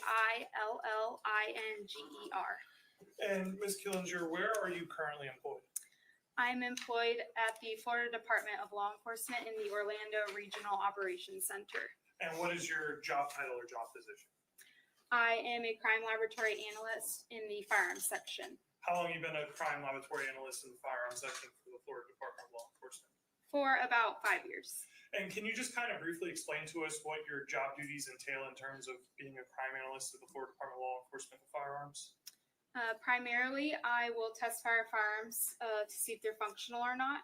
I will also compare microscopically compare fired ammunition components, such as bullets and cartridge cases, to the suspected firearms. And are you also familiar with the general working parts and layout of a firearm and how they operate generally? Yes. Can you kind of also explain to us what your educational background is to actually get to a position of this nature? I have a Bachelor's of Science degree in Forensic Science from the University of Central Florida. I also completed a 2-year training program in the area of firearms identification. Now, aside from your background education and training, do you also have to continue to do additional training as you hold this position? Yes.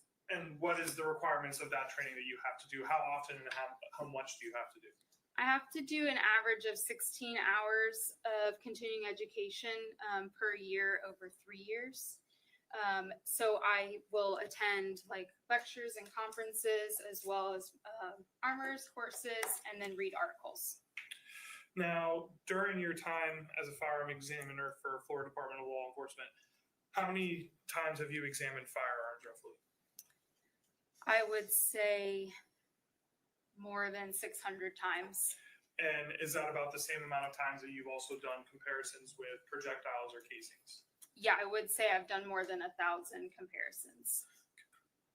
And have you been able to render an opinion as to the comparisons of casings or projectiles to firearms before? Yes. And has that been in a court similar to this? Yes. About how many times have you been able to do that? I think about 20 or more. Your Honor, at this point in time, state would request that Ms. Killinger be able to give her opinion in terms of firearm ballistic comparison as well as the general operation of firearms. Do you have any objection? Okay, you can continue, counsel. So I kind of want to ask, did you receive items in reference to what would have been Ocala Police Department number 2024-0012-4192? Yes, I did. Okay, and what exactly did you receive from the Ocala Police Department to examine or review? I received 1 firearm, 1 cartridge case, and 1 projectile. And what was the firearm that you received?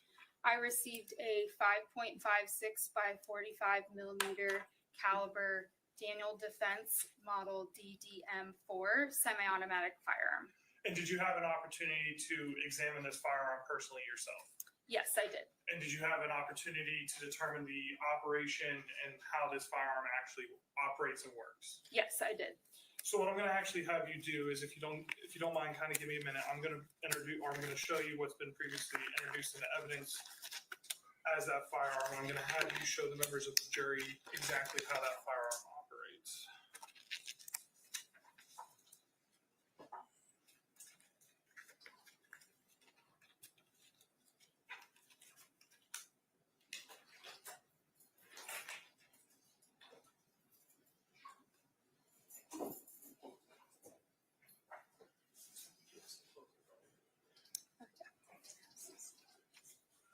And Your Honor, once she's done loading up, I'd also ask if the witness can step down to demonstrate to the jury. She may. And counsel, y'all can move as you need to.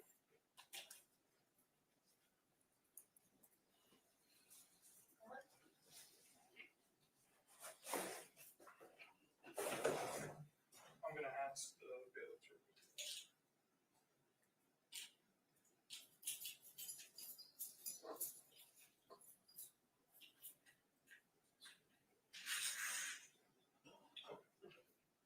All right, if you don't mind, if you could just step down.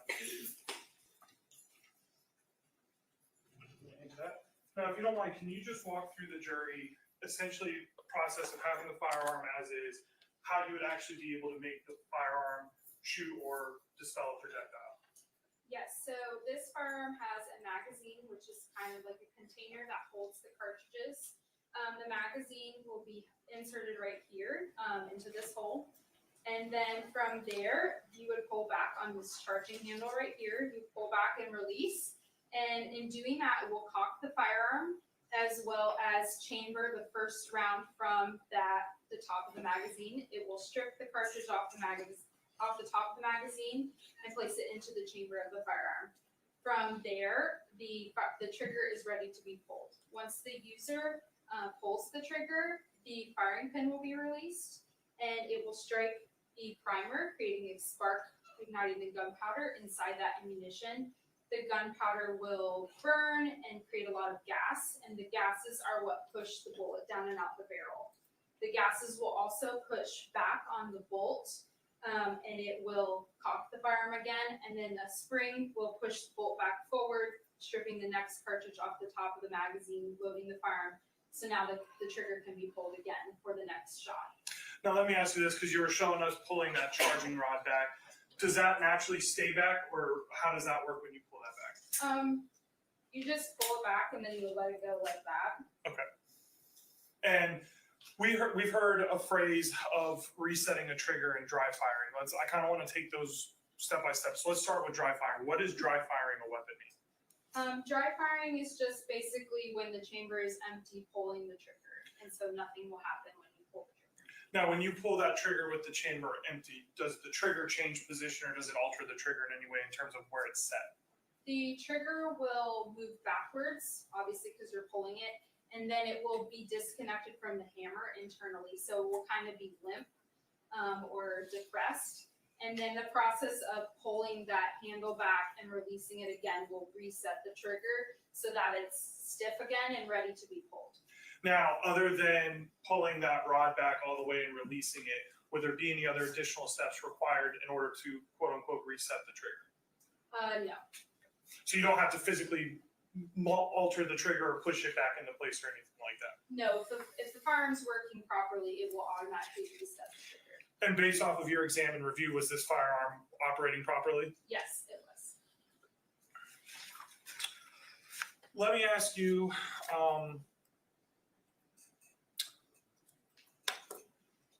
is there any other way, other than that process you talked about of pulling that rod back, is there any other way to put a round in the chamber of that firearm? The user can manually, if we call it hand chamber a cartridge, but other than that, even if you do hand chamber a cartridge, you still have to manipulate the bolt by moving that charging handle in order to cock the firearm.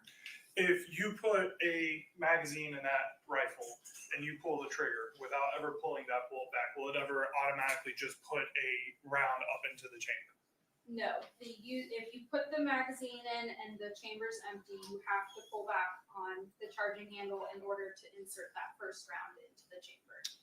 Can you also briefly explain to us what a magazine safety is?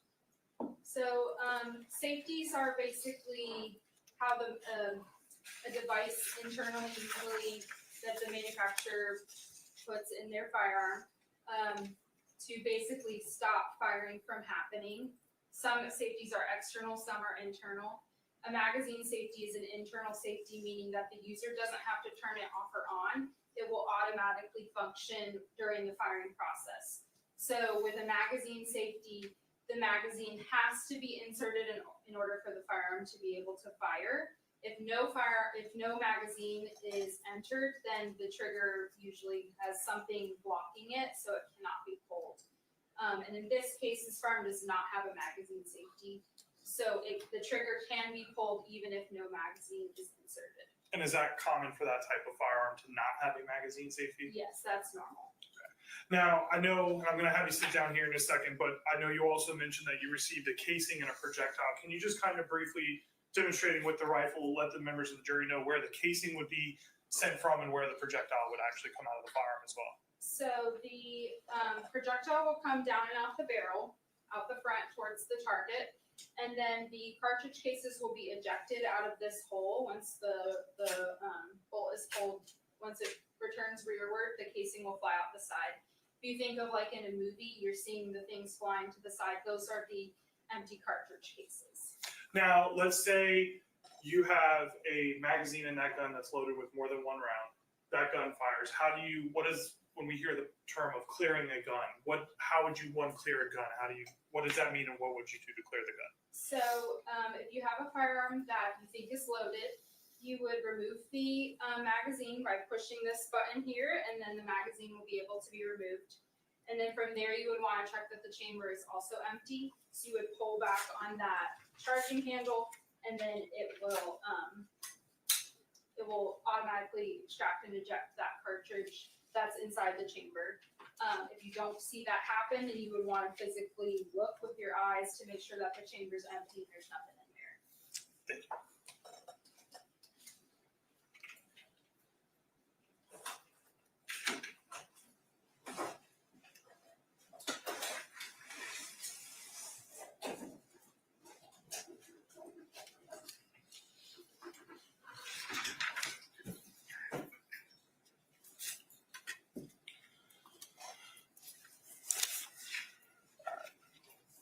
So I know you talked about a little bit of it, that it's part of what you do with your job process, but I kind of want you to explain it to us in a little bit more detail. We're going to start with casings first.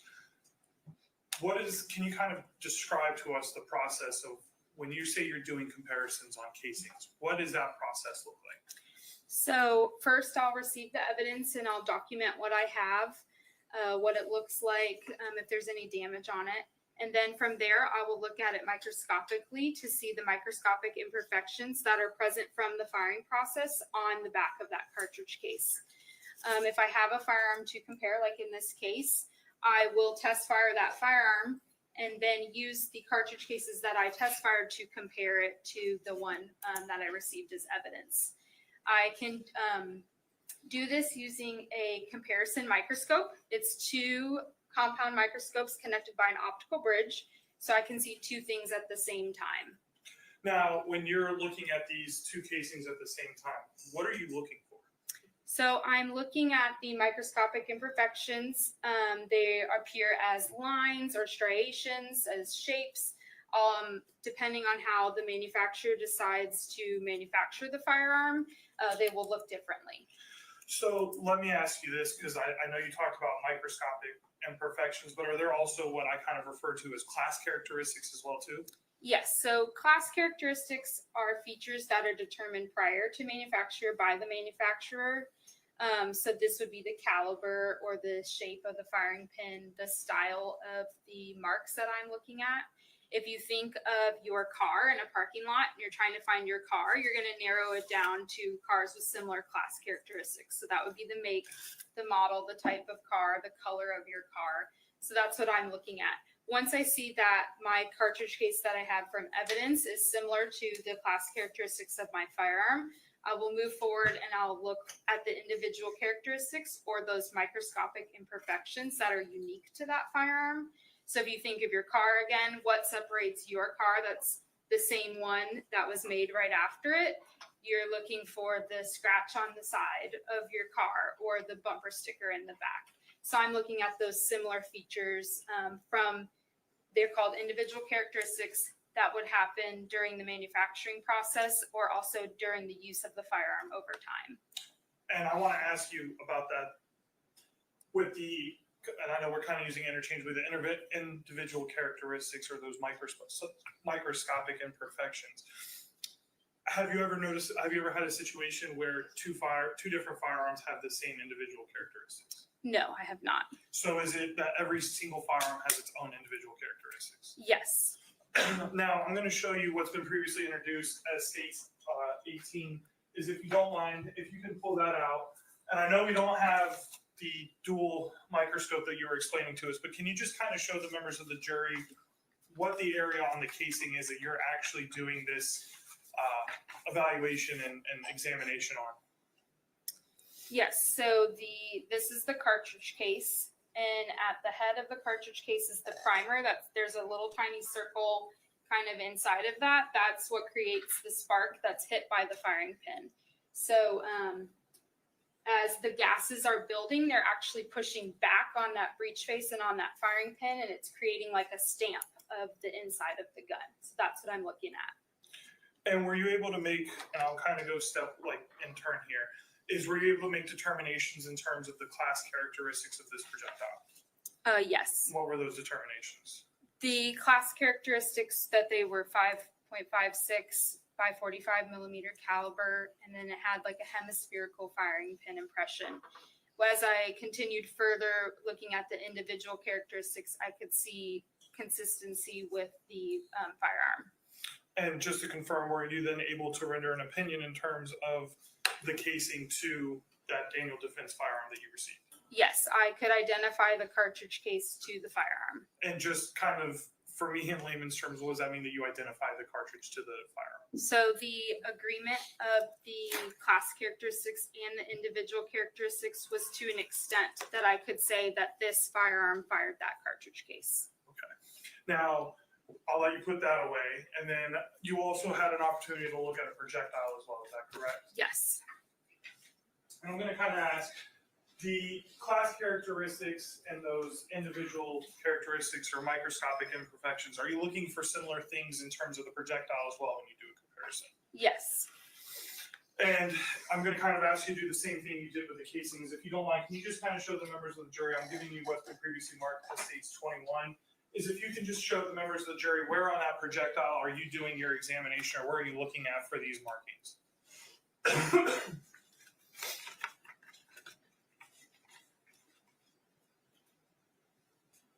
So here's the projectile.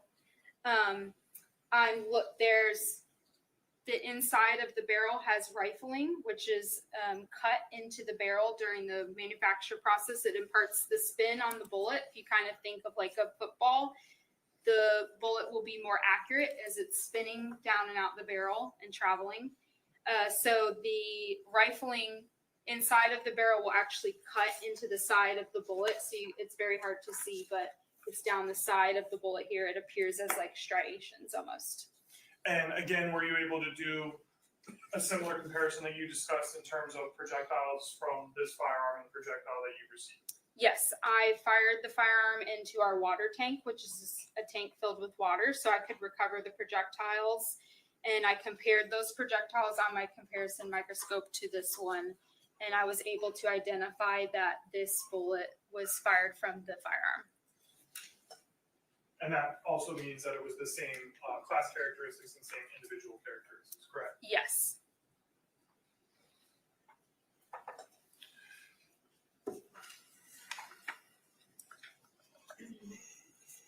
Your Honor, I have no further questions at this time. Any cross-examination? Briefly. Good afternoon. Hi. Prosecutor asked you about resetting the trigger on an AR style rifle. Are you familiar with a process involving an AR where one would, assuming the gun was in, right, pull the trigger and hold, listening for the hammer, then charge the weapon, at least pull the charge handle back, release the trigger, again listening for a click, and then set the charge handle, and then you pull the trigger again. You're asking, am I familiar with this process? Yes. No, I am not. No. Ever heard of it? No, I'm not sure why someone would do that. All right, fair enough. Thank you. State, any additional questions? Members of the jury, do any of y'all have questions of this witness? If you do, please raise your hands. Seeing no hands, state, is she released? Yes, Your Honor. Defense? No objection. Okay, so ma'am, you're free to go about your day. Thank you for your time. Thank you. Members of the jury, does anybody need a break? All right, we're going to take a break. This will be about a 10-minute recess. We'll be back at 3:20.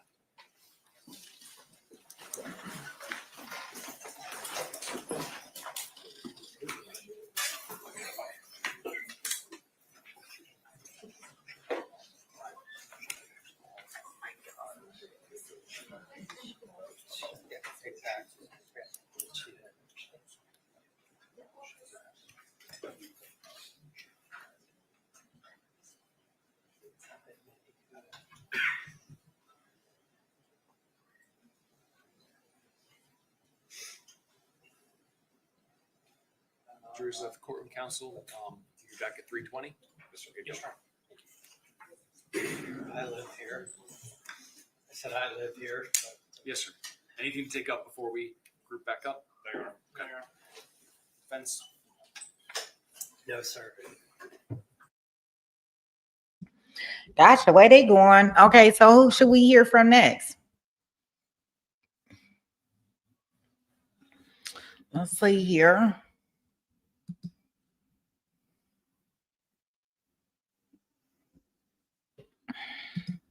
There is no telling. I guess the ME.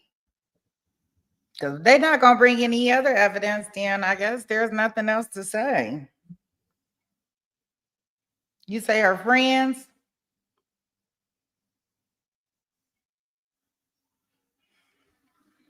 Look at SD. She want to get her some Monica in.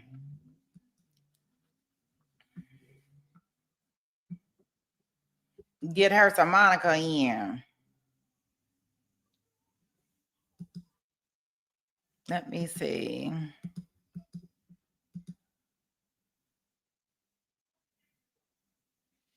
Not PTSD. That's not so. I'm trying to see what's going on out here in these YouTube streets. Hey, Barbara. Hey, how are ya? How's your hubby?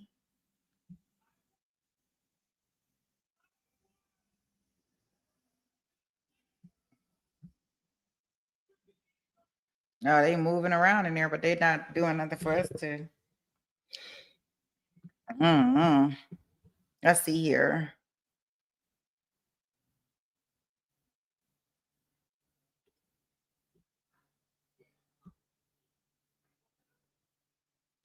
Oh, I don't think he innocent, Jason. I can't get there. Go there. Get there with you. My heart don't be mushy. I just be trying to get y'all to think from a defendant's or from the defense side. Just playing devil's advocate in some cases, but unfortunately, he turned me off with all that crying and stuff in the beginning. Maybe if they would have played that later, I probably could have had something for him. But he took the cry class at Take It to Trial way too far. Like way too far. So I can't get there with him. Yeah, he definitely guilty. Like I can't get there with him because he just doing too much. And then another thing is that with him is that I really find it hard to believe. And even if it was a mistake, and I guess that's my thing, mistake or no mistake. I mean, he is supposed to be the professional. He is supposed to know how these weapons work. He is the one that, he should not be, he knows better than to do this if he's intoxicated. Like it's certain things. Like and he's the oldest. Like I'm blaming it all on him. He 33, she 25. They 8 years apart. Yeah, she was probably about to leave him. She had found her some young stuff. No. Nope, Jason. I don't think they could have got a capital. Nah. Because I don't think it's anything saying that he premeditated like he wanted to do this. No, I do believe that it was an accident, but what'd you say in the last trial? Unfortunately, a 25-year-old girl is gone. She's gone forever, and she's not going to be able to come back because he doesn't know how to clean guns.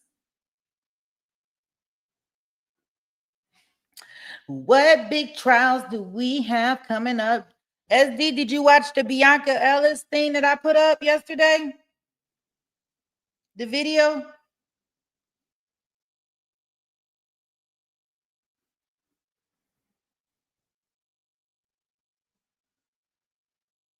Well, she was going to leave him, Jason. Then that's just a little bit more. I guess that just gives me a motive, but we don't need motive. I mean, regardless of the fact whether he has an accident or he doesn't have an accident, regardless of what it is, regardless of what it is, he was the one, with his finger on the trigger. And he know better than that to be having it pointed. I like out of all places, how is it pointed at her forehead?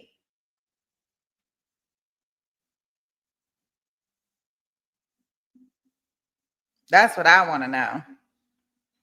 Because if he shot her in her head,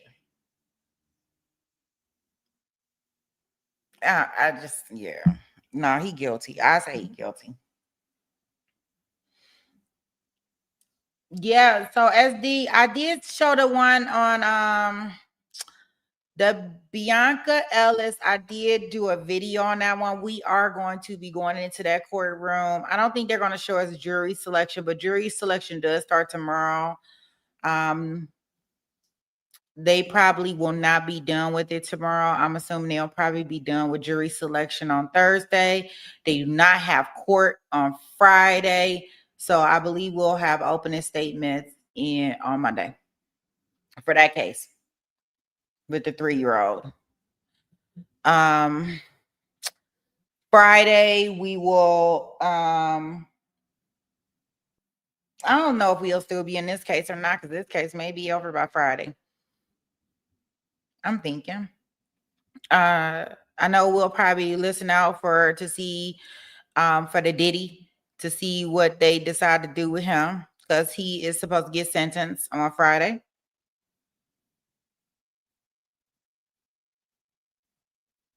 The Clinty case and the Haro case. You probably have to, I probably don't know them by their names. Is the Clinty one the OnlyFans model?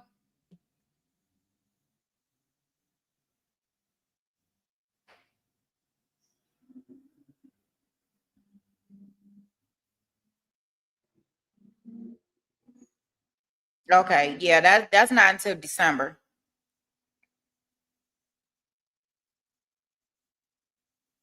Yeah, he's coming up for sentencing on Friday. Yes, to my understanding, the defense has asked for 5 years with waive with time served, and I heard that the prosecution team is requesting for 11 years. I also heard that he's facing the max of 20. So we'll see what the judge decides to do.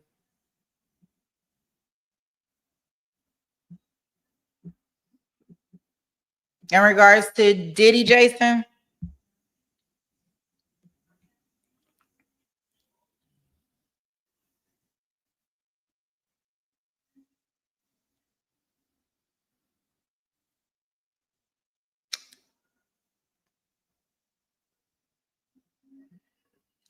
Corey in January or February. I heard Corey was like in if you talk about Corey Clinton, I heard that was in December. I feel like he should be not guilty on everything. So I don't know if you want to ask me that question. I think that he should go home. I think they owe him time back. That's just my personal opinion. So don't everybody jump down my throat. Yeah, I'm right there. I think that I do. Look, oh, that's how you come up in here, Maddie. What a way. Ooh, he's so handsome. What's up, Maddie?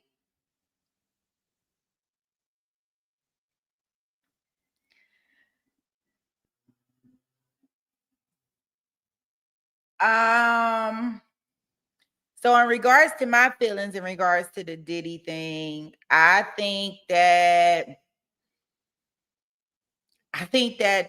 the women that he was involved with were well aware of what it took to be with a Diddy. And I honestly feel like, as a woman, I think that they made the choices that they wanted to make. And when it wasn't good for them, everybody was salty.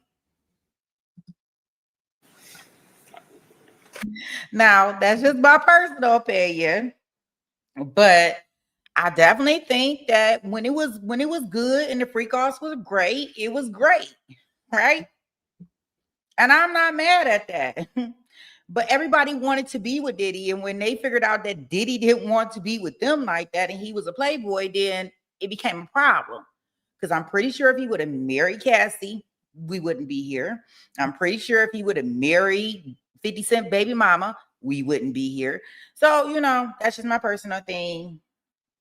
I don't believe that. I don't think he did anything. I don't think I do think that far as you know the DV part with Cassie, yeah, I totally get that. I'm not saying anything is wrong. I'm not saying that I stand by that. What I will say is that guys, come on. The only reason why this is so much attention is because of who he is, because there's women out here all the time that are being done like that, and men. So I don't know. Yeah, I just feel all types of different ways.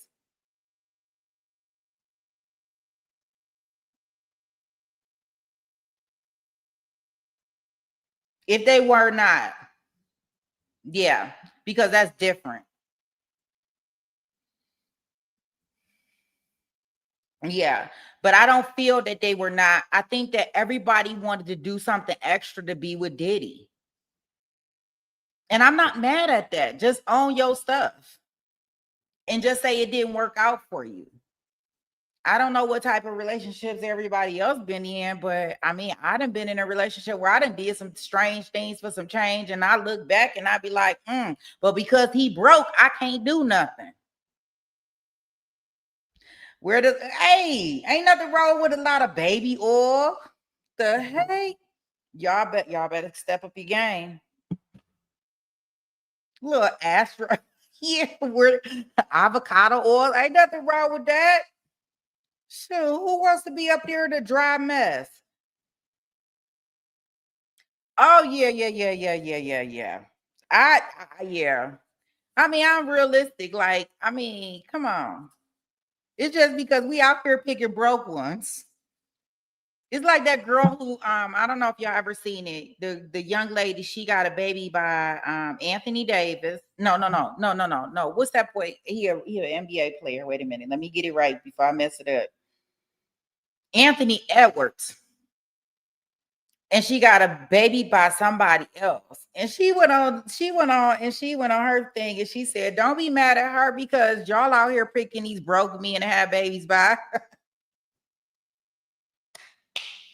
I ain't mad at her.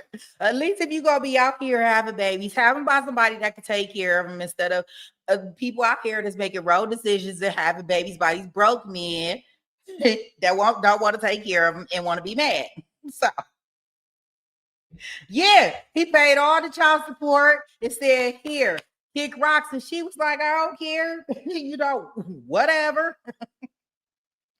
And then she was like, don't judge me. Cause y'all out here having babies by broke me, and I'm gonna get mine off the top.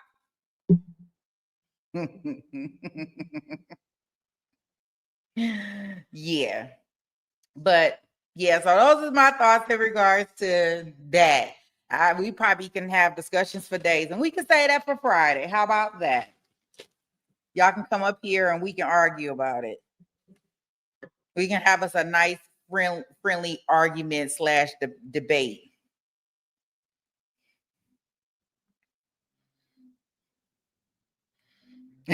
A bunch of baby squeezers. Yeah, because that Diddy stuff, like I've never seen prostitution be like, this is ridiculous, guys. Like people out here buying and selling it all day. As far as I'm concerned, it's your body. Do what thou wilt with it. I was once told that a woman should never be broke as long as she got that thing. It's not taking to trial after dark. I'm okay. Okay. All right. You say, yeah. Where do you think baby oil comes from? I don't know. I don't know, but hey, he loves all that. I mean, yeah, even when you hear the interviews from the guys that were on the that were involved in these, these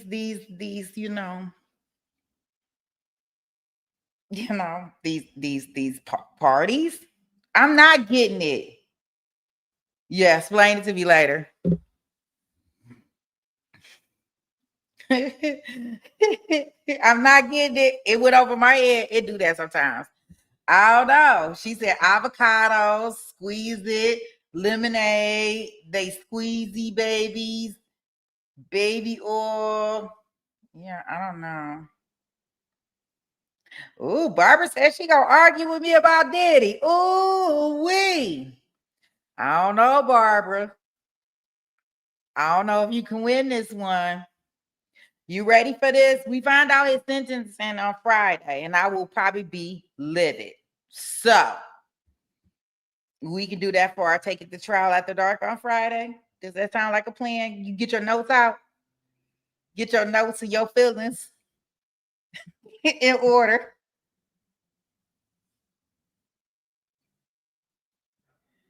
I just explained it to myself. Oh, I don't know. I just said it. Oh gosh, I don't even know. Oh, we. I talk too much because I don't be knowing what I be talking about. I just be saying what's off the top of my dome. But yeah, we'll find out Friday, and I'm pretty sure I am going to be hot. I am going to be hot on Friday if they give this man any time. So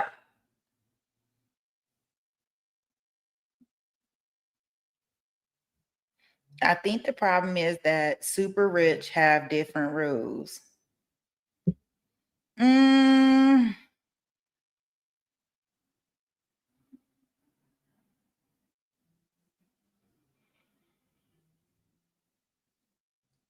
no, you're gonna have to. I don't. I don't. I'm. Not, I'm missing it.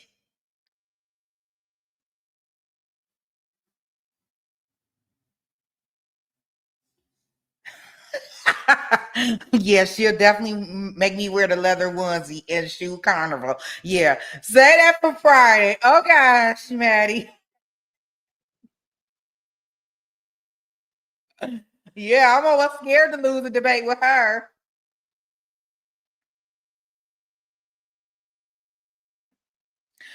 Yeah, well, Barbara,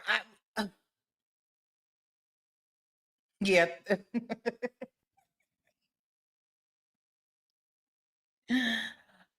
And in all fairness, yeah, I probably didn't miss it. Oh my gosh, I'm so sorry. I'm like a cornball. Where does baby oil come from? Babies. I don't get it.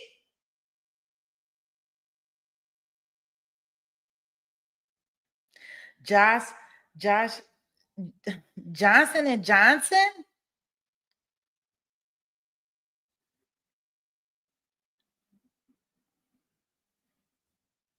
She's like, forget it. I know. Oh God. Y'all can say she could get the joke. She got the joke and still didn't get the joke, said the joke. It didn't go over her head. She said it out loud and still can't get it. Oh God. Yeah. Send it to me in a voice note.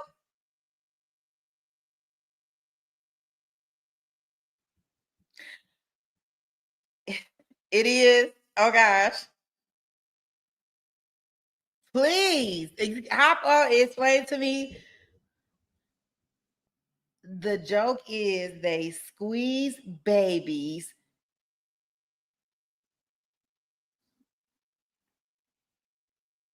You Morelda, you may be right.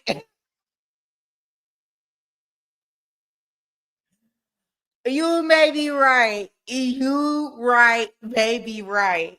I'm naive on some stuff, but I know. Let me see. He said he's trying to help me out. Okay, let me see. Comes from oil in the ground. Tell him, Jason. Oh, I'm done. Like, y'all not. I cannot Google this. Okay.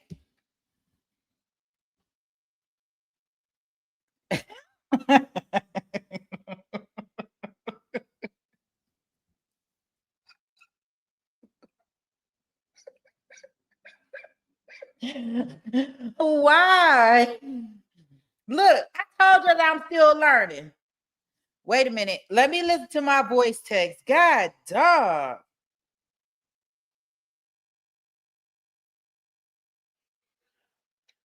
If olive oil is made from olives and vegetable oil is made from vegetables, what is baby oil made from? What the?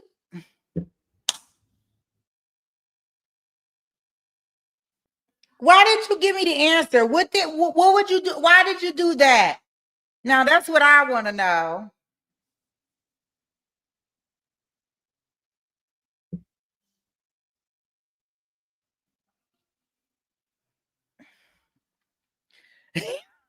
Well, no, you should not give up.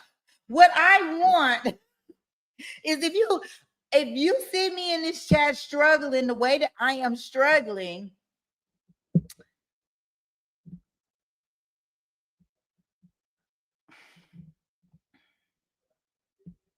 I don't know, OnlyFans. What, wait a minute. Well, no, I wouldn't have got that. I was not thinking, well, if you're saying babies, I hope you're talking about semen. Now,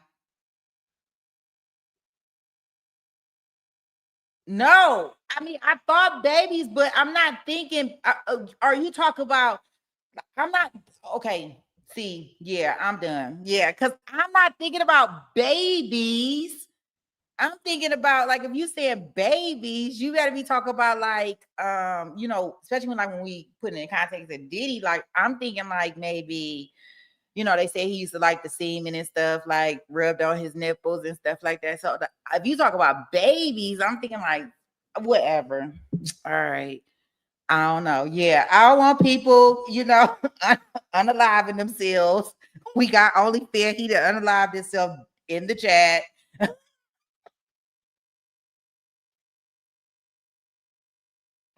I mean, and y'all are talking to the same person that did not know what FFS mean, all these different shorthand cuts up in this chat room. So y'all remember, this is still that same person, okay?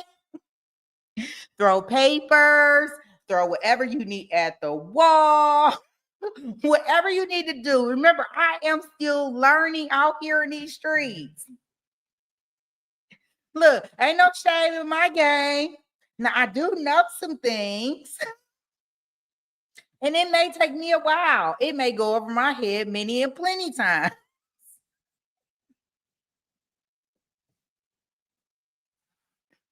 Shoot, I'm almost mad that she took the time to do the damn voice note and didn't just say the answer. Wait till I got back in chat to figure it out. For them to say it. Shoot. Now.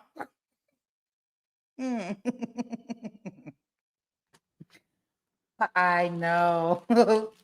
Yes, I can't. Certain things I can and certain things I can't, depending on where my mind is at. Sometimes I feel like a nut and sometimes I don't. So sometimes I can think outside the box and some things I can get and some things I can't. I need to come lie down on the couch. Hey, those be the breaks. Well, okay, so y'all got your rocks off on me today. Woo! Now y'all take that, clip that, and do what thou wilt with it. Now, getting y'all rocks off on me, whole doggone chat. And Jason, you was supposed to sneak and send me a text message so I wouldn't be out here looking all crazy. But you sat up there and allowed them to get their rocks off. I don't see them text me. I don't see anybody else trying to let me know what's going on. Everybody just getting their rocks off. Got it. I don't care where no daggone baby oil comes from. But I will thank you for the $2. Now, I don't know. Now, how about that?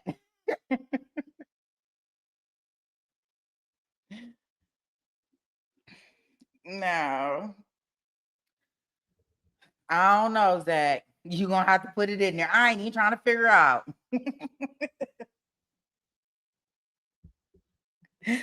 Baby squeezer.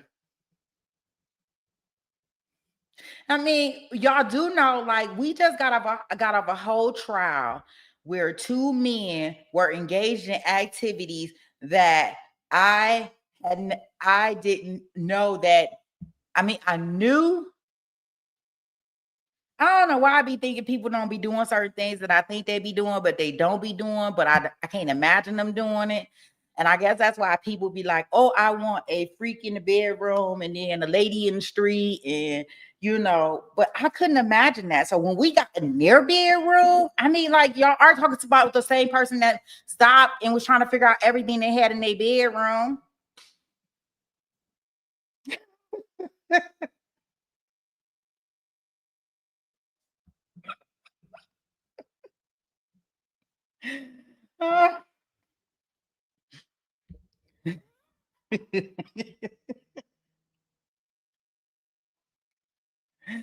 Oh boy. He said, ain't no fight. Yeah. They want to be doing all these jokes.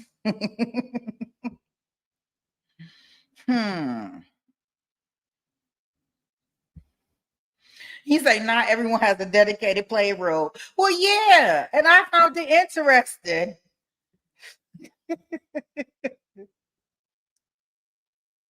Wow.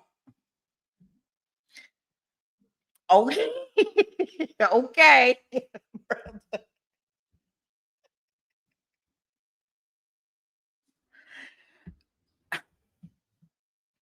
I'm taking y'all back into court. I'm not about to be playing these games with y'all. I don't know, some fancy word for money in Africa. Drunky.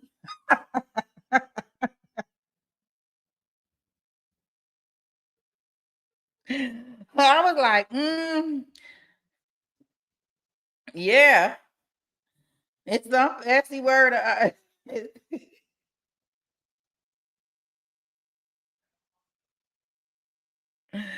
Yeah. So it is their currency.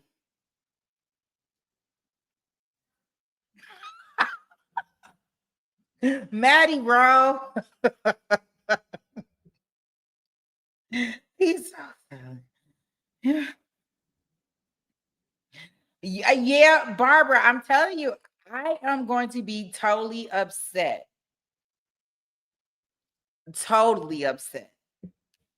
I'm not saying he's not guilty of some things. He's just not guilty of what they're trying to say he was guilty of. And I find it a whole bunch of crap. Now, that's what I find it, a whole bunch of crap. Yeah, so that's just my personal opinion. And yeah, be ready Friday. We'll do it after dark because then that way I can cut all the way up on you. I'm gonna have my little drinky drink and I'm gonna be able to cut all the way up because I only be trying to do nothing during those times. So yeah, be ready. Anybody else that want to take on that, be ready.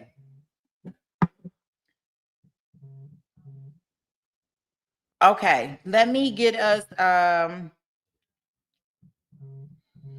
back in this courtroom. I know my only fan, he's gonna have to lay down soon. So let's stop wasting his time with this OBS. Y'all can be seated. Thank you. Are we ready to bring the jury back in? We are, Your Honor. The next witness is the medical examiner. The family has been informed that the next witness is the medical examiner. Okay, here we go. Okay. Thank you, Your Honor. Ready for the jury? Okay, so do we have a verdict tomorrow of guilty because the ME about to come in? Don't go to sleep, OnlyFans. Here we go. I don't know. Maybe we can go to verdict watch today. Shoot. Who knows?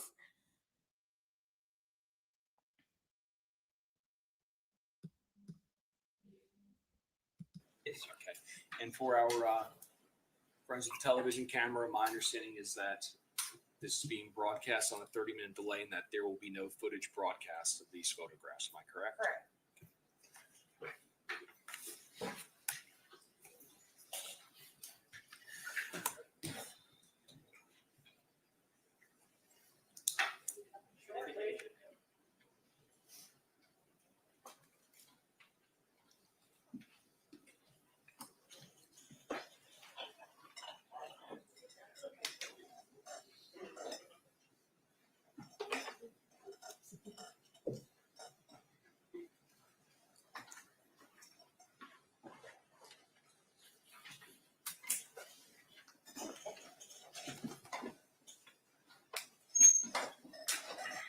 Counsel, you all can be seated. Ladies and gentlemen, welcome back.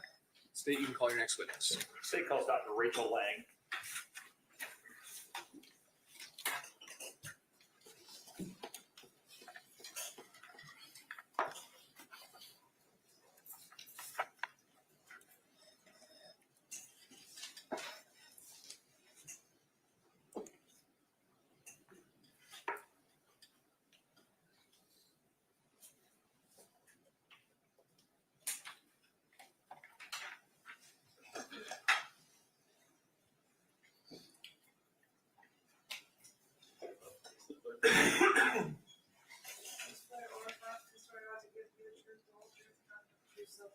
I do. You can be seated.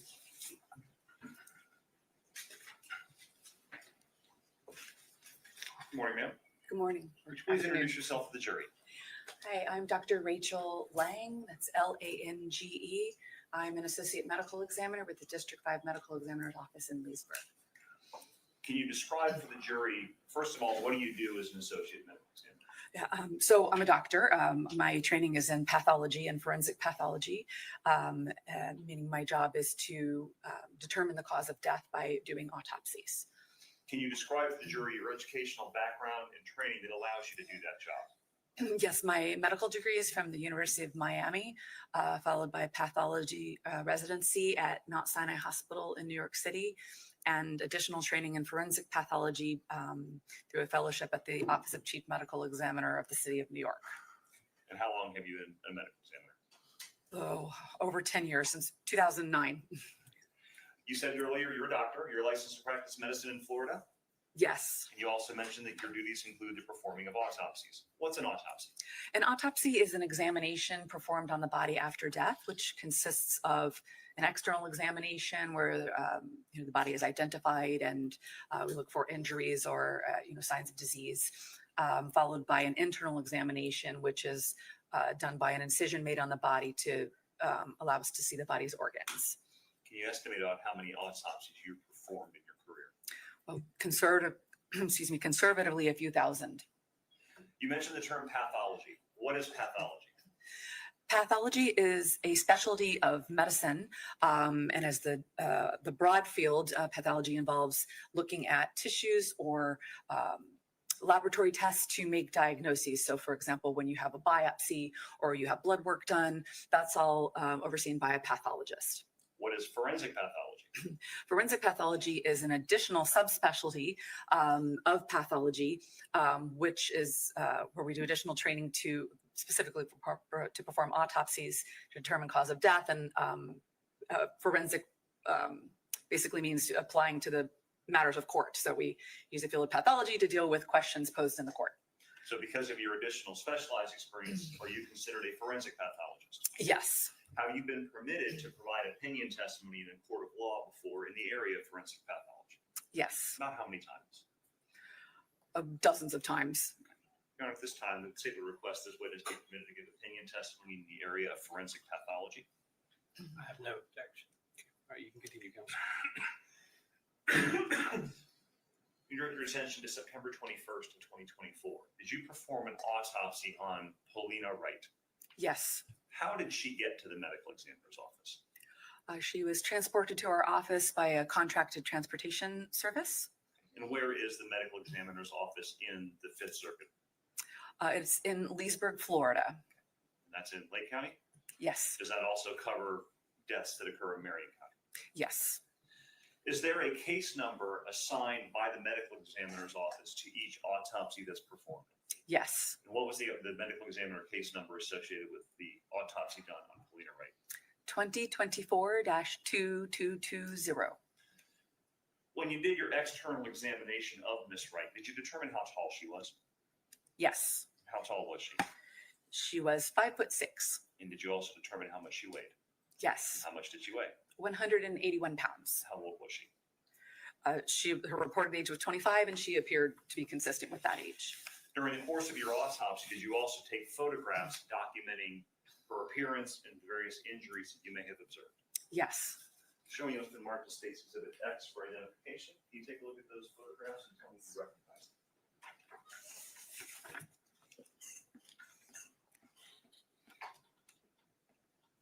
I could have a display as well. Thank you. Yes. Generally, what do those photos show? These are photographs taken of Paulina Wright at the time of the autopsy. Do they fairly and accurately depict your observations of the injuries you saw on Miss Wright? Yes. It's time to state removed X into evidence to State's 25. No objection. Without objection, State's Exhibit X will be admitted into evidence as State's Exhibit 25. May I publish, Your Honor? You may. Showing you photograph 1 of State's 25. Is this Paulina Wright, the woman upon whom you performed an autopsy? Yes. And does the number on the sticker in the bottom match your medical examiner case number?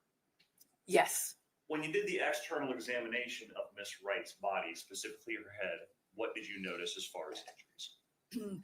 The most notable thing is that she had a gunshot wound of her head. Can you describe the location of that injury on her head? Yes, the entrance wound of the gunshot path was on her forehead, basically between her eyes, and the exit wound was on the back of her head. You described the wound we see in photograph 1 here, an entrance wound. How can you tell if a wound is an entrance wound versus an exit wound?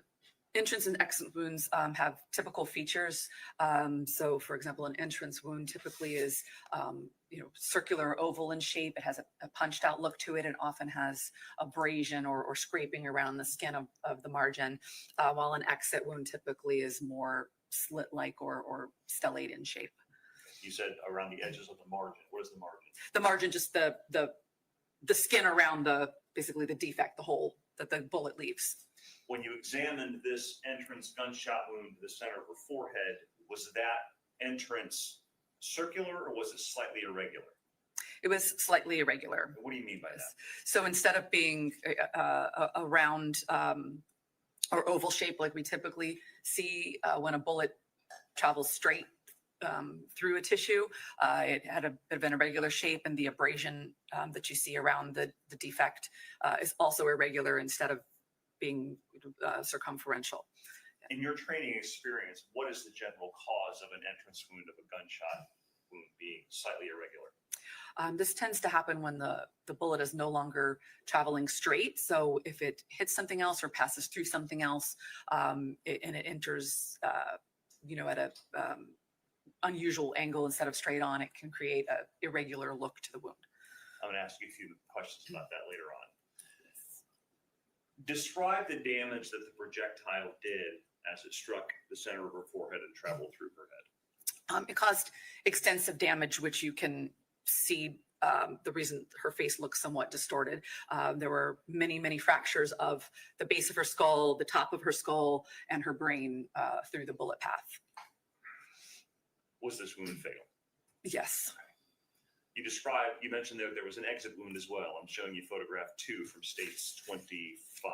What do we see here? We're looking at the back of her head, and as typical in an autopsy, we will shave around a wound so that we can see all of its characteristics. So we're seeing a shaved area of her hair on the back of her head and a large slit-shaped tear in the skin we're seeing as an exit wound. You can tell this is an exit wound because of how it appears in contrast to the entrance wound? Yes. Using your own head, because the picture is a little bit deceptive of where the shaving is and where the injury is, can you point to the jury in your own head where the exit wound would be? Yes, it's the back of her head. Okay. Obviously, since there is an exit wound, I'm assuming you did not locate a projectile inside of her head. That's correct. Describe the path that projectile took after it entered the front of her forehead. So it continued basically straight through her head, damaging the skull and the brain before exiting through this defect here. So it's pretty much front to back, straightforward, without really any significant deviation to the right or left or up or down. Did you locate another injury on Miss Wright's body? Yes. Where was that? She had another gunshot wound on her right second finger or index finger.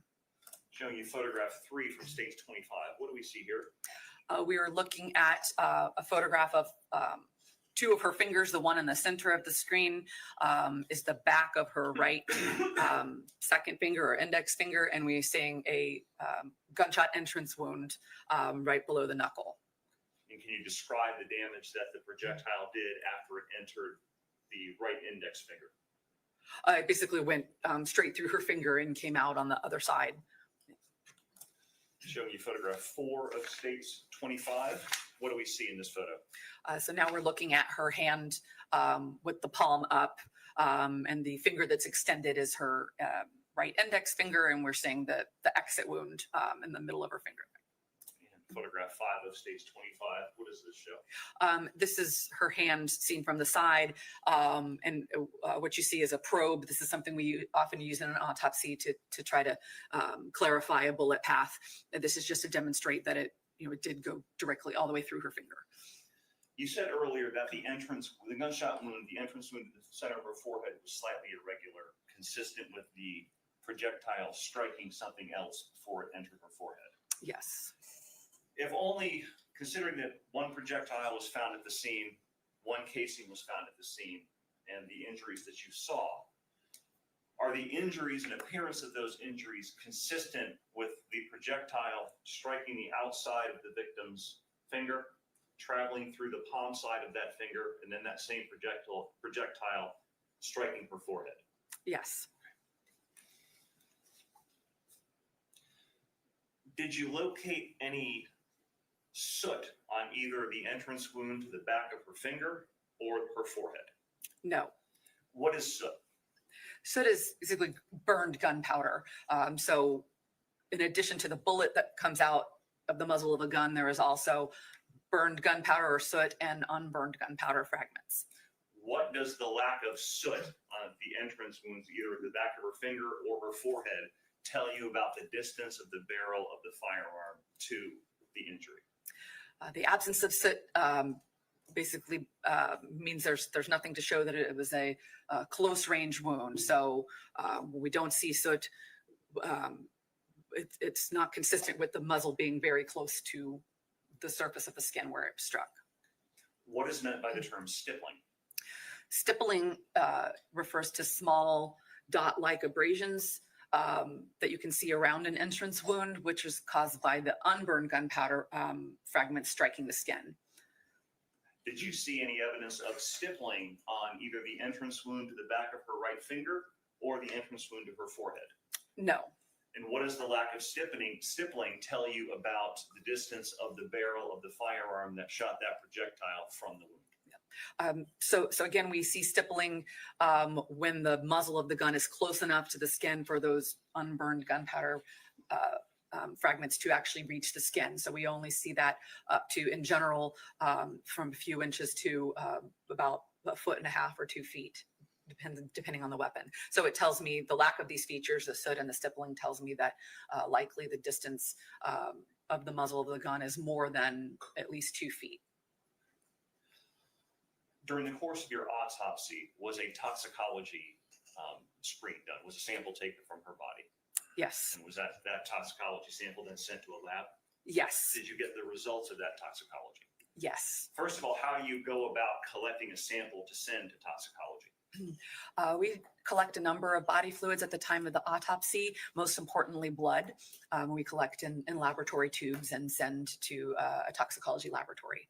What were the results of the toxicology analysis done on Paulina Wright's blood? I showed the presence of alcohol.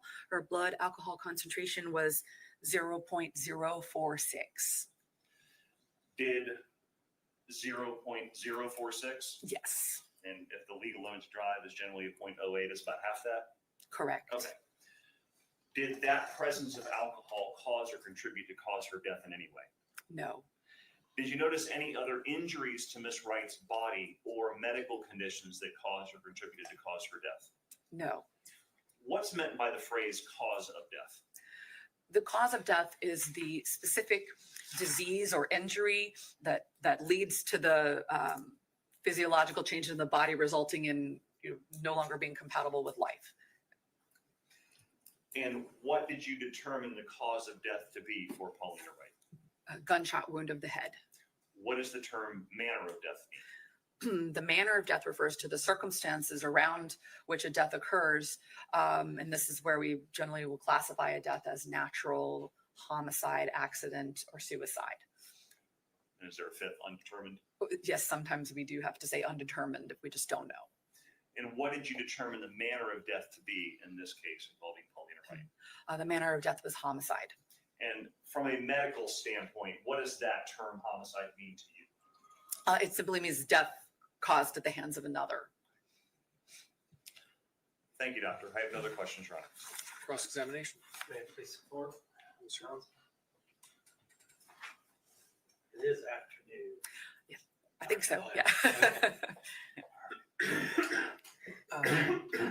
Now, assuming that one bullet caused the injury to Miss Wright's index finger and to her head, what you can tell the jury is her index finger at some point must have been between the muzzle of the weapon and where it hit her in the forehead. Yes. Okay. Any way for you to tell what she was doing with her hand at the time it was struck? No. She could have been pushing her hair out of her face? Yes. Because it did enter the back, right? Yes. Not the front. So her hand was more in this position. Yes.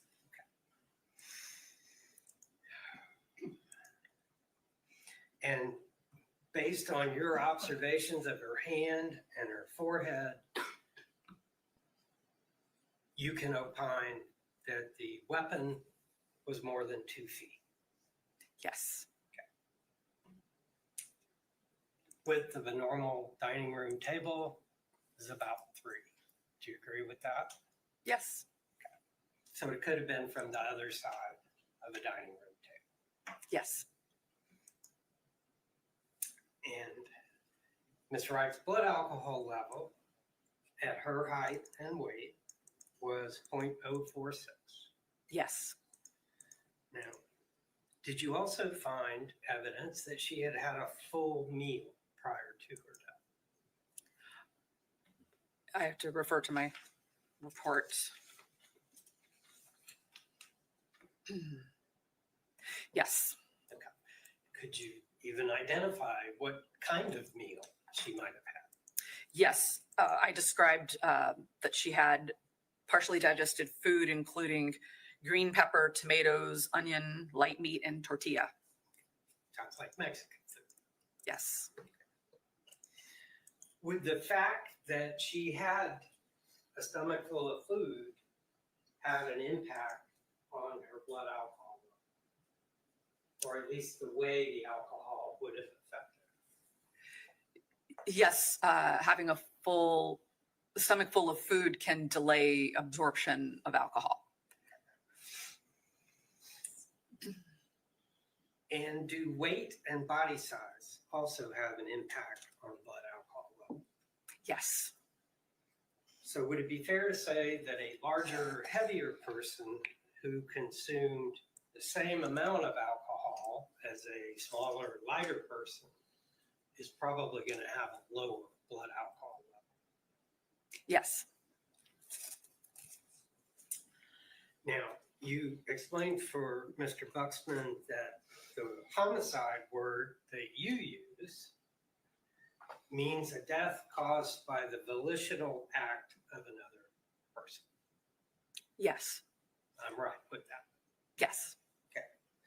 Homicide, the way you're using it, does not mean that the killing of Miss Wright was criminal. Is that correct? Yes, that's correct. Could have been the result of an accident or negligent act. Yes. I don't have any other questions. State any redirect examination? Very few, Mark. The blood alcohol content of 0.046 in her blood. Does the body stop metabolizing alcohol once she's deceased? Yes. So that would be the blood alcohol content at the time of her death. Yes. Okay, it wouldn't change after she died in a short period of time afterwards. Yes. Okay, thank you. Anything else? Nothing. Members of the jury, do any of y'all have questions of this witness?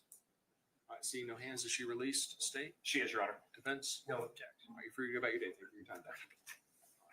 State, you can call your next witness. Your Honor, at this point, state rests. We'll give Dr. Lang a moment.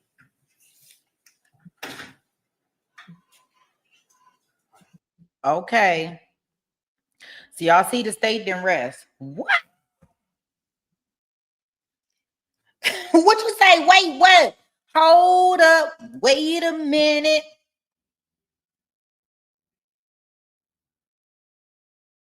All right. They may have a problem.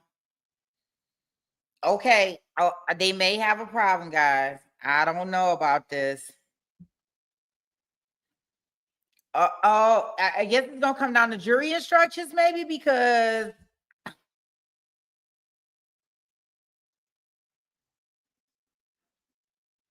the Thursday verdict, shoot. Tomorrow, Wednesday, SD, we're gonna have a verdict tomorrow.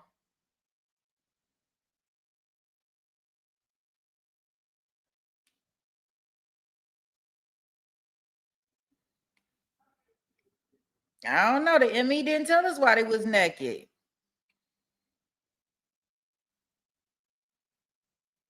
I don't know. It just seemed real weird. I mean, I know us women like to hold some pipe, but we definitely ain't trying to hold that type of pipe, especially not no pipe that got to be clean. But that's just in my opinion. All right. Let me stop. Y'all gutter minds. Turning my chat into a bad place.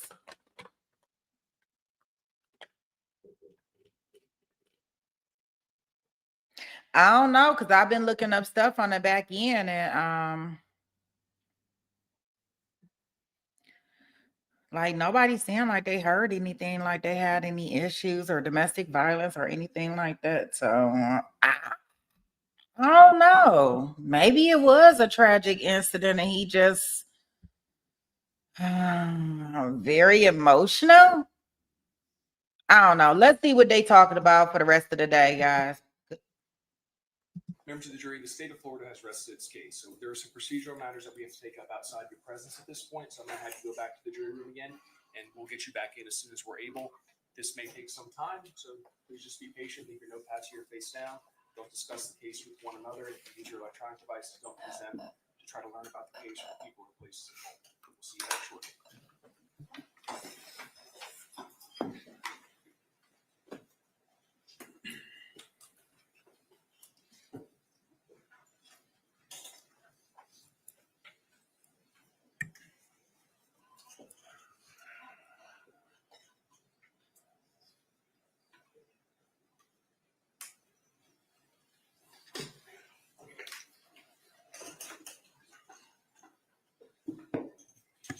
counsel, you all to be seated.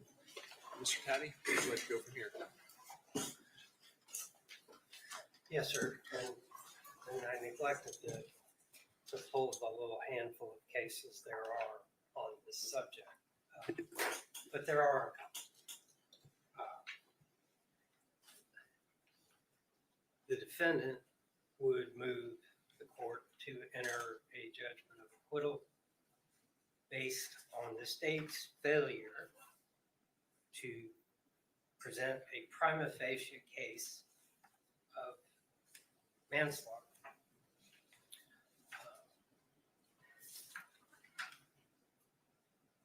The evidence establishes,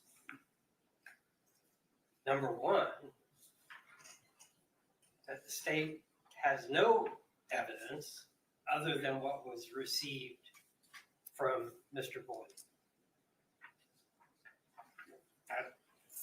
Every physical piece of evidence corroborates what he told the law enforcement officer.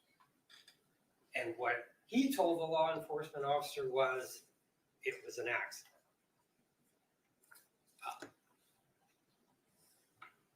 Contrary to the opening statement by the state, at no time did Mr. Boileau ever tell Detective Kern that he pointed the rifle at her and pulled the trigger. We were pointing the rifles at each other, and then when Kern asked him about it, he said in the general direction. As he explained, they were sitting on the opposite sides of the table. There was no intentional, Mr. Boileau made no statement to Kern indicating that he raised the rifle, aimed it at Miss Wright, and pulled the trigger. There's no evidence of that, which is what the state has argued or suggested in an opening statement that their evidence would show. That has not happened. And I would submit, Your Honor, there is no evidence from which a jury could legally return a verdict of manslaughter. At this point in time, the court is bound to view the evidence in the light most favorable to the state, including all inferences that may be appropriately drawn from the evidence. Based upon Tillman versus State, 842 Southern 2nd, 922, Florida 2nd District Court of Appeal, 2003. Navarro versus State, 433 Southern 2nd, 1011, Florida 3rd District Court of Appeal, 1983. Dellinger versus State, 495 Southern 2nd, 197, Florida 5th District Court of Appeal, 1986. The court will find that based upon the evidence presented, there has been a prima facie case made of manslaughter from which the jury could base a finding of guilt. Obviously, this is a case where it is in the province of the jury, not the court, to determine what happened and what was proven. So the motion for judgment of acquittal will be denied. Yes, sir. Where would you like to go next? Well, they're prepared to go forward, but my assumption, perhaps dangerously, was that I would be able to present Mr. Boileau's testimony in the morning. Okay. Because it will be fairly lengthy. Okay. How long do you think his testimony will take? The direct, probably 45 minutes to an hour. State, if you had to make an educated guess about how long cross-examination would take? I would say probably at least 30 minutes. I mean, it also depends to what other additional information may or may not come out during the direct. So I would say at least a rough guess of at least 30 minutes. I don't intend to present any other evidence.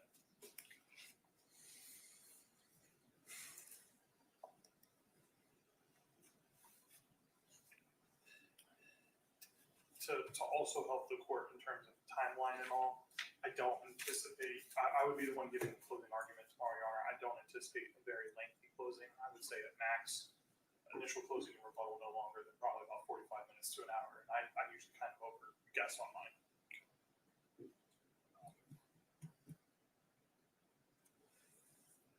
What I'm wondering is whether or not his testimony may lead to rebuttal evidence. If so, by whom and how long that person may need to get here. I don't foresee, Your Honor, any rebuttal evidence being necessary by the state with his testimony. Kind of doing a short conferral with Mr. Buxton, I think he agrees as well. I can't envision that occurring. Okay.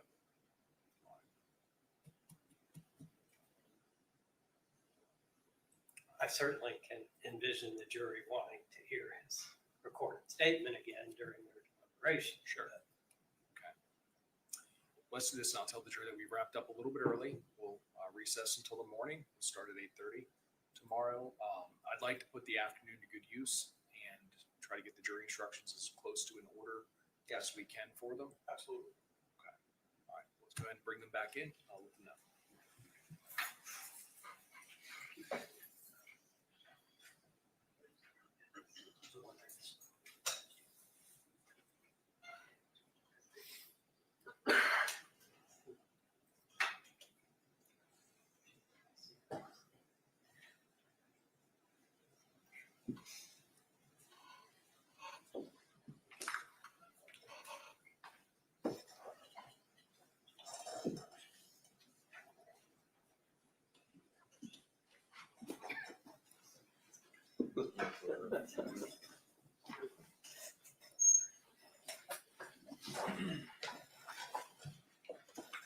Council, you all could be seated.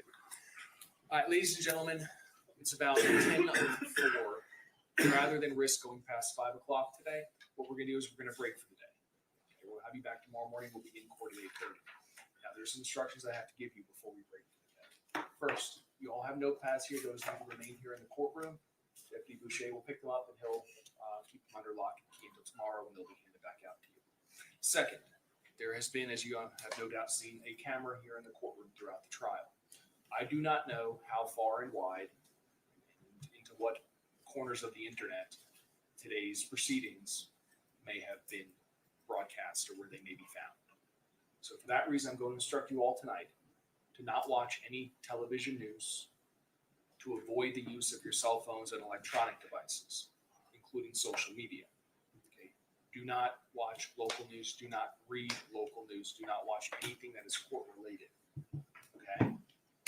If you go home to friends or family and they mention that they have seen something about the trial, remember what I told you yesterday. Tell them that you are a juror serving on the case and that they cannot talk to you about it. And ask them to stop. It is very important that you not be exposed to anything other than what you hear in your role as jurors. So I'm going to order you all to do that. That's very, very important tonight. Okay, we'll get going at 8:30 tomorrow morning. Have you all put your lunch orders in for tomorrow for Jimmy John's? Deputy Boucher will take care of that here before you all leave. So I hope that you have a good night, get some good rest, and we'll see you back. I'd like you here back in the jury room by 8:15 in the morning. If you want to get here a little early, obviously, you're free to do that. We're all here. So we'll see you tomorrow morning. Thank you for your time and attention today. Yes, ma'am? Did you want our names written on the front paper? That would help Deputy Boucher in the morning. So if you all don't mind doing that, take a second to do it. He'll be able to hand them out a little more quickly.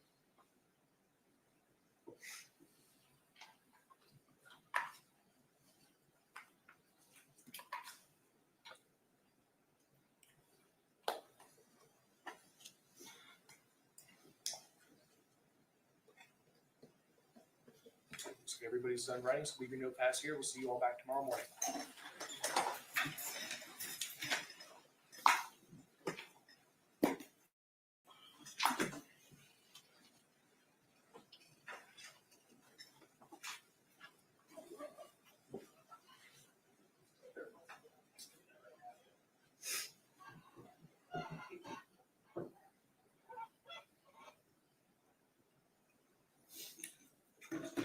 The jurors of the courtroom, you all can be seated.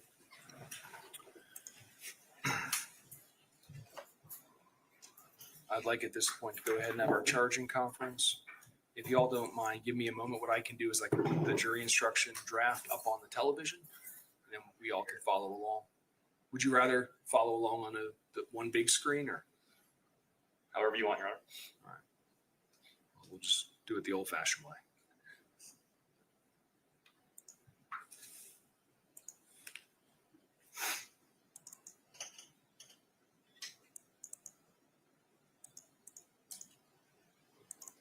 The most recent draft I sent out would have been yesterday morning at about 8:15. All right, let's start with 3.1, introduction to final instructions. Any objection, state? No, Your Honor. Defense? No, sir. 3.2, statement of charge. Any objection, state? No, Your Honor. Defense? No, sir. 7.1, introduction to homicide. State, any objection? No. Defense? No, sir. Subpart of 7.1 is justifiable homicide. Any objection, state? No, Your Honor. Any objection, defense? No, sir. Excusable homicide. Subpart of 7.1, state, any objection? No, Your Honor. Okay. I see you have a highlighted section that's kind of scratched out. Yes, sir. I was not sure whether or not I would be reading justifiable homicide to the jury. If I am reading it, I can define dangerous, or I could either redefine great bodily harm a second time, which is defined differently in excusable versus justifiable homicide. And I'd like to know if you all would like me to read what I crossed out the sentence, an object not designed to inflict bodily harm may nonetheless be a dangerous weapon if it was used in a manner likely to cause death or great bodily harm. I don't believe that's appropriately given that a firearm is by its design intended to inflict bodily harm. Correct. Defense, are you agreeable to that being removed? Yes, sir. I have no problem eliminating that language. Would you like me to read the definition of great bodily harm a second time in excusable homicide? No, sir. All right. 7.7 manslaughter. So I drafted a couple of different proposals for element number 2. If we were to go even with proposal 1, everyone agrees that procurement as a theory of prosecution is out, correct? Correct. Yes, sir. All right. So what do you all think about proposals 1, 2, and 3? I prefer 2 or 3. I prefer 3. I think I'm leaning towards 3 as well, Your Honor.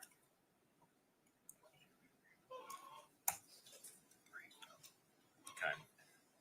The first subpart of element 2, Leslie Boileau Jr. intentionally committed an act or acts that caused the death of Paulina Wright. I was inclined to omit or acts because I believe that this would be a single act. Defense agreeable to or acts coming out? Yes, sir. Okay. Depending on what they're going to argue. Well, let's leave it in. I'm kind of inclined to leave it in at this point, Your Honor. Okay. I mean, arguably. Okay. I understand. Okay. All right. There's a definition of to procure. Everyone agrees that can come out. State? Yes. Defense? Yes, sir. Okay. Any other requested modifications to 7.7 manslaughter, state?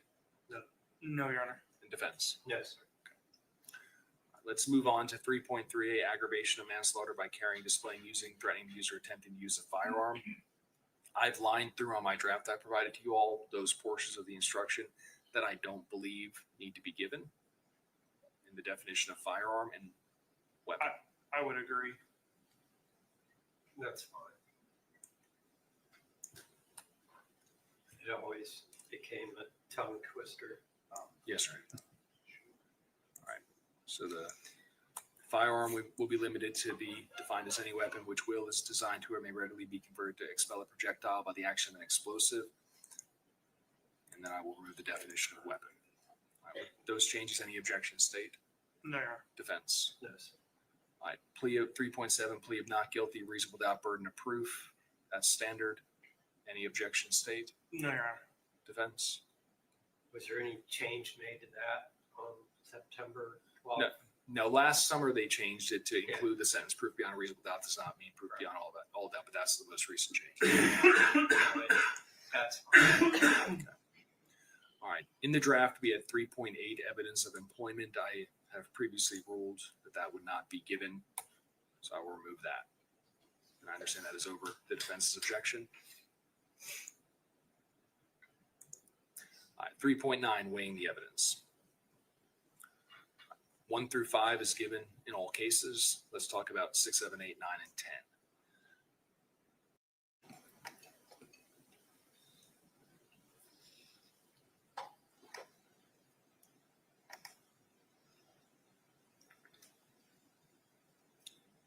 be taken off display mode because there's photos that haven't been introduced yet.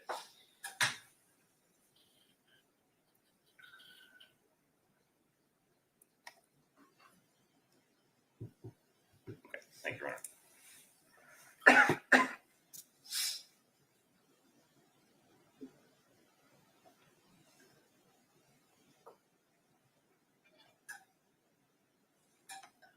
There were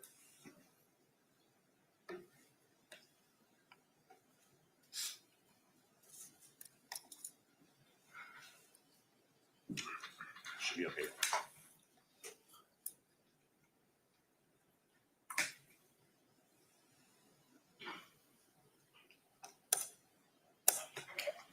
What's the address of the emergency?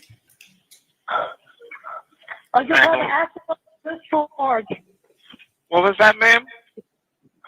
Accidental discharge of a firearm. Okay, ma'am, and what's going to be the address for this? 327 Southeast 32nd Ave. And can you repeat it one more time? Damn it! No! No, no, no! Ma'am? No! Oh my God! No! Ma'am, what happened? Me and my girlfriend were cleaning my gun, and we were trading it back and forth, and I didn't know it was loaded, and I fucking shot her. No! I need an ambulance right now, please. All right, ma'am, we're getting help on the way, okay? Please, please. Oh my God, no! No! Ma'am, I need you to take a deep breath. We're getting help on the way. I'm gonna. No, please. God damn it, I lost. No. No, no, no. No. Oh my God. Ma'am, I need you to take a deep breath. We're getting help on the way, okay? 327 Southeast 32nd Ave, please. No, oh my God. I don't. No, God. Damn it. We're already getting help on the way, ma'am. No, my God. I'm sorry, babe. I love you. No, no, no, no. I need help right now. We're already getting help on the way, ma'am. I love you. God damn it, no. Just bear with me 1 second, okay? We're getting help on the way. No. All right. And ma'am, how is she doing now? Is she breathing? Is she awake? No, she needs medic. She's shot in the head. God damn it! Ma'am, is she obviously deceased? I don't want to say that. No, babe, no. I don't think she is. I can still feel a pulse. Hurry up. All right. I'll have that. All right, ma'am. And where in the head was she shot? The front, the side, where? Forehead. The front, the forehead. No, no, no, no, no, oh my God, no. We're already getting help on the way, okay? Oh. The door's unlocked. God damn it, no. I knew I should have been doing this. I know, no. Oh my God, hurry up, hurry up, hurry up. I need help. We're already getting help on the way, ma'am. And how old is she? She's 25. No, All right. my God. Ma'am, I need you to put the gun away and let me know when it's secure. They're away. They're unloaded, they're away. And as of right now, is she awake? No, she's unconscious. Is she I breathing? need help right now. Please, I need help. Ma'am, is she breathing? No. I don't think so. I need help. We're already getting help on the way, ma'am. I need help right now. No, no, no, no, no. God damn it. No, no, no. Tell them to come in. I'm good. I'm good. All right, ma'am. I need need help. I need medics right now. Go. Liberty, come here. Ma'am, are you a deputy? Liberty. I need help. Where's the gun? There's one in her lap and one there. We're good. I need medics right now. No! No! I knew we should have been fucking.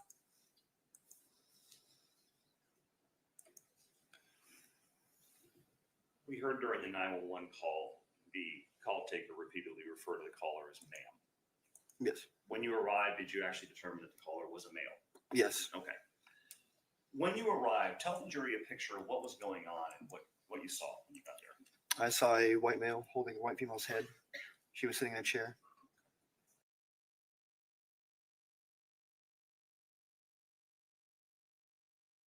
I can't do this with y'all. Y'all let us listen to this whole mess again. The whole court, the court gone home for the day. What the heck did happen up in here?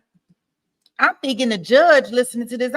I'm sending a message in the chat like, why is the judge listening to this again? So I guess it must have.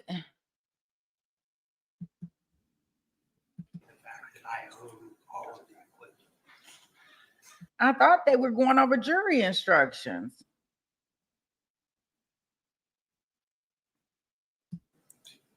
Locks, be damned. That's fine, Your Honor. Okay. All right. I'll fashion some instruction about how the ammunition will not be sent back. The firearms will be sent back. The ammunition will not. And then if they would like to see and inspect the ammunition, they may do so. Please request that in Or writing. swap it. And we'll swap it. We'll take the firearms and have those out here. Send the ammo back. But I'll fashion something with that and get it and let you all see it in the morning. All right.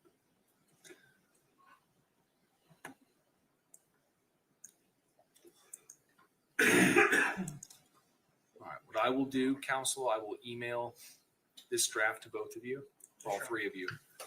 If you want to look over it once more before morning in the event there's something we've overlooked. Yes. That would be helpful.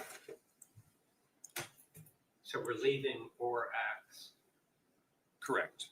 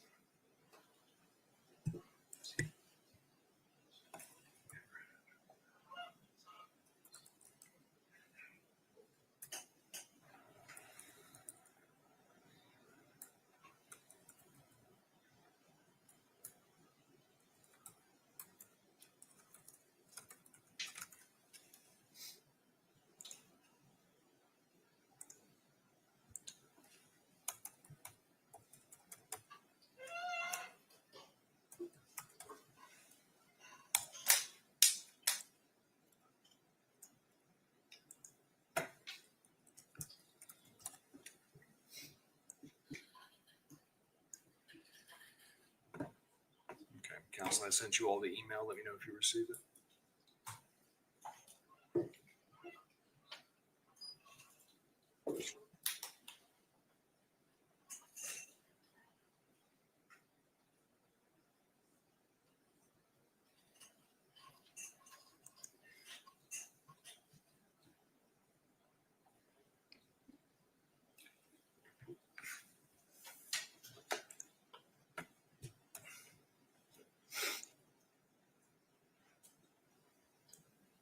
Yes, I just received it. Yes, Your Honor.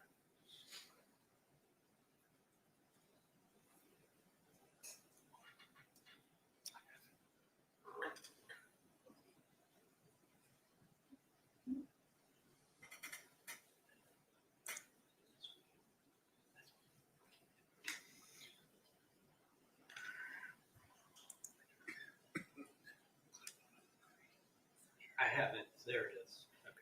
I was going to say I haven't yet, but I have.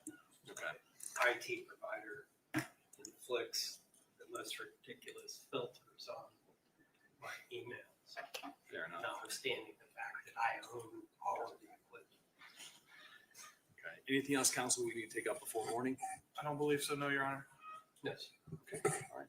Mr. Boileau, I'll see you back at 8:15 in the morning. Give some thought tonight to whether you wish to become a witness. Okay, you and I will have a conversation in the morning, like I talked to you about on Monday yesterday, to make sure that you're making whatever decision you make freely and voluntarily. Okay, but talk to your lawyer about it. Give us some thought. And we'll see you back. I'd like you all back at 8:15 tomorrow. If I can conduct that colloquy before 8:30, we should begin promptly at 8:30.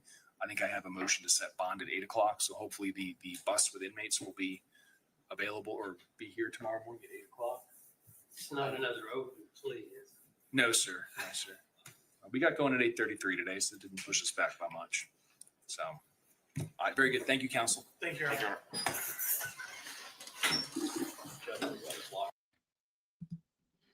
Okay, so now I think that we have officially heard the end of the day. So I guess we'll find out tomorrow if he'll testify. Guys, I guess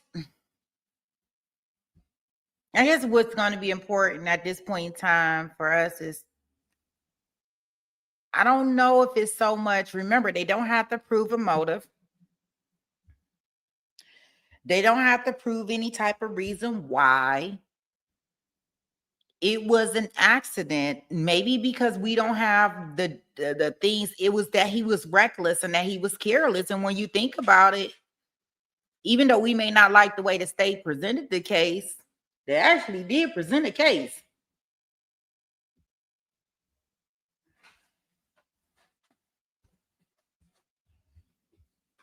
It was just really a straightforward case.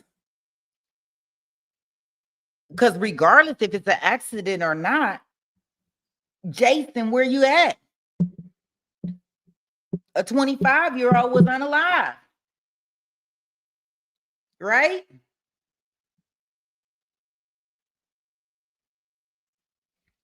He's being charged with manslaughter, Maddie. He is they fired him from being a deputy. He was a deputy at one point in time, but they fired him because of this unfortunate accident, right, Jason?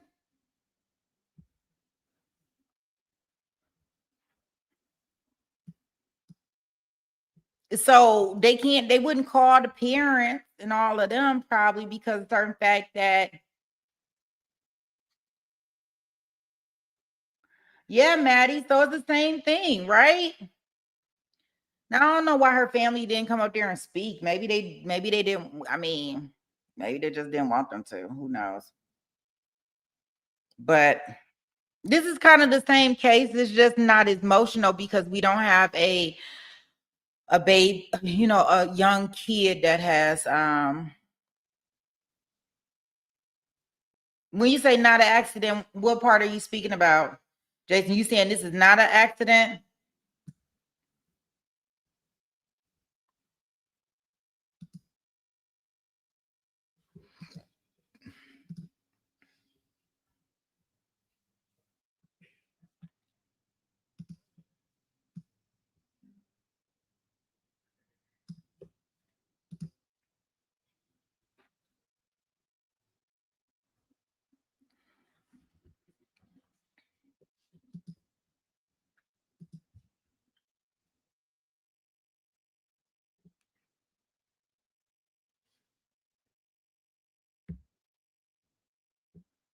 No, she was definitely naked.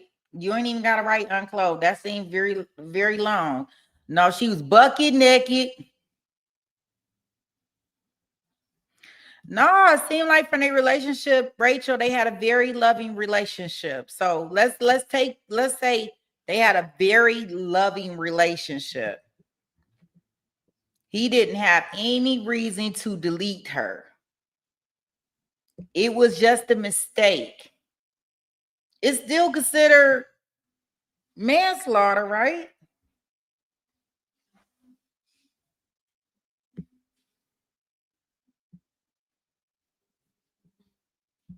He said you thought it would get filtered out. I think they've been saying naked in there, bucket naked.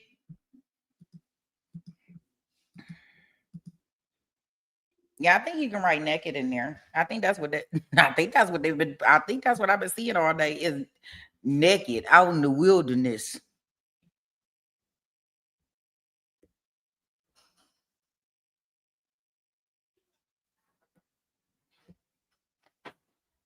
Yeah, there you go, Maddie.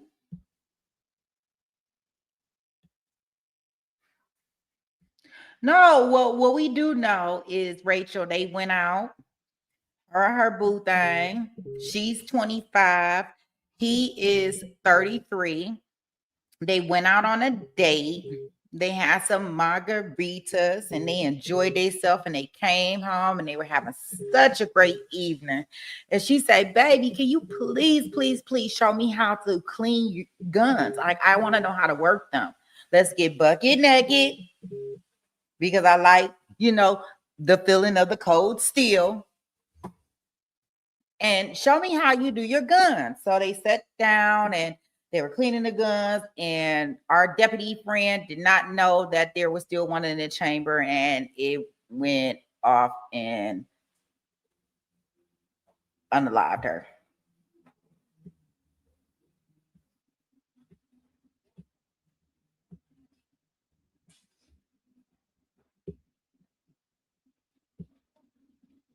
No, it's not his daughter. It's his girlfriend. You say you thought it was his daughter? I know, right? No, it's his girlfriend.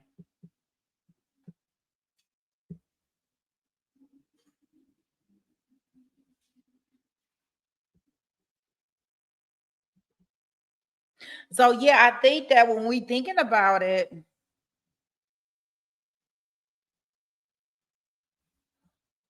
well, what I would like to say, guys, let me do something. Let me get some credit. He called the cops, Maddie. That was the 911 call that we was listening to, where they were saying, "Ma'am, unfortunately, they just didn't know the she was a he."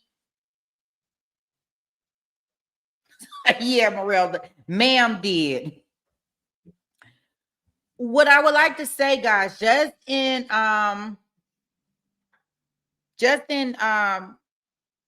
just to keep this in mind.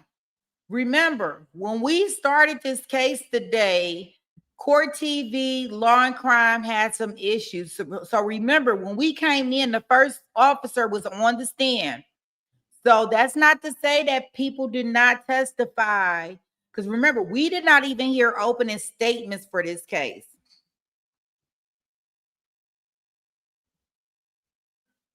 So I just want y'all to let's give a little grace, because I don't know if they were able to receive opening statements. And you heard the judge, he was like, y'all on a 30-minute delay.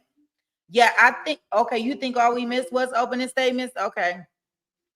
Well, I just don't know what they plan to deliver in the opening statements. I love listening to opening statements because I want to make sure that they deliver exactly what they say they're going to deliver. But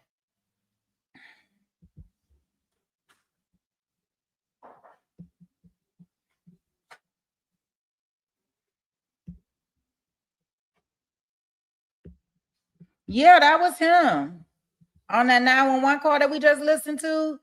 That was him, and the operator kept thinking it was a girl. I think that when I'm listening to the 911 call, I have a couple issues with it because I don't know some of his statements that he made when he was speaking about it. They just sound suspect to me. But I mean, I don't think he has a reason to testify. I don't expect him to testify. I'd be shocked if he testified. I don't know why he would testify.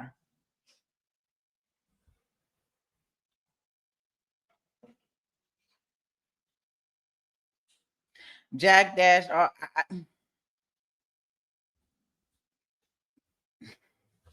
I don't know, Marilda. I think that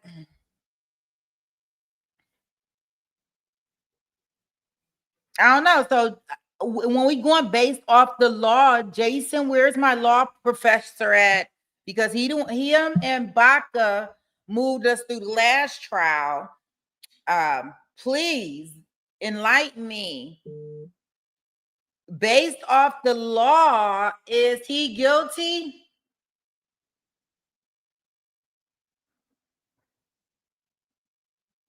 Yeah, he better not testify.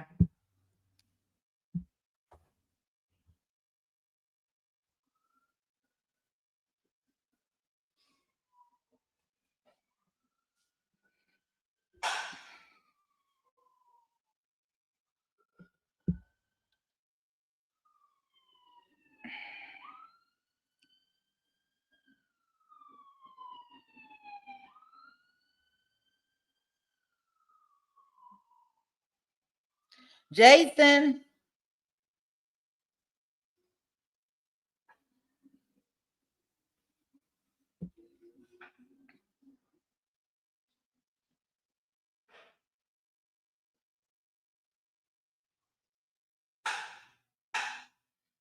are you composing?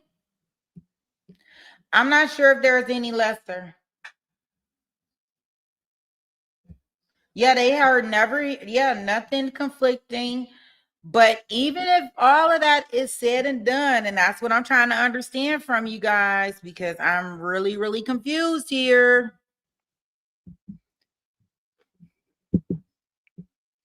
Even if they were not arguing or fighting or anything like that, and they had a perfect relationship, and he accidentally, while he was being irresponsible, unalived her.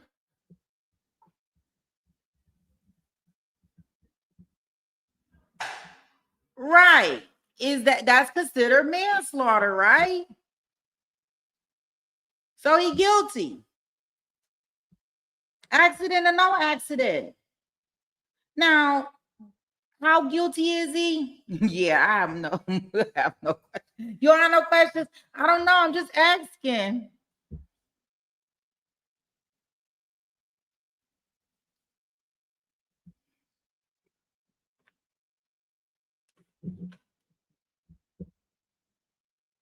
Okay, so he is guilty. Okay, so that's why the state brought the case up. Now, I think that if anything,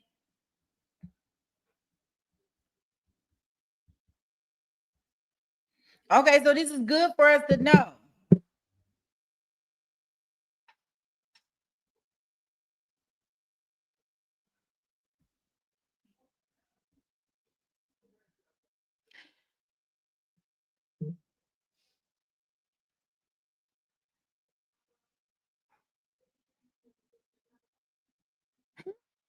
I know that's right, Maddie. I like that. Like, really?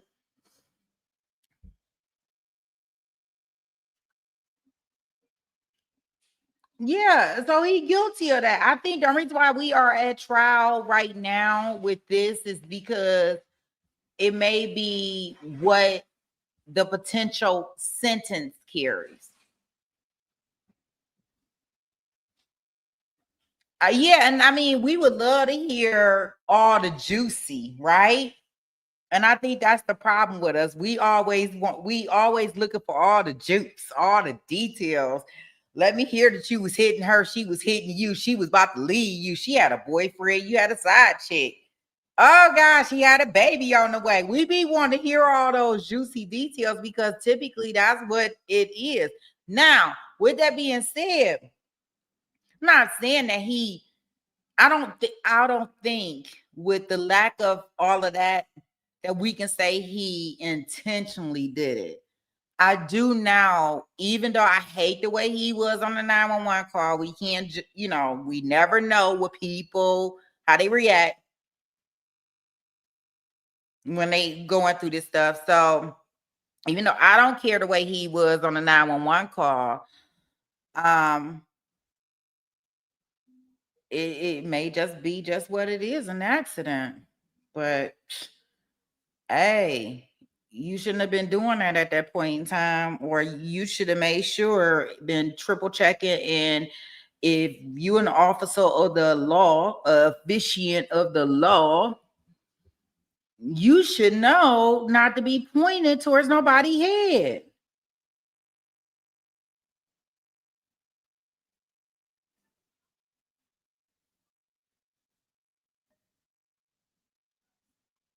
So you say watching they painted him out to be the victim? I don't know.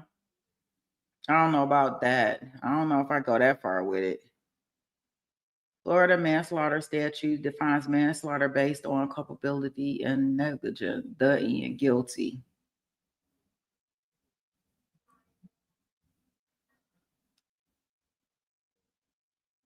Yeah, and I think the way that they're saying it's a mere, more than a mere mistake or accident is because he should know better. He's the one trained, right?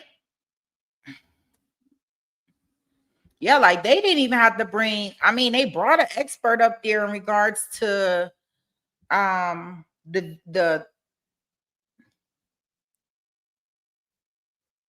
you said they feel bad for him, Maddie. What about the girl?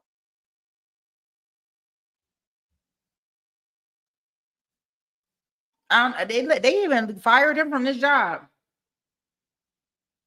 Really? Mm.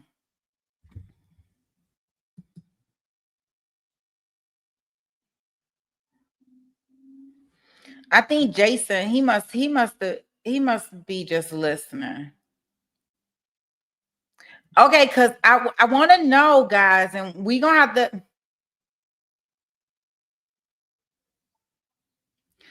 So, okay, guys, what we gonna really have to do, we gonna have to break this down tomorrow because if they come back and found him not guilty, I'm gonna feel some type of way, guys, considering that we just got out of that trial with Tony.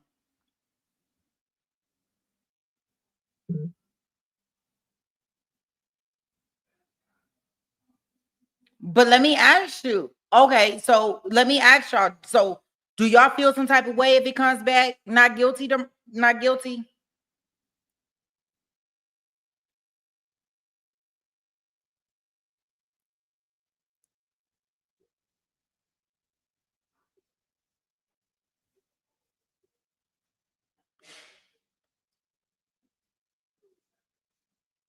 Okay, therapist.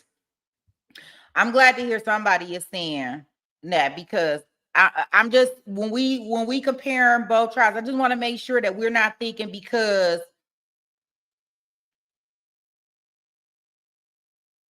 she 25, the other one was not 9 years old, the emotional. Do we get that stuff that comes into these trials that we say is not supposed to come into the trials? Because if it's gonna be guilty, I want it to be guilty all the way across the board. No, Rachel. The state rested their case today. They did try to get a direct verdict, and the judge told them kick rocks. So we'll be back in court tomorrow.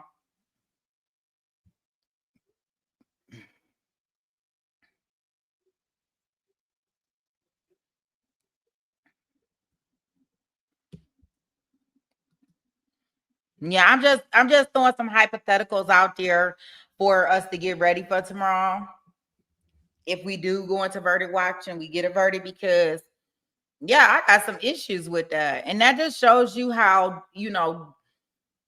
if that does happen, how different jurors can be, how different states can be, different places that you go, you know.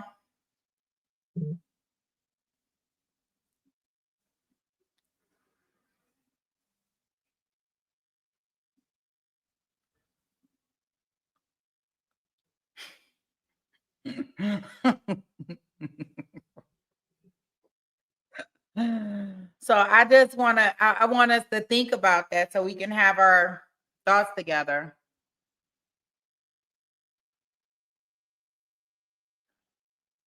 Yeah. No, I don't think that he should be found and be, up under the prison.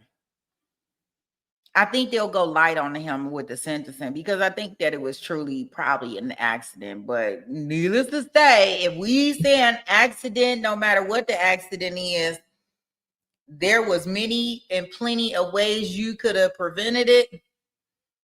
Then yeah.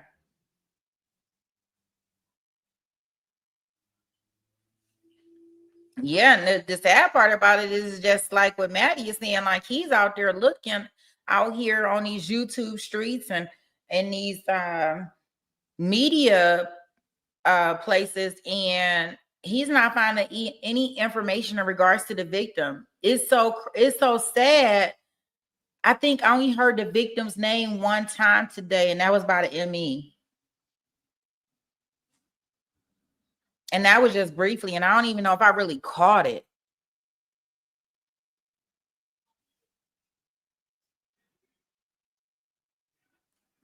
Okay, film said, yeah, he calls it, yeah. Like I've never seen one that I told y'all, I woke up this morning and I was like, what are we gonna do?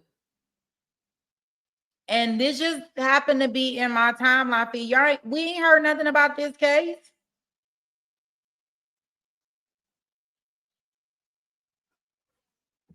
They didn't even post the thing. I guess they didn't know if they was gonna do it or not do it.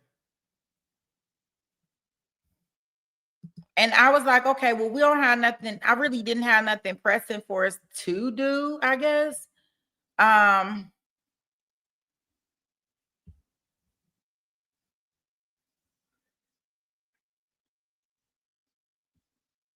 Yeah, so I didn't really have anything pressing. Ooh, this guy needs eyes, boy.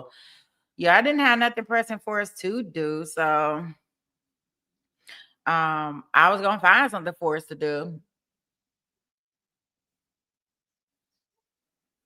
It was another case, and that's the thing. Like some of these cases, they don't even be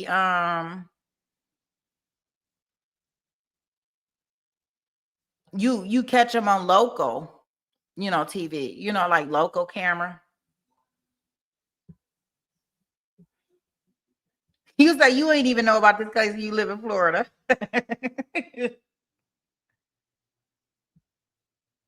I think he is therapist. Yeah, I was using his words against him today. Yes.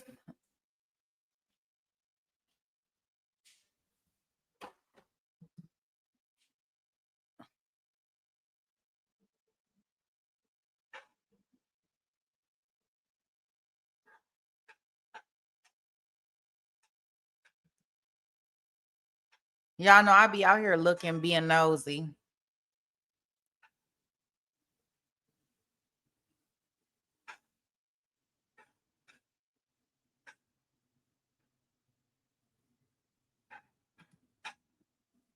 Let me share this screen. See, this is I kind of I just be I kind of do what y'all do. Y'all see this? It's I gotta find out more information about it. Hi.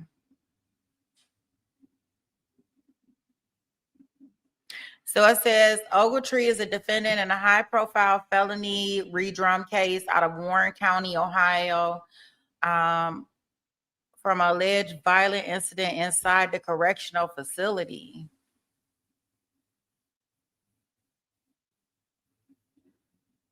Dang, I remember this name Ogletree. I don't know what that's coming from, but I remember this name Ogletree. Mm. I know I had seen something else that was in Detroit that was on trial too that I was peeking in on earlier today. I'm always being slightly nosy.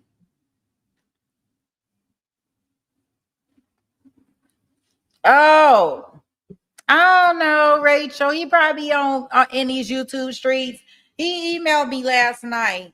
Maybe I'll email him. Maybe I'll email him and see if he can find out some information for me. Yeah, he emailed me last night, actually. Oh, and I responded to his email, but I'll send him another email and ask him if he can find out some information for me.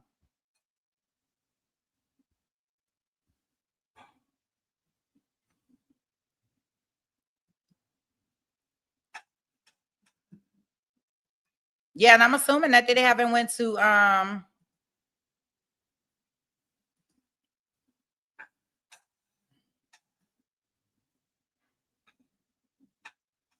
what is this? Yeah, y'all know I like to be nosy. I'm so nosy out here. That's how I be finding all these little trials. I be liking the, the local news is no local news be.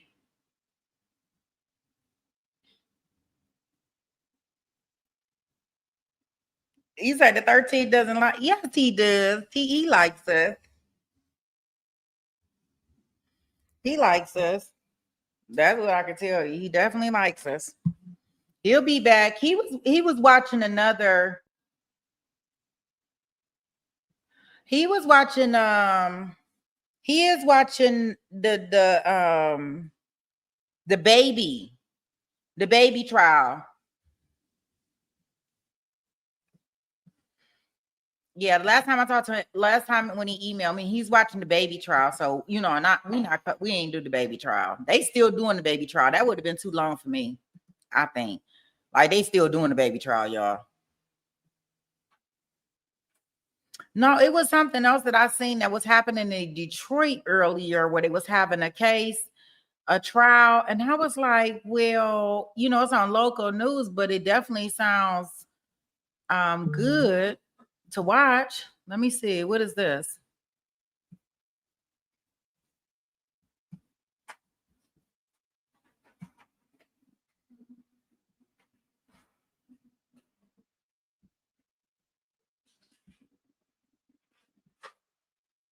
Yeah, they got so much stuff going on.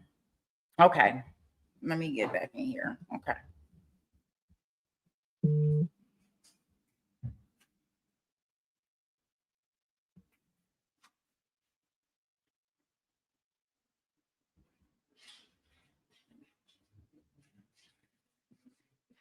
They decided the trial in their first sentence.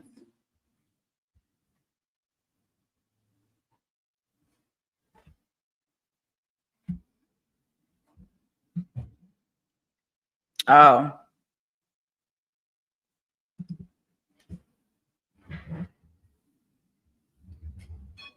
Yeah, dog eating your homework, right? Especially when you're a deputy. I can see if you were somebody else. No, I think that they in the therapist said naked in the kitchen in the chair. That's why I had a whole big problem with that chair. Because I'm like, why is the chair? And he was cleaning a big gun, y'all. He wasn't cleaning just like no little bitty gun. Like it was a real big gun.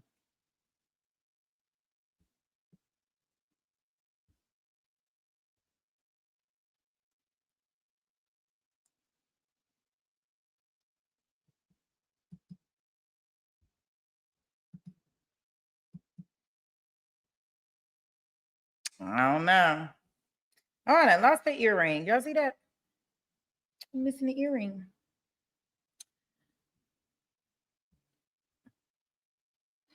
I see these sunflower seeds. I'm gonna have to give me some more lip gloss because I see these sunflower seeds be keeping they got my.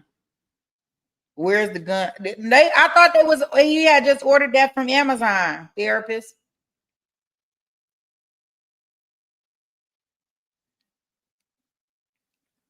I heard the gun cleaning kit just came that day. He said I'm gonna order it today and tonight, she gonna beg me. You sound like Merelda.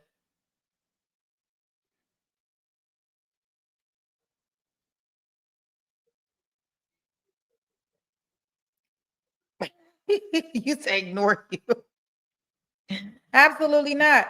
Merelda said, well, where's the mom? Did she put what? Where the dad? Where the cousin? Where the friend? Where somebody? She say somebody, anybody. You know who did it, Rachel. That's right. Y'all know it has something to do with old Jim. Whenever we can't explain it, it is Jim. Oh, she said, I have so many more questions. It was Jim, right? Whenever we don't know, Jim did it.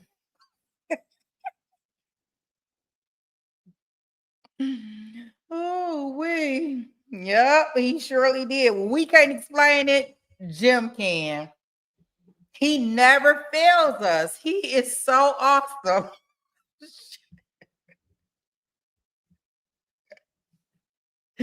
Our boy Jim. Old Jimmy. Y'all better not forget about old Jimmy. He your homeboy. Yeah, you better keep him in your back pocket because he is clutch. Whatever you might need him, he always there. Now he may not show up, but you can show talk him up. Not Jim and the baby oil. You say you so mad. You mad at this trial, Morelda, because they won't let you all into their business and that they were not that exciting.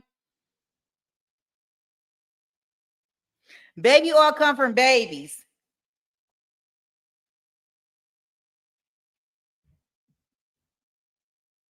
Did I get it right?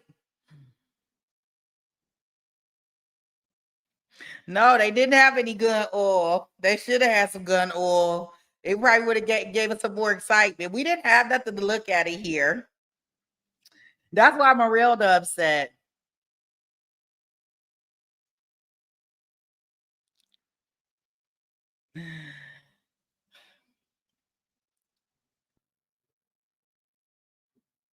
Baby oil comes from babies. Are you going to be wearing that t-shirt, Marilda?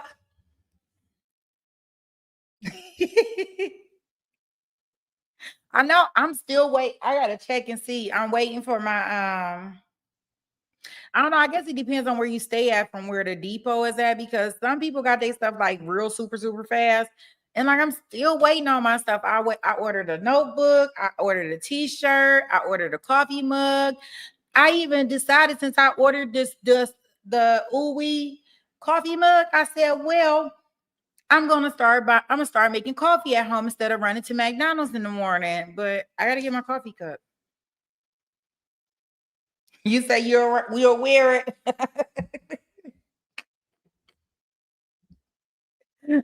Go ahead and wear it.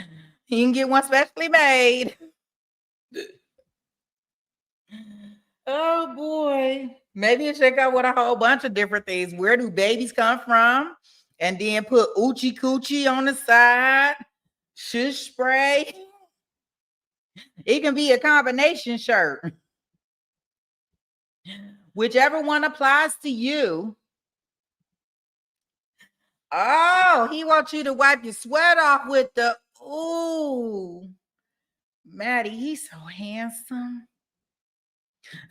I don't know.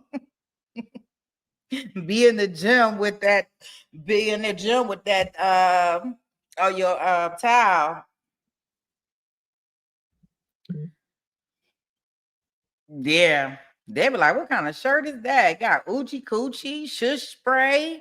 Where's Jim? Where do babies come from? Babies made out of baby oil, body oil, gun oil. What you say? Here you go. You gonna give them your towel?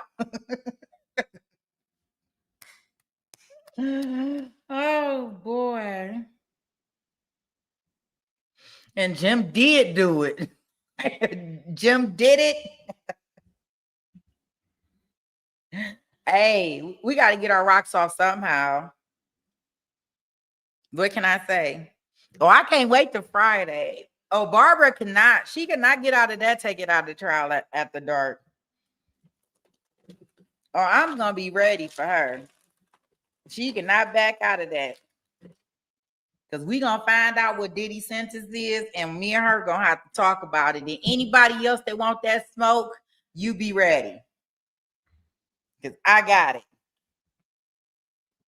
Maddie's terrible towel.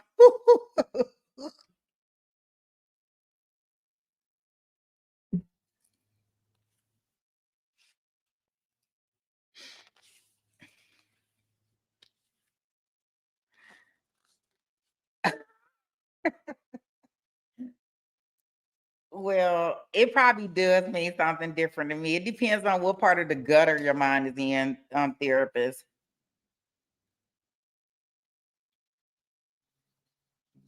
Hmm. You say her professional. Wow. Interesting.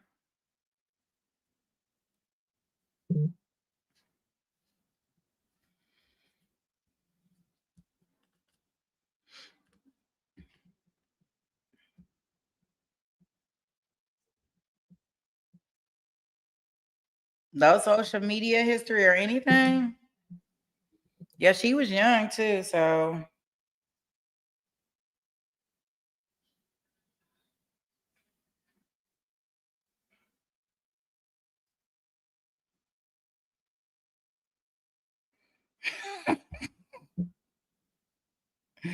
yeah, she was young too.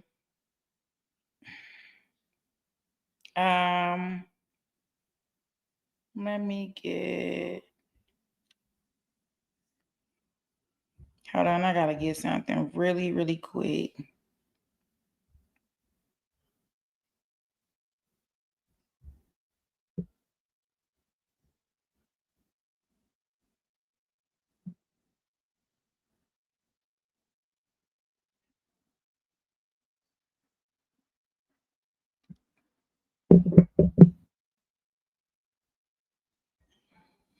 Stank trash. I will be absent. What? What happened?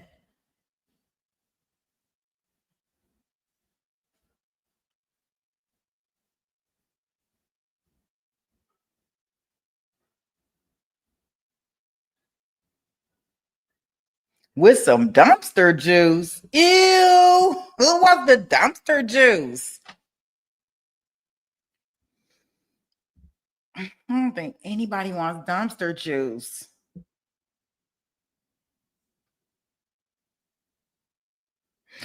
Dumpster juice. That sounds like nutty buddy juice.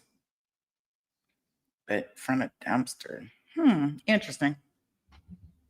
Can you smell what the rock is cooking? No, we can't. Okay. Hellcat says she'll be absent for that BS that y'all trying to do. I'll be absent. I'm gonna let y'all have it.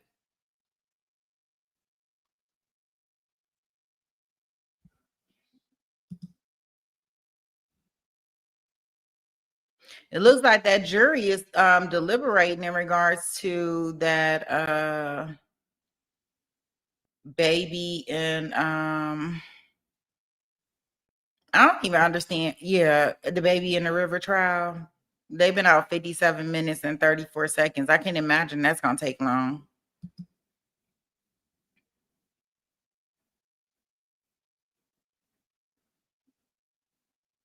You want to see? Well, let's see something, Rachel. Hold on. I was trying to look it up earlier and I had stopped. Like, wait a minute.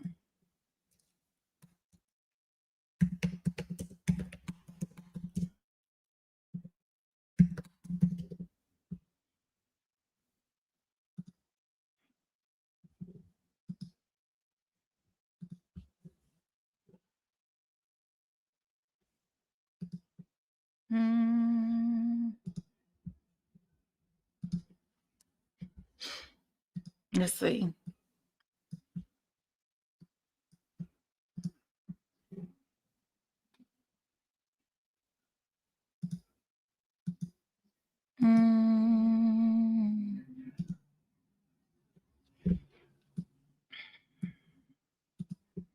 I know. They probably thought he was a girl the whole time because his name is Leslie. I would have thought that was a woman too. If he would have like, this is Leslie. This is Leslie. This is Leslie and Boileau. This is Leslie.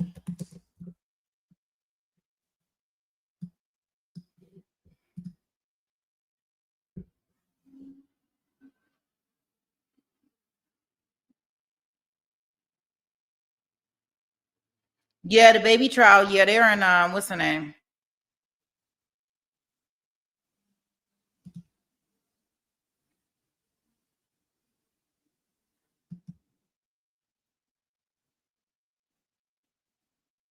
Oh, he didn't say his name at first.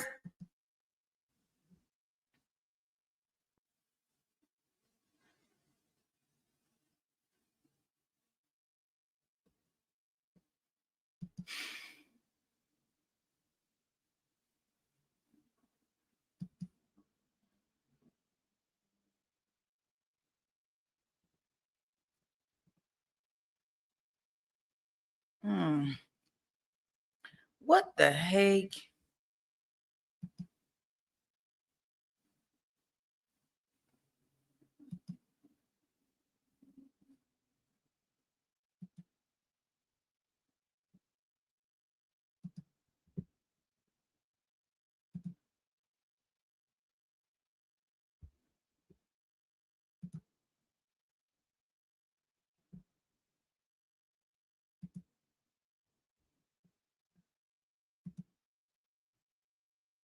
Yeah, the jury is still deliberating. I don't even think they've been back there even an hour, but I would assume that it shouldn't take them that long to come up with some kind of conclusion on that, considering that he went back there and, when he was this can't be real. They cannot have that many of these people in this thing. I must be in the wrong part. It's just no way.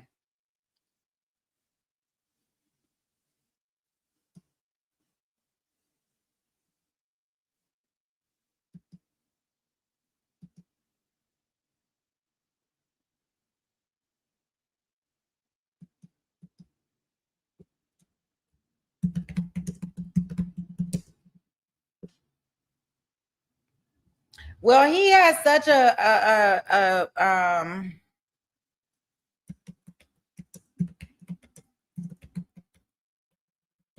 unique name that it shouldn't even be that many people. Wait 1 second.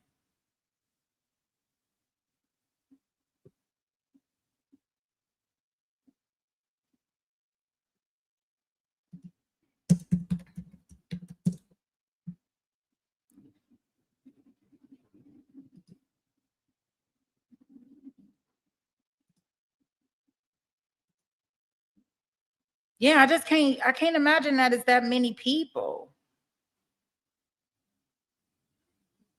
But I guess that is it, because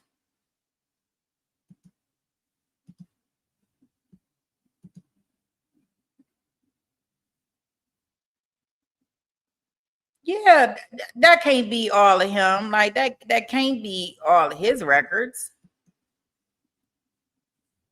I put criminal traffic. Duh. That's probably why we not getting nowhere.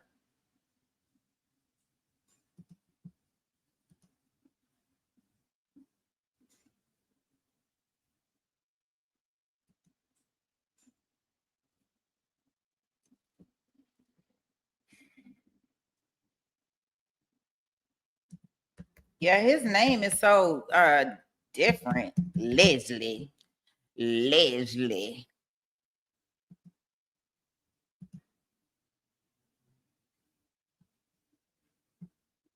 Oh, don't nothing come up for criminal?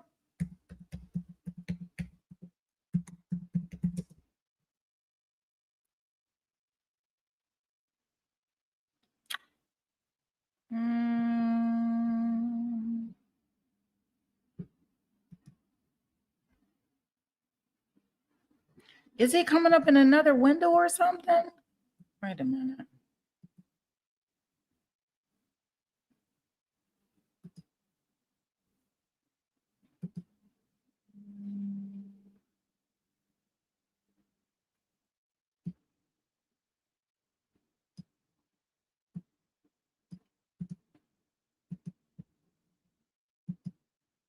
Yeah, I thought felony too. Excuse me.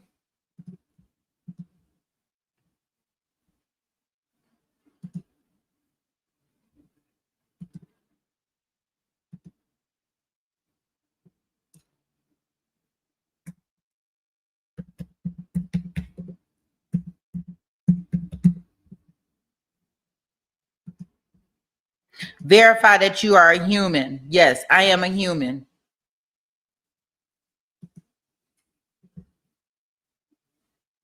Okay, so these is all the ones that come up under felony, but shoot, that ain't helping us.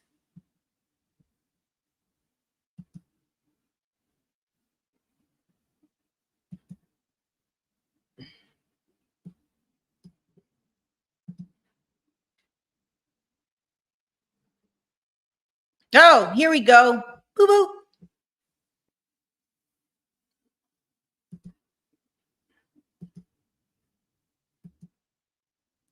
Oh, wait a minute now.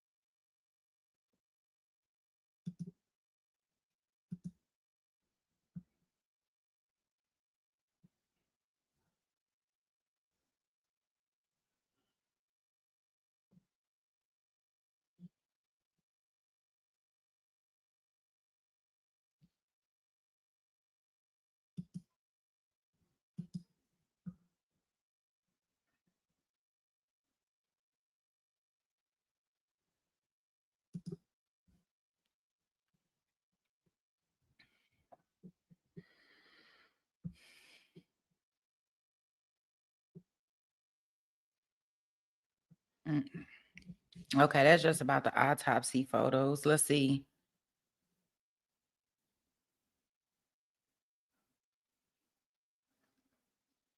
Okay, they did a motion in limine. That means that they were trying to suppress some stuff.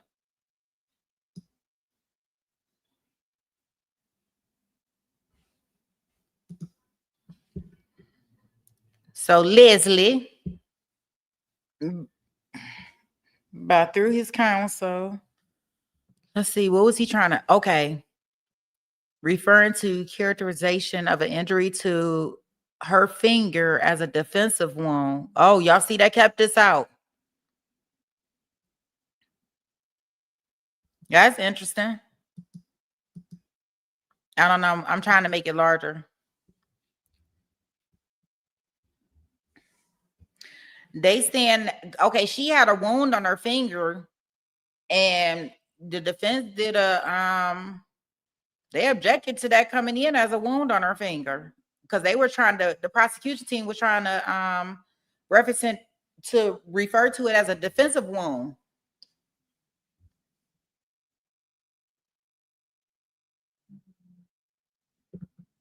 So I don't know. Was she fighting him back?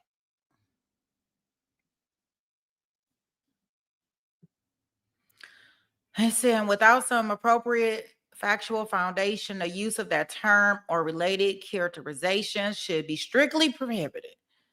So that was kept out.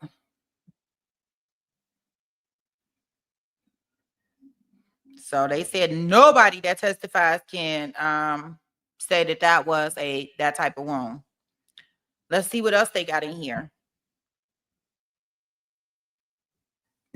So you worked up about everything. Here's another order. Let me get this up.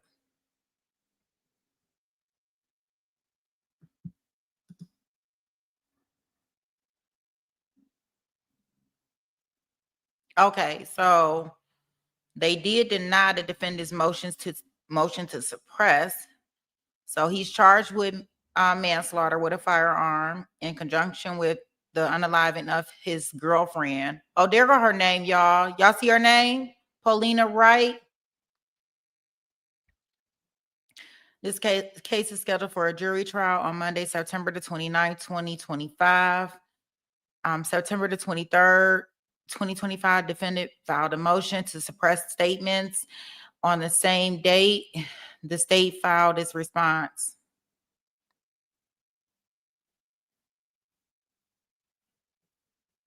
Okay, so on September the 25th, 2025, the court held a hearing on the defendant's motion to suppress. At the hearing, the court received the following evidence: the testimony of Kyler, a law enforcement officer, and the body-worn camera, one depicting his interactions at the scene and the other one made during the transport of the defendant to the police department.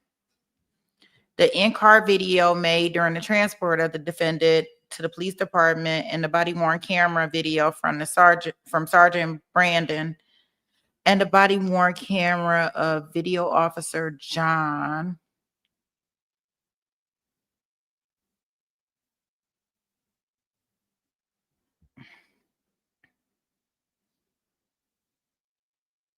No, basically it's saying they letting it in, and that's why we seen it.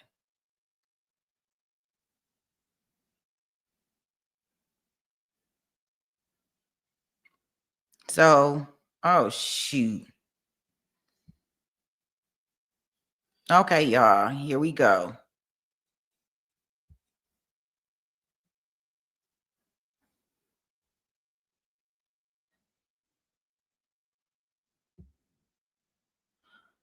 What?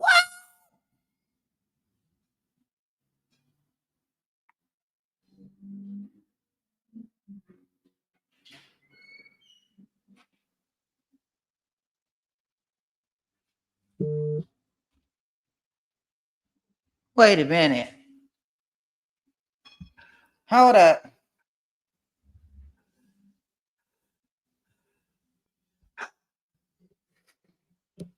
Hold up. Let me.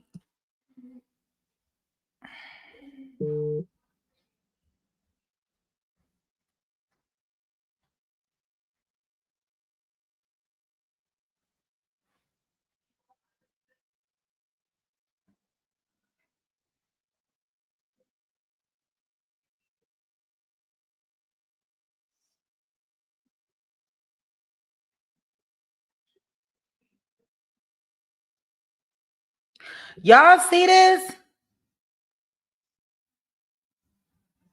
Oh goodness. Okay, I'm gonna try. So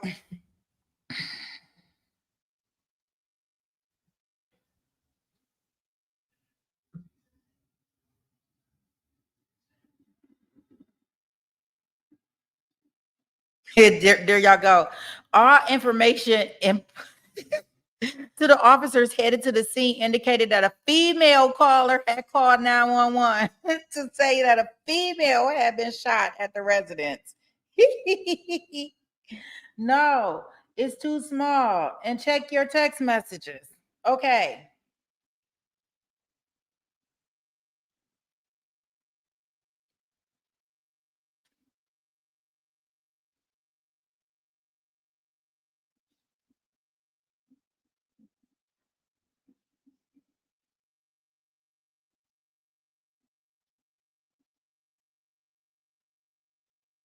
Okay.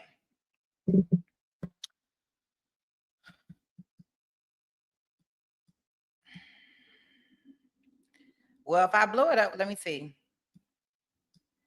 Even if I blow it up, y'all ain't gonna be able to see it really. Let me see. Can y'all see it a little better? You want to read about naked? Let's get to the naked part. Okay, inside the residence, an officer whose identity was not established during the hearing, right? He was first to arrive on the scene. Boom. Another officer was the second officer to arrive on the scene. And McCurdy was the third. They entered the home one after another and approached the dining room table that was directly in front of the front door. Inside the home, they observed the defendant standing behind the dining room chair in which Wright was seated. The first officer on the scene was next to him, and aside from him looking at Wright, and the defendant appeared to be taking no action whatsoever.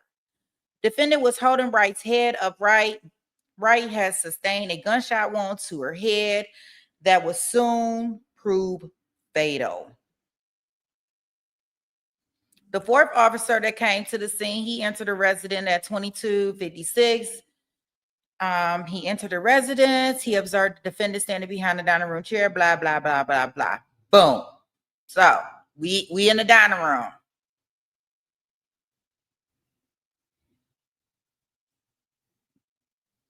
I think this is just about the 911 because the dispatcher indicated that she, the 911 caller, right?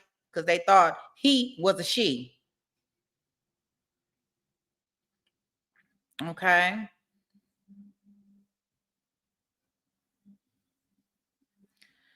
So the caller advised that the victim was signal 35 in the head. The dispatcher indicated that, I guess signal 35 is their thing for telling somebody got shot.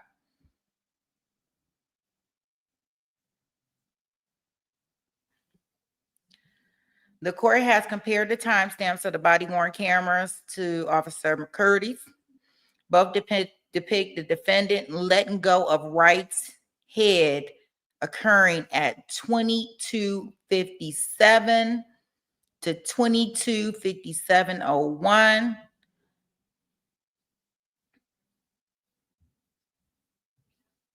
I don't know why we need that.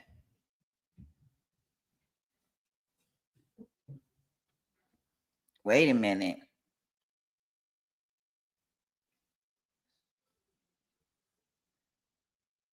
Okay. Skipping this part right here, guys. Let's skip because this way we can make some sense. Because I'm like, what the heck? So when the officers, they testified, the officers believe that this may have been a suicide attempt. So the court finds that the testimony was credible, especially given that the officers exchanged with the medics at 23:23 at the time. His voices, his belief that the firearm with which Wright was shot was a Glock that was in her lap. So I guess when they originally came in there, seeing the gun in her lap, they thought that she may have had unalived herself. At 22:56:17, one of the officers asked, "Where's the gun?" The defendant stated, "There's one in her lap," and then said something not quite discernible, and then pointed across the table towards a rifle. He continued yelling, "I need medics right now." An officer, as Officer Blank Lab was putting on his gloves, the defendant could continue, "No, I knew we shouldn't have fucking done this." No, please, no. An officer lifted up the rifle and asked the defendant, "Is this the one?" To which an officer responded, "No, she has one in her lap." The defendant responded almost simultaneously, "She has one in." I don't know why we were blanking doing this, effing doing this. She kept trying effing to teach me. No, I didn't want to effing be doing it. Damn it.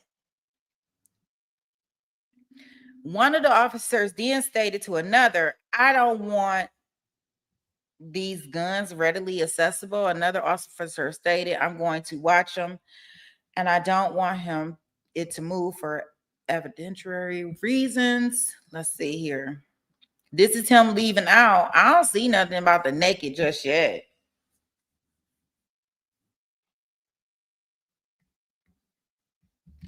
You found footage?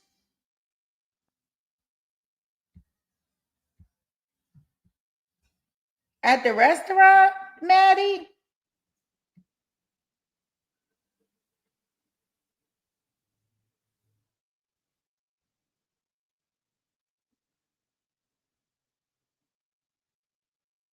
I'm just looking in the chat. Okay. Oh, I thought you found it. I thought you found it where they were arguing. Okay, so the defendant our boy, he out of the house. He's out of the house at 22:57. The radio traffic can be heard, advising the scene. It was clear for the EMS. Thereafter, the sergeant, he said he needs to come out here. He appeared in the doorway and waved the defendant in his direction using the come here hand gesture. Go out there with my supervisor, all right? Defendant began walking towards the suit. The sergeant, can I put my dogs? Friendly, just leave her alone. So he was trying to get his dogs. They said, the officer said he'll make sure that the dog don't get out.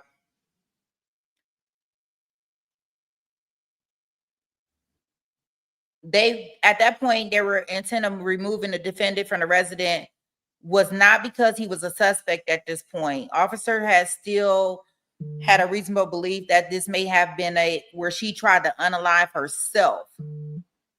Although they did not recognize that a crime may have occurred. So they saying when they first got to the scene, they thought that she had unalived herself. She sat up there naked. She got a gun in her lap, but I guess he failed to mention that, hey, it was my gun that did it. I don't know.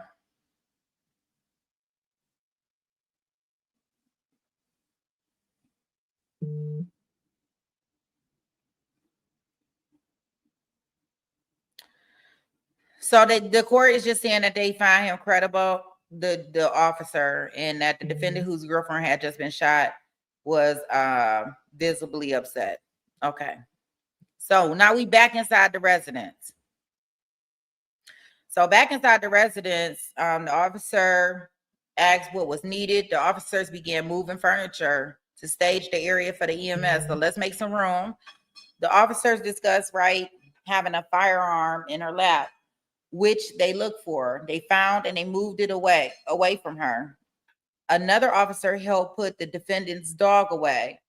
There was also discussion about setting up a perimeter and a crime scene. Medics arrived and assessing right at approximately 2310 seconds p.m.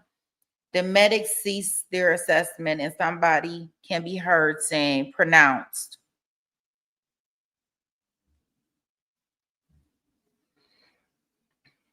It appears that at this time she was pronounced deceased at 2323 seconds.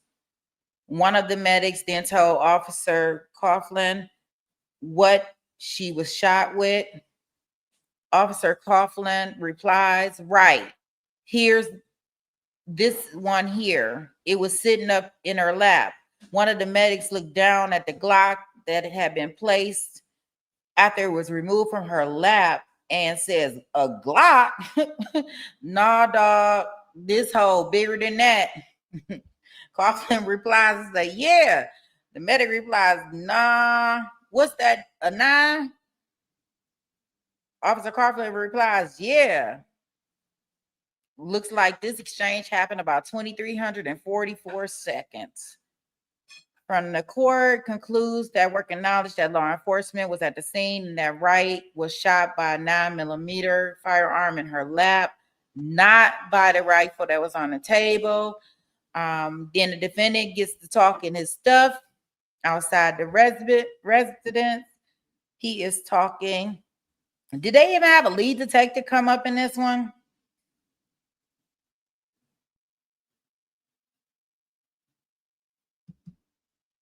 Do y'all know? Do we have a lead detective at all to come help us out?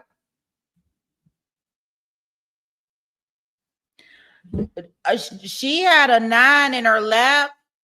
Because remember, I guess, I don't know how you teach somebody how to clean a gun with not the same as that gun. Because I'm assuming that guns break down different ways.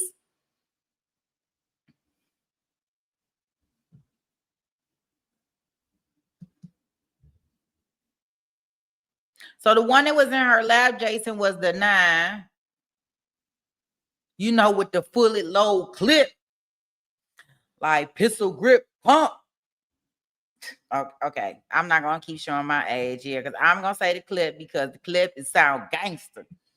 and magazines and all that stuff, I'm probably going all the way skip over. I think I did see that when they got to the house, they saw that he told them about the other weapon in here somewhere. I thought we seen that. I thought I read that. I don't know where I read it at, but I thought I read that, Jason. Are you coming late to class?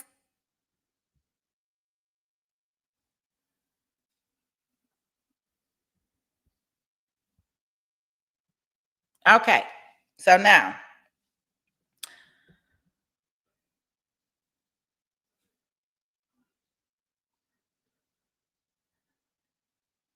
outside the residence, the defendant is exiting. The sergeant say, "Hey, come on, man, I need to talk to you. Come on, homie. Come on out here. Step out here, man. What happened, man? Like, come on, dude. Hey, we were beating around with them guns. I was cleaning them. She like, you need to teach me. You need to teach me." And here we go. "Who is that to you?" The defendant replied, "That's my girlfriend, Polina Wright." "Damn it. I told her not." At 22:57:41, then told the defendant there was a lot going on and just relax. We got your dog. Don't freak out. Chill out, homie. The defendant walked up to the door. "Liberty, liberty, stay." And then he jumped up and yelled, "No, no, no. Damn it, Fowler." I better not say damn it, Fowler. Fowler, damn it. That's not when I see damn it. I want to say Fowler attached to it. Okay. All right. Next. I don't know why they got naked. I ain't figured out why she was bucket naked. Let's see. "Hey, come out here. Come here. You want to give them room to work?" The defendant replied, I know. I knew this. I told her. I knew this was terrible. She doesn't ever freaking listen to me. Well, she definitely don't have to listen to you no more because you definitely took care of that, sir. All right. I didn't want this to happen. Like the stuff that he say in this, it just seems like he should not be saying. This is inappropriate time to be talking about she never effing listens to me.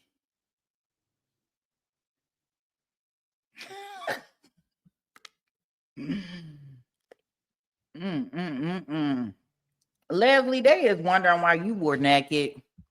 Would y'all please get to the point and tell my chat, tell the Sweet Pea gang why y'all were naked? Can you start over from the beginning and let us know if y'all came in the house and y'all took off y'all clothes and y'all was about to do the bump and grind and y'all decided that y'all wanted a little more cold steel? Please tell me. We are wondering here at the Sweet Pea gang what was going on. This is crazy. Wait a minute, I'm just looking.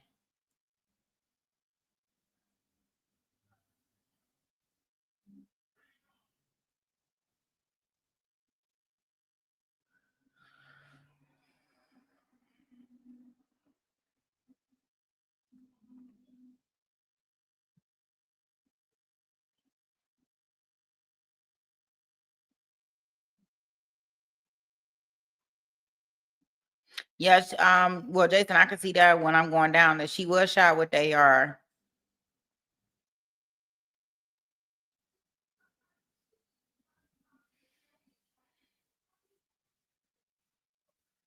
The machine reference you heard like 10 minutes ago.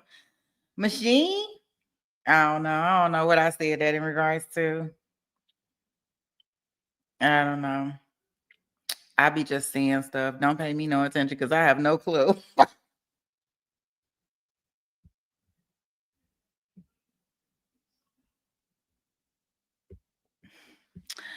I'm hoping, I mean, Sweet Pea Gang wants to know why they were bucket naked cleaning guns. Okay. And I want him to tell us besides them yelling and screaming.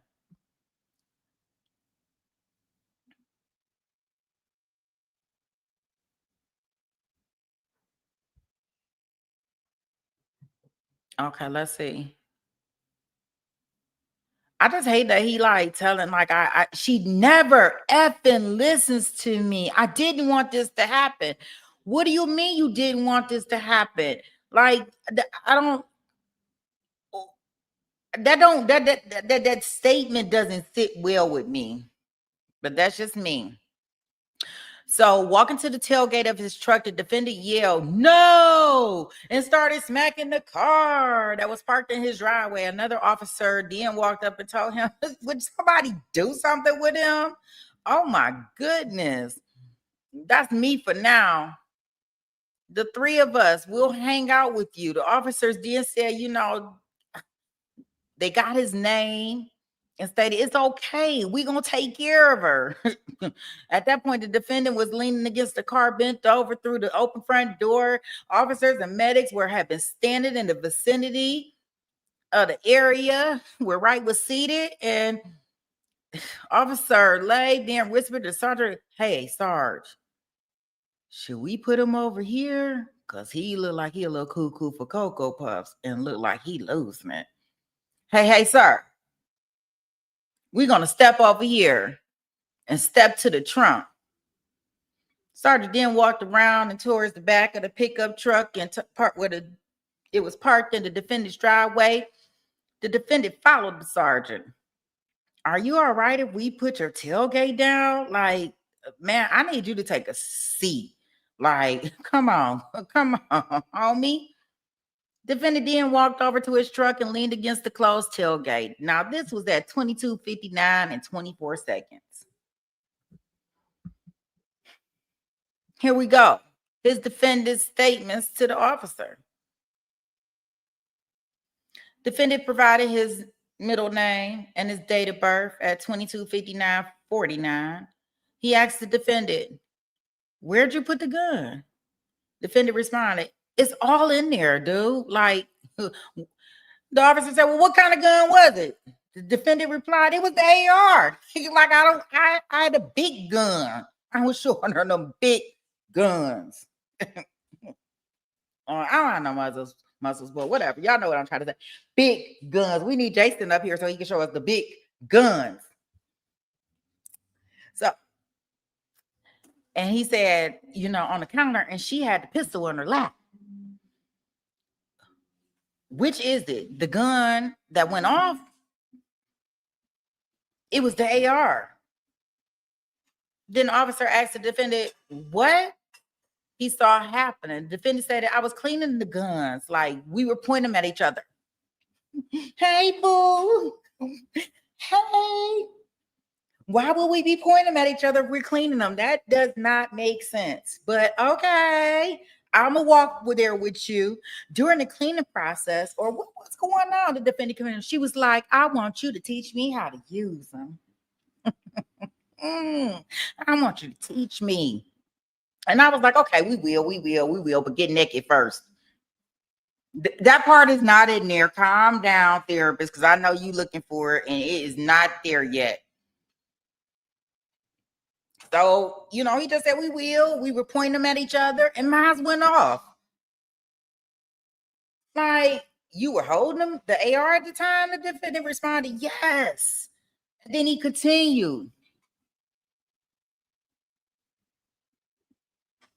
"I know this looks really freaking bad. I mean, really freaking bad. Like, what happened to her? I told her I did not want this to happen. She know when I put my finger on the trigger, I don't know what to do." That is weird. I know this looks really effing bad. It looks effing bad. I want this to happen. I told her I did not want this to happen. Like, it's like he's saying, like, if they did these activities and they were pointing at each other, that this was a great possibility that this would happen. That just don't make sense. Like, why would you go into teaching somebody how to clean with even a thought process that something like that would happen?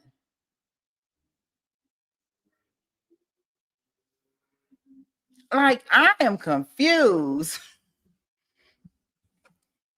So I didn't want to do this. I did want to effing train her. I just really didn't want to do this.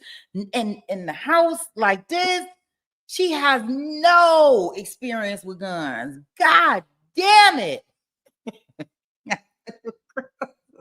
Damn it. The officer did ask the defendant, do you want to drop this tailgate? And, I guess they going back to this part of having a seat. Defendant then asked that, well, hey, homie, how's she doing? The officer said, shit, they working on her shit. Then you know how she do it. You know what she looked like when she left out of the house? The fuck? He asked me that. These people is crazy. Okay. He testified that when the defendant told him what had occurred, the defendant was holding the rifle when it went off and struck right. His mindset changed. The court finds his testimony is credible, and both because the officer's testimony is credible and watching the body cameras revealed that noticeable change in the officer's demeanor followed the statement. Okay.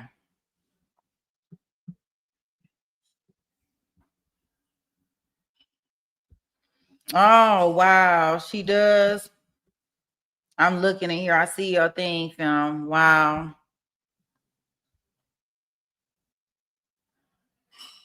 Mm-hmm.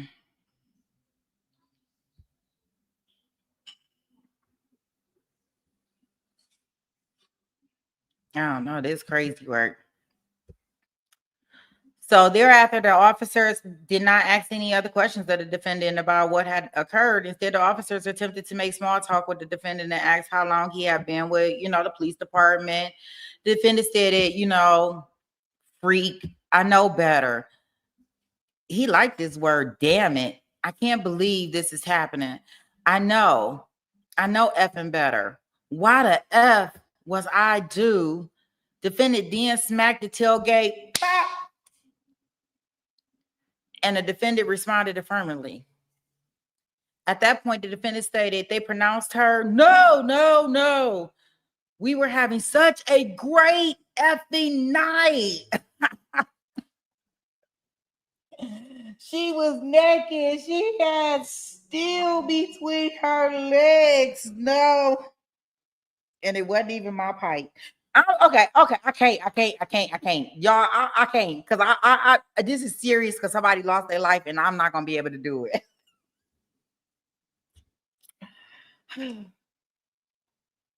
I'm not going to be able to do it because I'm too unprofessional and I'm not taking it seriously and I am bad.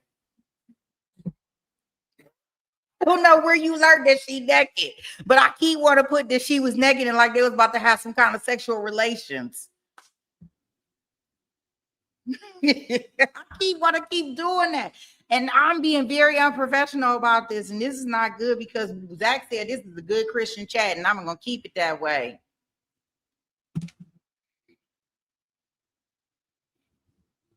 No. I ain't seen nothing that says she naked. So until y'all, I gotta get my mind out the gutter because I keep want to reference that she was naked because I keep trying to find naked for you. Yeah, I don't even know. Y'all heard it too? Because I'm just trying to figure out where we're getting all this naked because I'm thinking, all this, when he making statements talk about they was having a good freaking night. Why did I let this happen? I should have not let this happen. Why did I let this happen? I should not have let this happen. I should not ever let her. Never. You should never, ever. I can't do this because I can't do this.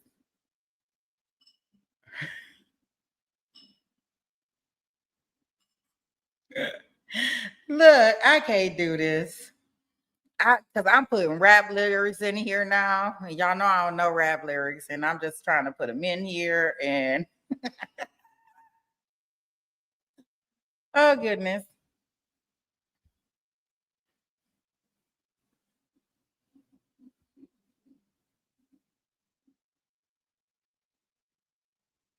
Right, Curville. Like, this is crazy.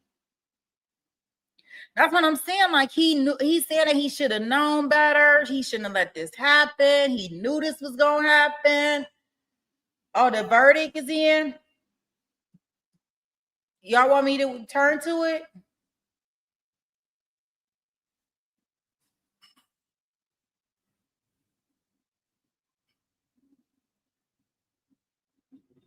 Okay, you want me to turn to it?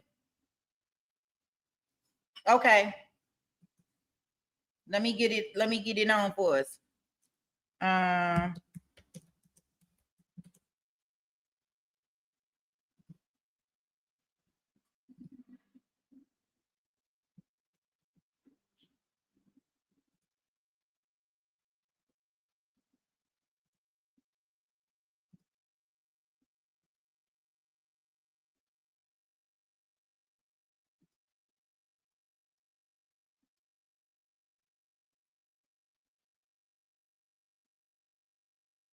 Okay, so right now we in the verdict part of the baby in the river trial.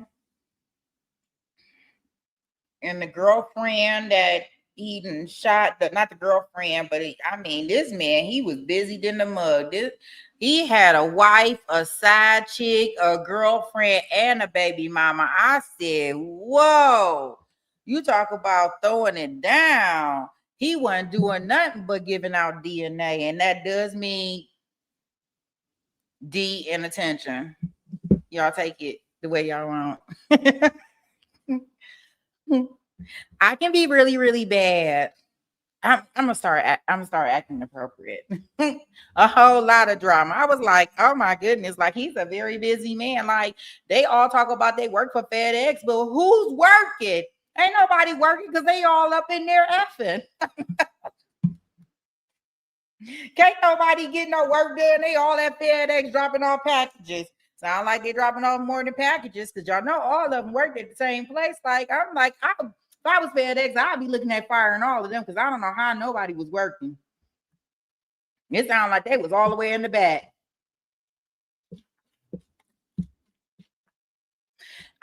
Yes, Jason, I could be real terrible. Y'all be thinking I be just a little naive, sweet little girl, but I can also cut some things and put some things up in here. And this will not be a very respectable chat. I'll be trying to just sit back here in the cut. And because I don't know where baby oil comes from. So I know I can be very, very, very terrible. Yeah, I don't know what they were doing. I don't know where the babies come from.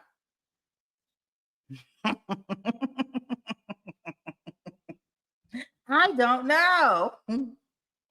Absolutely don't know. I think the only jokes that I get and the only different things is the stuff that I can say that I know. Like my inside jokes that y'all probably don't know. I have to tell you about my inside jokes. That way, when you hear me say certain stuff, you be like, oh, that's what she mean when she say that. What do you mean? What do I enjoy, Mr. Franklin? Let me make sure before I speak on what I enjoy. I don't want anybody to clip it and take it the wrong way. I enjoy a lot of things. You get DNA now? You do? Okay. All right. Yeah, that's what he was doing, dropping off all that DNA.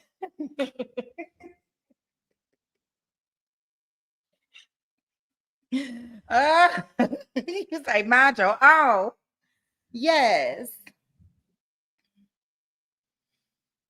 Yes, I can be very, very, very, very, very, very bad.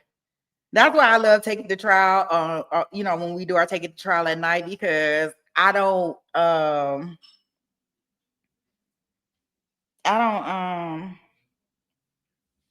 even put that stuff to get monetized or anything.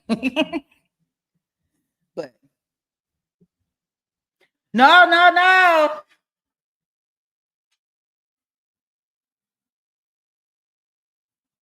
Yes. I called him by his last name because I need to make sure. Oh, you want to know if I like baby oil? I don't know. It could probably be, I don't know. I like massage oil. I don't know about baby oil. Baby oil might be a little too sticky for me. They said it gets sticky, but I mean,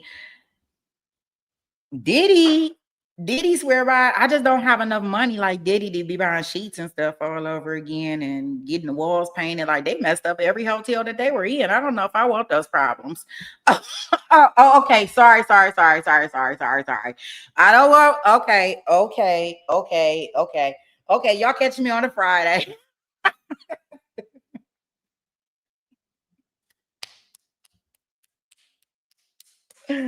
Oh no, I never get defensive. Y'all just know I don't be knowing what the sometimes I don't know what nothing is. I can be real like, I missed it. I know it's Tuesday, like it is way too early in the week for this, and I wish they would stop, but I can really cut up a rug. I just be trying to be real. I, I need my advertisers or whatever, so I have to be on my best behavior in order to be monetized. Yeah, as soon as I get to where I'm like getting where people love me and they want to give me a whole bunch of money and I don't have to worry about YouTube giving me no money, then I can cut a rug sometime.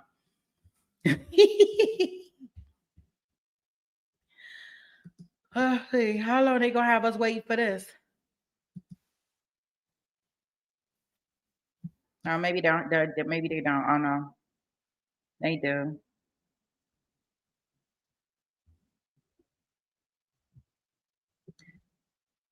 I see some movement. I know. And don't nobody tell Zach because I don't want to get in trouble about not keeping this good Christian chat going on. I don't know. I see head movement now, film.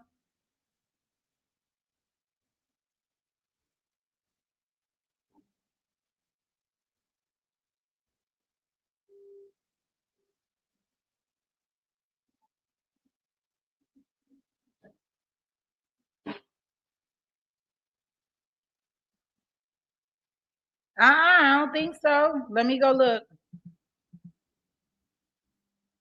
No, you see it? It says 00000.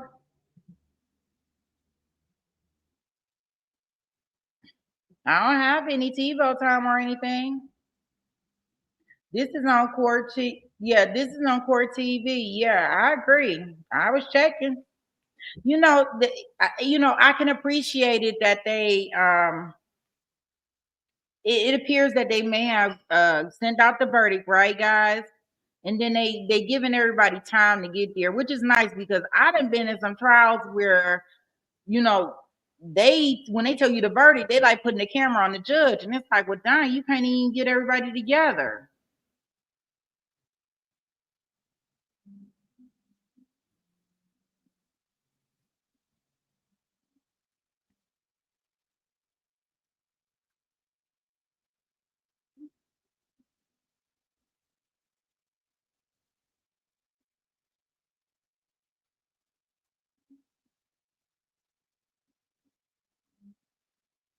Okay, I got it on there. Give me 1 second. I'm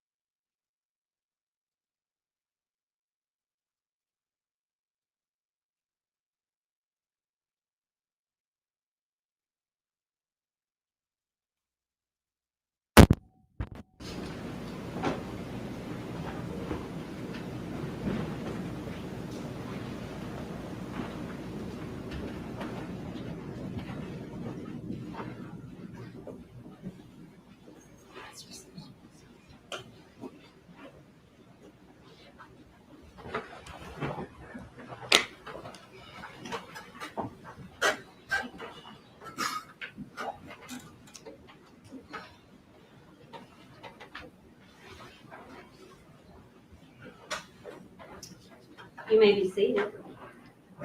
It is my understanding that the jury has reached a verdict in the matter of the state of Tennessee versus Brandon Isabel. Is that correct? Yes. Will you please identify your foreperson?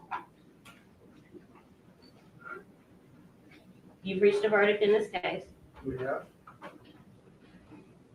Will you please pass up the file?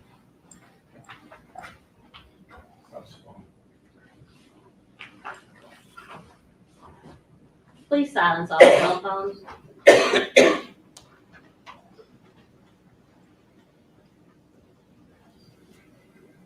Is this verdict unanimous? It is. By show of hands, please. Let the record reflect that all 12 of our jurors have raised their hands, indicating a unanimous verdict. When we began this process, I explained to you that this was a two-phase situation. I am going to give the verdict, and then you will have to report back to the deliberation room for the second phase, if necessary. What you'll discuss then with Deputy Moore is how late you want to go, or if you want to return in the morning, if necessary. Do you understand?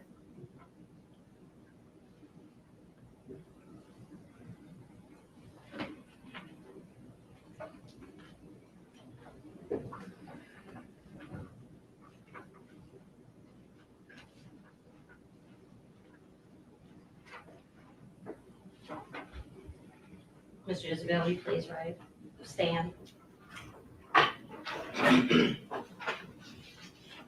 Mr. Isabel, the jury of your peers has found you guilty of the first-degree premeditated murder as charged in count 1 of the indictment. Mr. Isabel, the jury has found that you guilty of the first-degree murder premeditated killing as charged in count 2. Mr. Isabel, we the jury find the defendant guilty of first-degree murder, killing in the perpetration of aggravated child neglect as charged in count 3. Mr. Isabel, as to count 4, we the jury find the defendant guilty of aggravated child neglect as charged in count 4 of the indictment.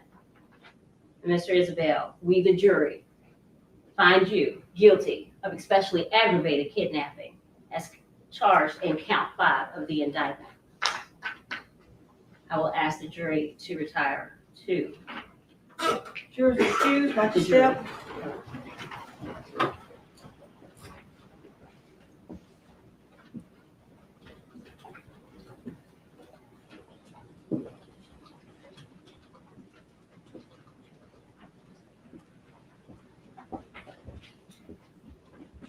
It is now 5:33. Strike that 5:31. We will begin our second phase at 6:00 p.m. should the jury decide to go forward tonight. Recess. Substantial recess.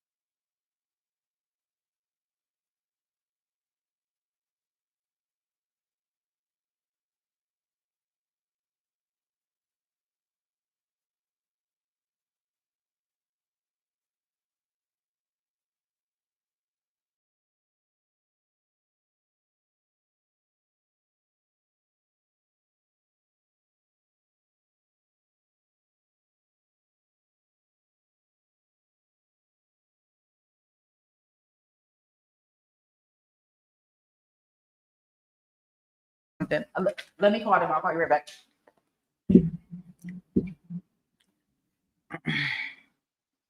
Okay, give me 1 second, guys. Let me see here. They on a short break here.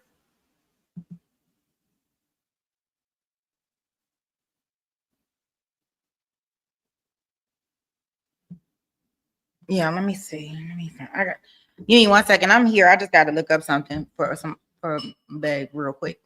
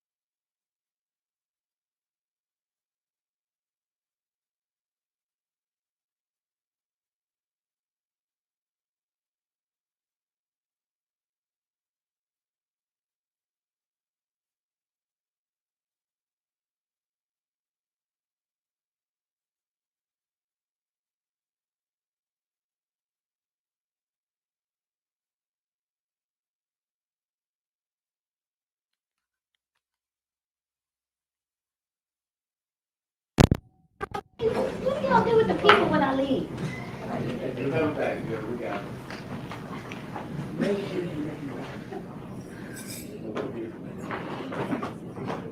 I know. No. Oh, are you doing what I said I would do? Are you doing what I told you I would do? This jury wanted to finish. I didn't see one. You said you did. I got, yeah, that was a miscommunication. See, I'm not. We're gonna find out if you're- We're back on the record. Just for the record, the state has had a copy of it since this morning. The court has not received a copy yet. I Get understand. Mr. Isabel out, please. Yeah.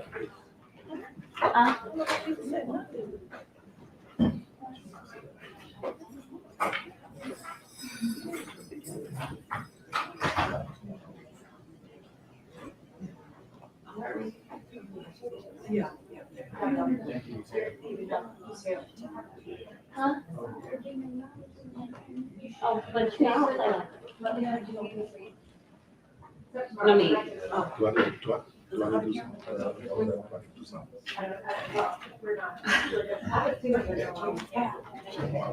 And we're back on the record. Of course, back in session. I am going to wait on Mr. Isabel to join us before I make this announcement, if he's going to come back out.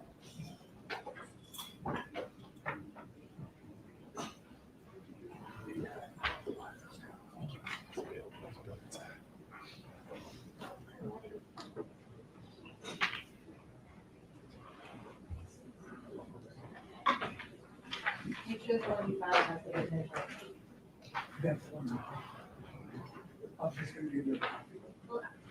Is this the same thing you just filed? So is that a courtesy note? Yeah, I'll take that. yeah, make sure that one has the writing on it. No writing. They both have writing. Okay, good. Okay, so I'm giving this back to the keeper of the record.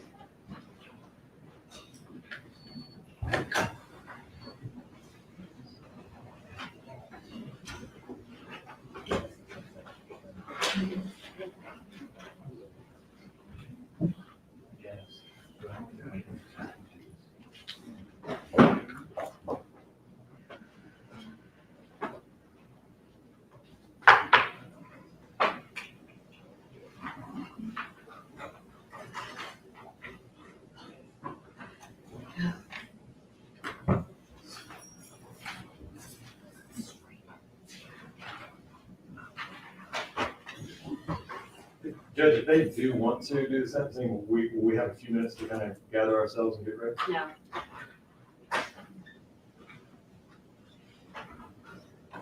The jury has indicated that they would like to stop for the evening, and they would like to Okay. resume in the morning in order to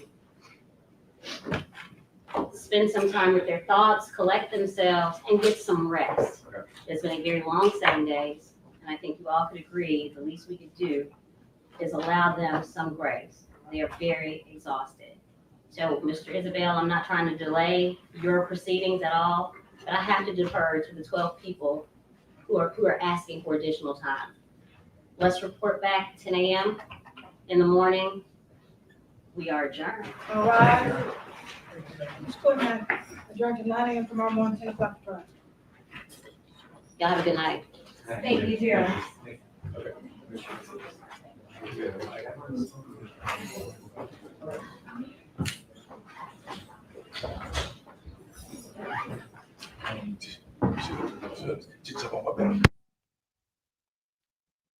All right. Yeah, this case right here, quiet as cat, we probably could have did this case and watched it.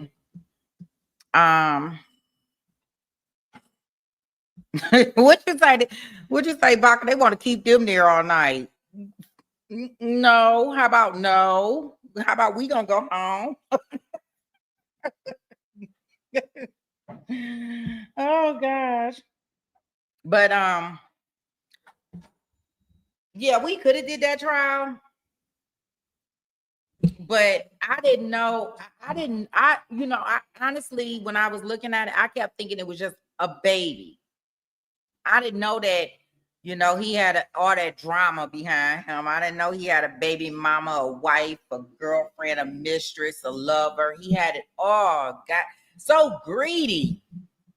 Dying these men be sometimes, they be so greedy. Gosh, you give them.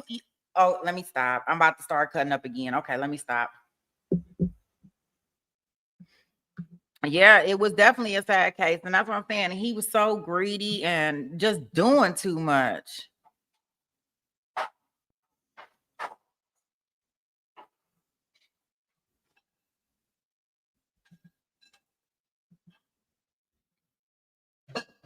Okay.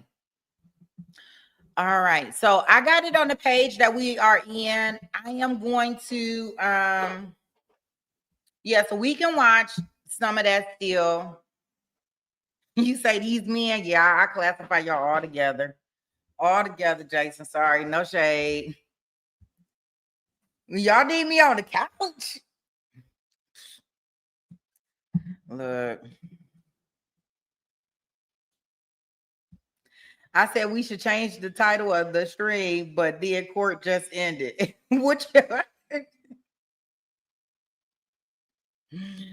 Yeah, so I will we can follow that tomorrow, because I think the only thing that we got on the schedule tomorrow is back in Florida. We'll finish reviewing over this state of Florida thing. I am gonna only end the stream today because I'm gonna go get the stuff for the update for the, what's that girl name? Sarah. So I'm gonna give her update.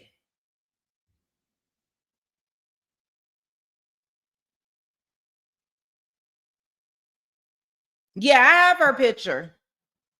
Yeah, I seen it filmed. I have her picture. Her picture is on my unless that you talk about, is that different from her sister? I know you said she had a twin, but yeah, I have her picture on my on the thumbnail. I think it's on there. I thought I put it on there. Did I put it? Oh no, I didn't. I didn't put it on my original thumbnail, so you may not see it, but I did change it. No, they're not doing sentencing tonight, Hellcat. They're gonna do it tomorrow. They said it's late. They want to go home and eat dinner, enjoy their night. Now they didn't did as much as they gonna do for y'all today.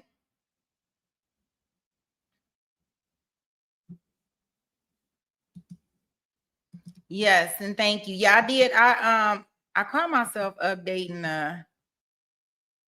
My pic that I don't have that same picture that you get put in there film, but I had a nice, the picture that I did see was very pretty.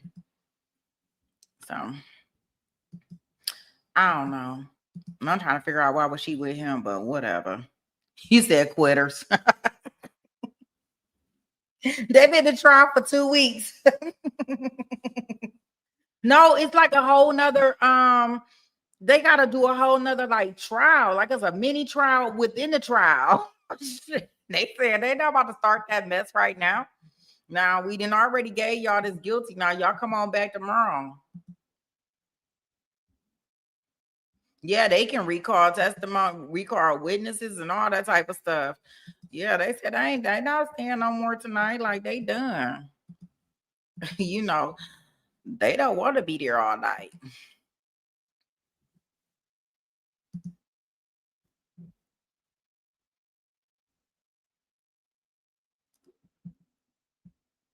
Yeah, so we will get into that tomorrow. We'll take a peek on it tomorrow. Also, you know, only because we won't. I'm assuming that our case that we got in Florida is not gonna be like that long of a case. You know, that portion of what we gonna be doing.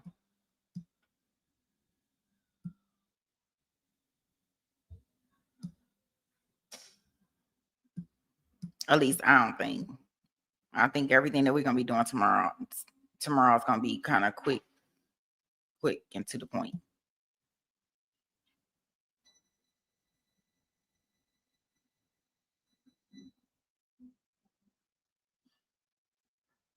Okay.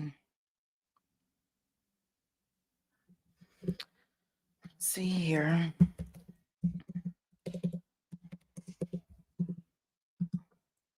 So I'm gonna go ahead and get the Susan. What is it? I gotta create that. I am going to get our recap for today. For our Susan, our Sarah Hartsfield. Now I'm gonna be calling her Susan when I'm doing my little video. Whatever. I am gonna do the Sarah recap, so you guys look for that. That should be coming out in an hour or two. Yeah, they should be done in court in Chambers County, so I should be able to get an update very soon from the guy over there at the media at Channel 2, Bryce. So once I see that update, I'll go ahead and update it, and I'll send out the alert and everything. Okay. Other than that, I think that takes care of everything that we're going to do today.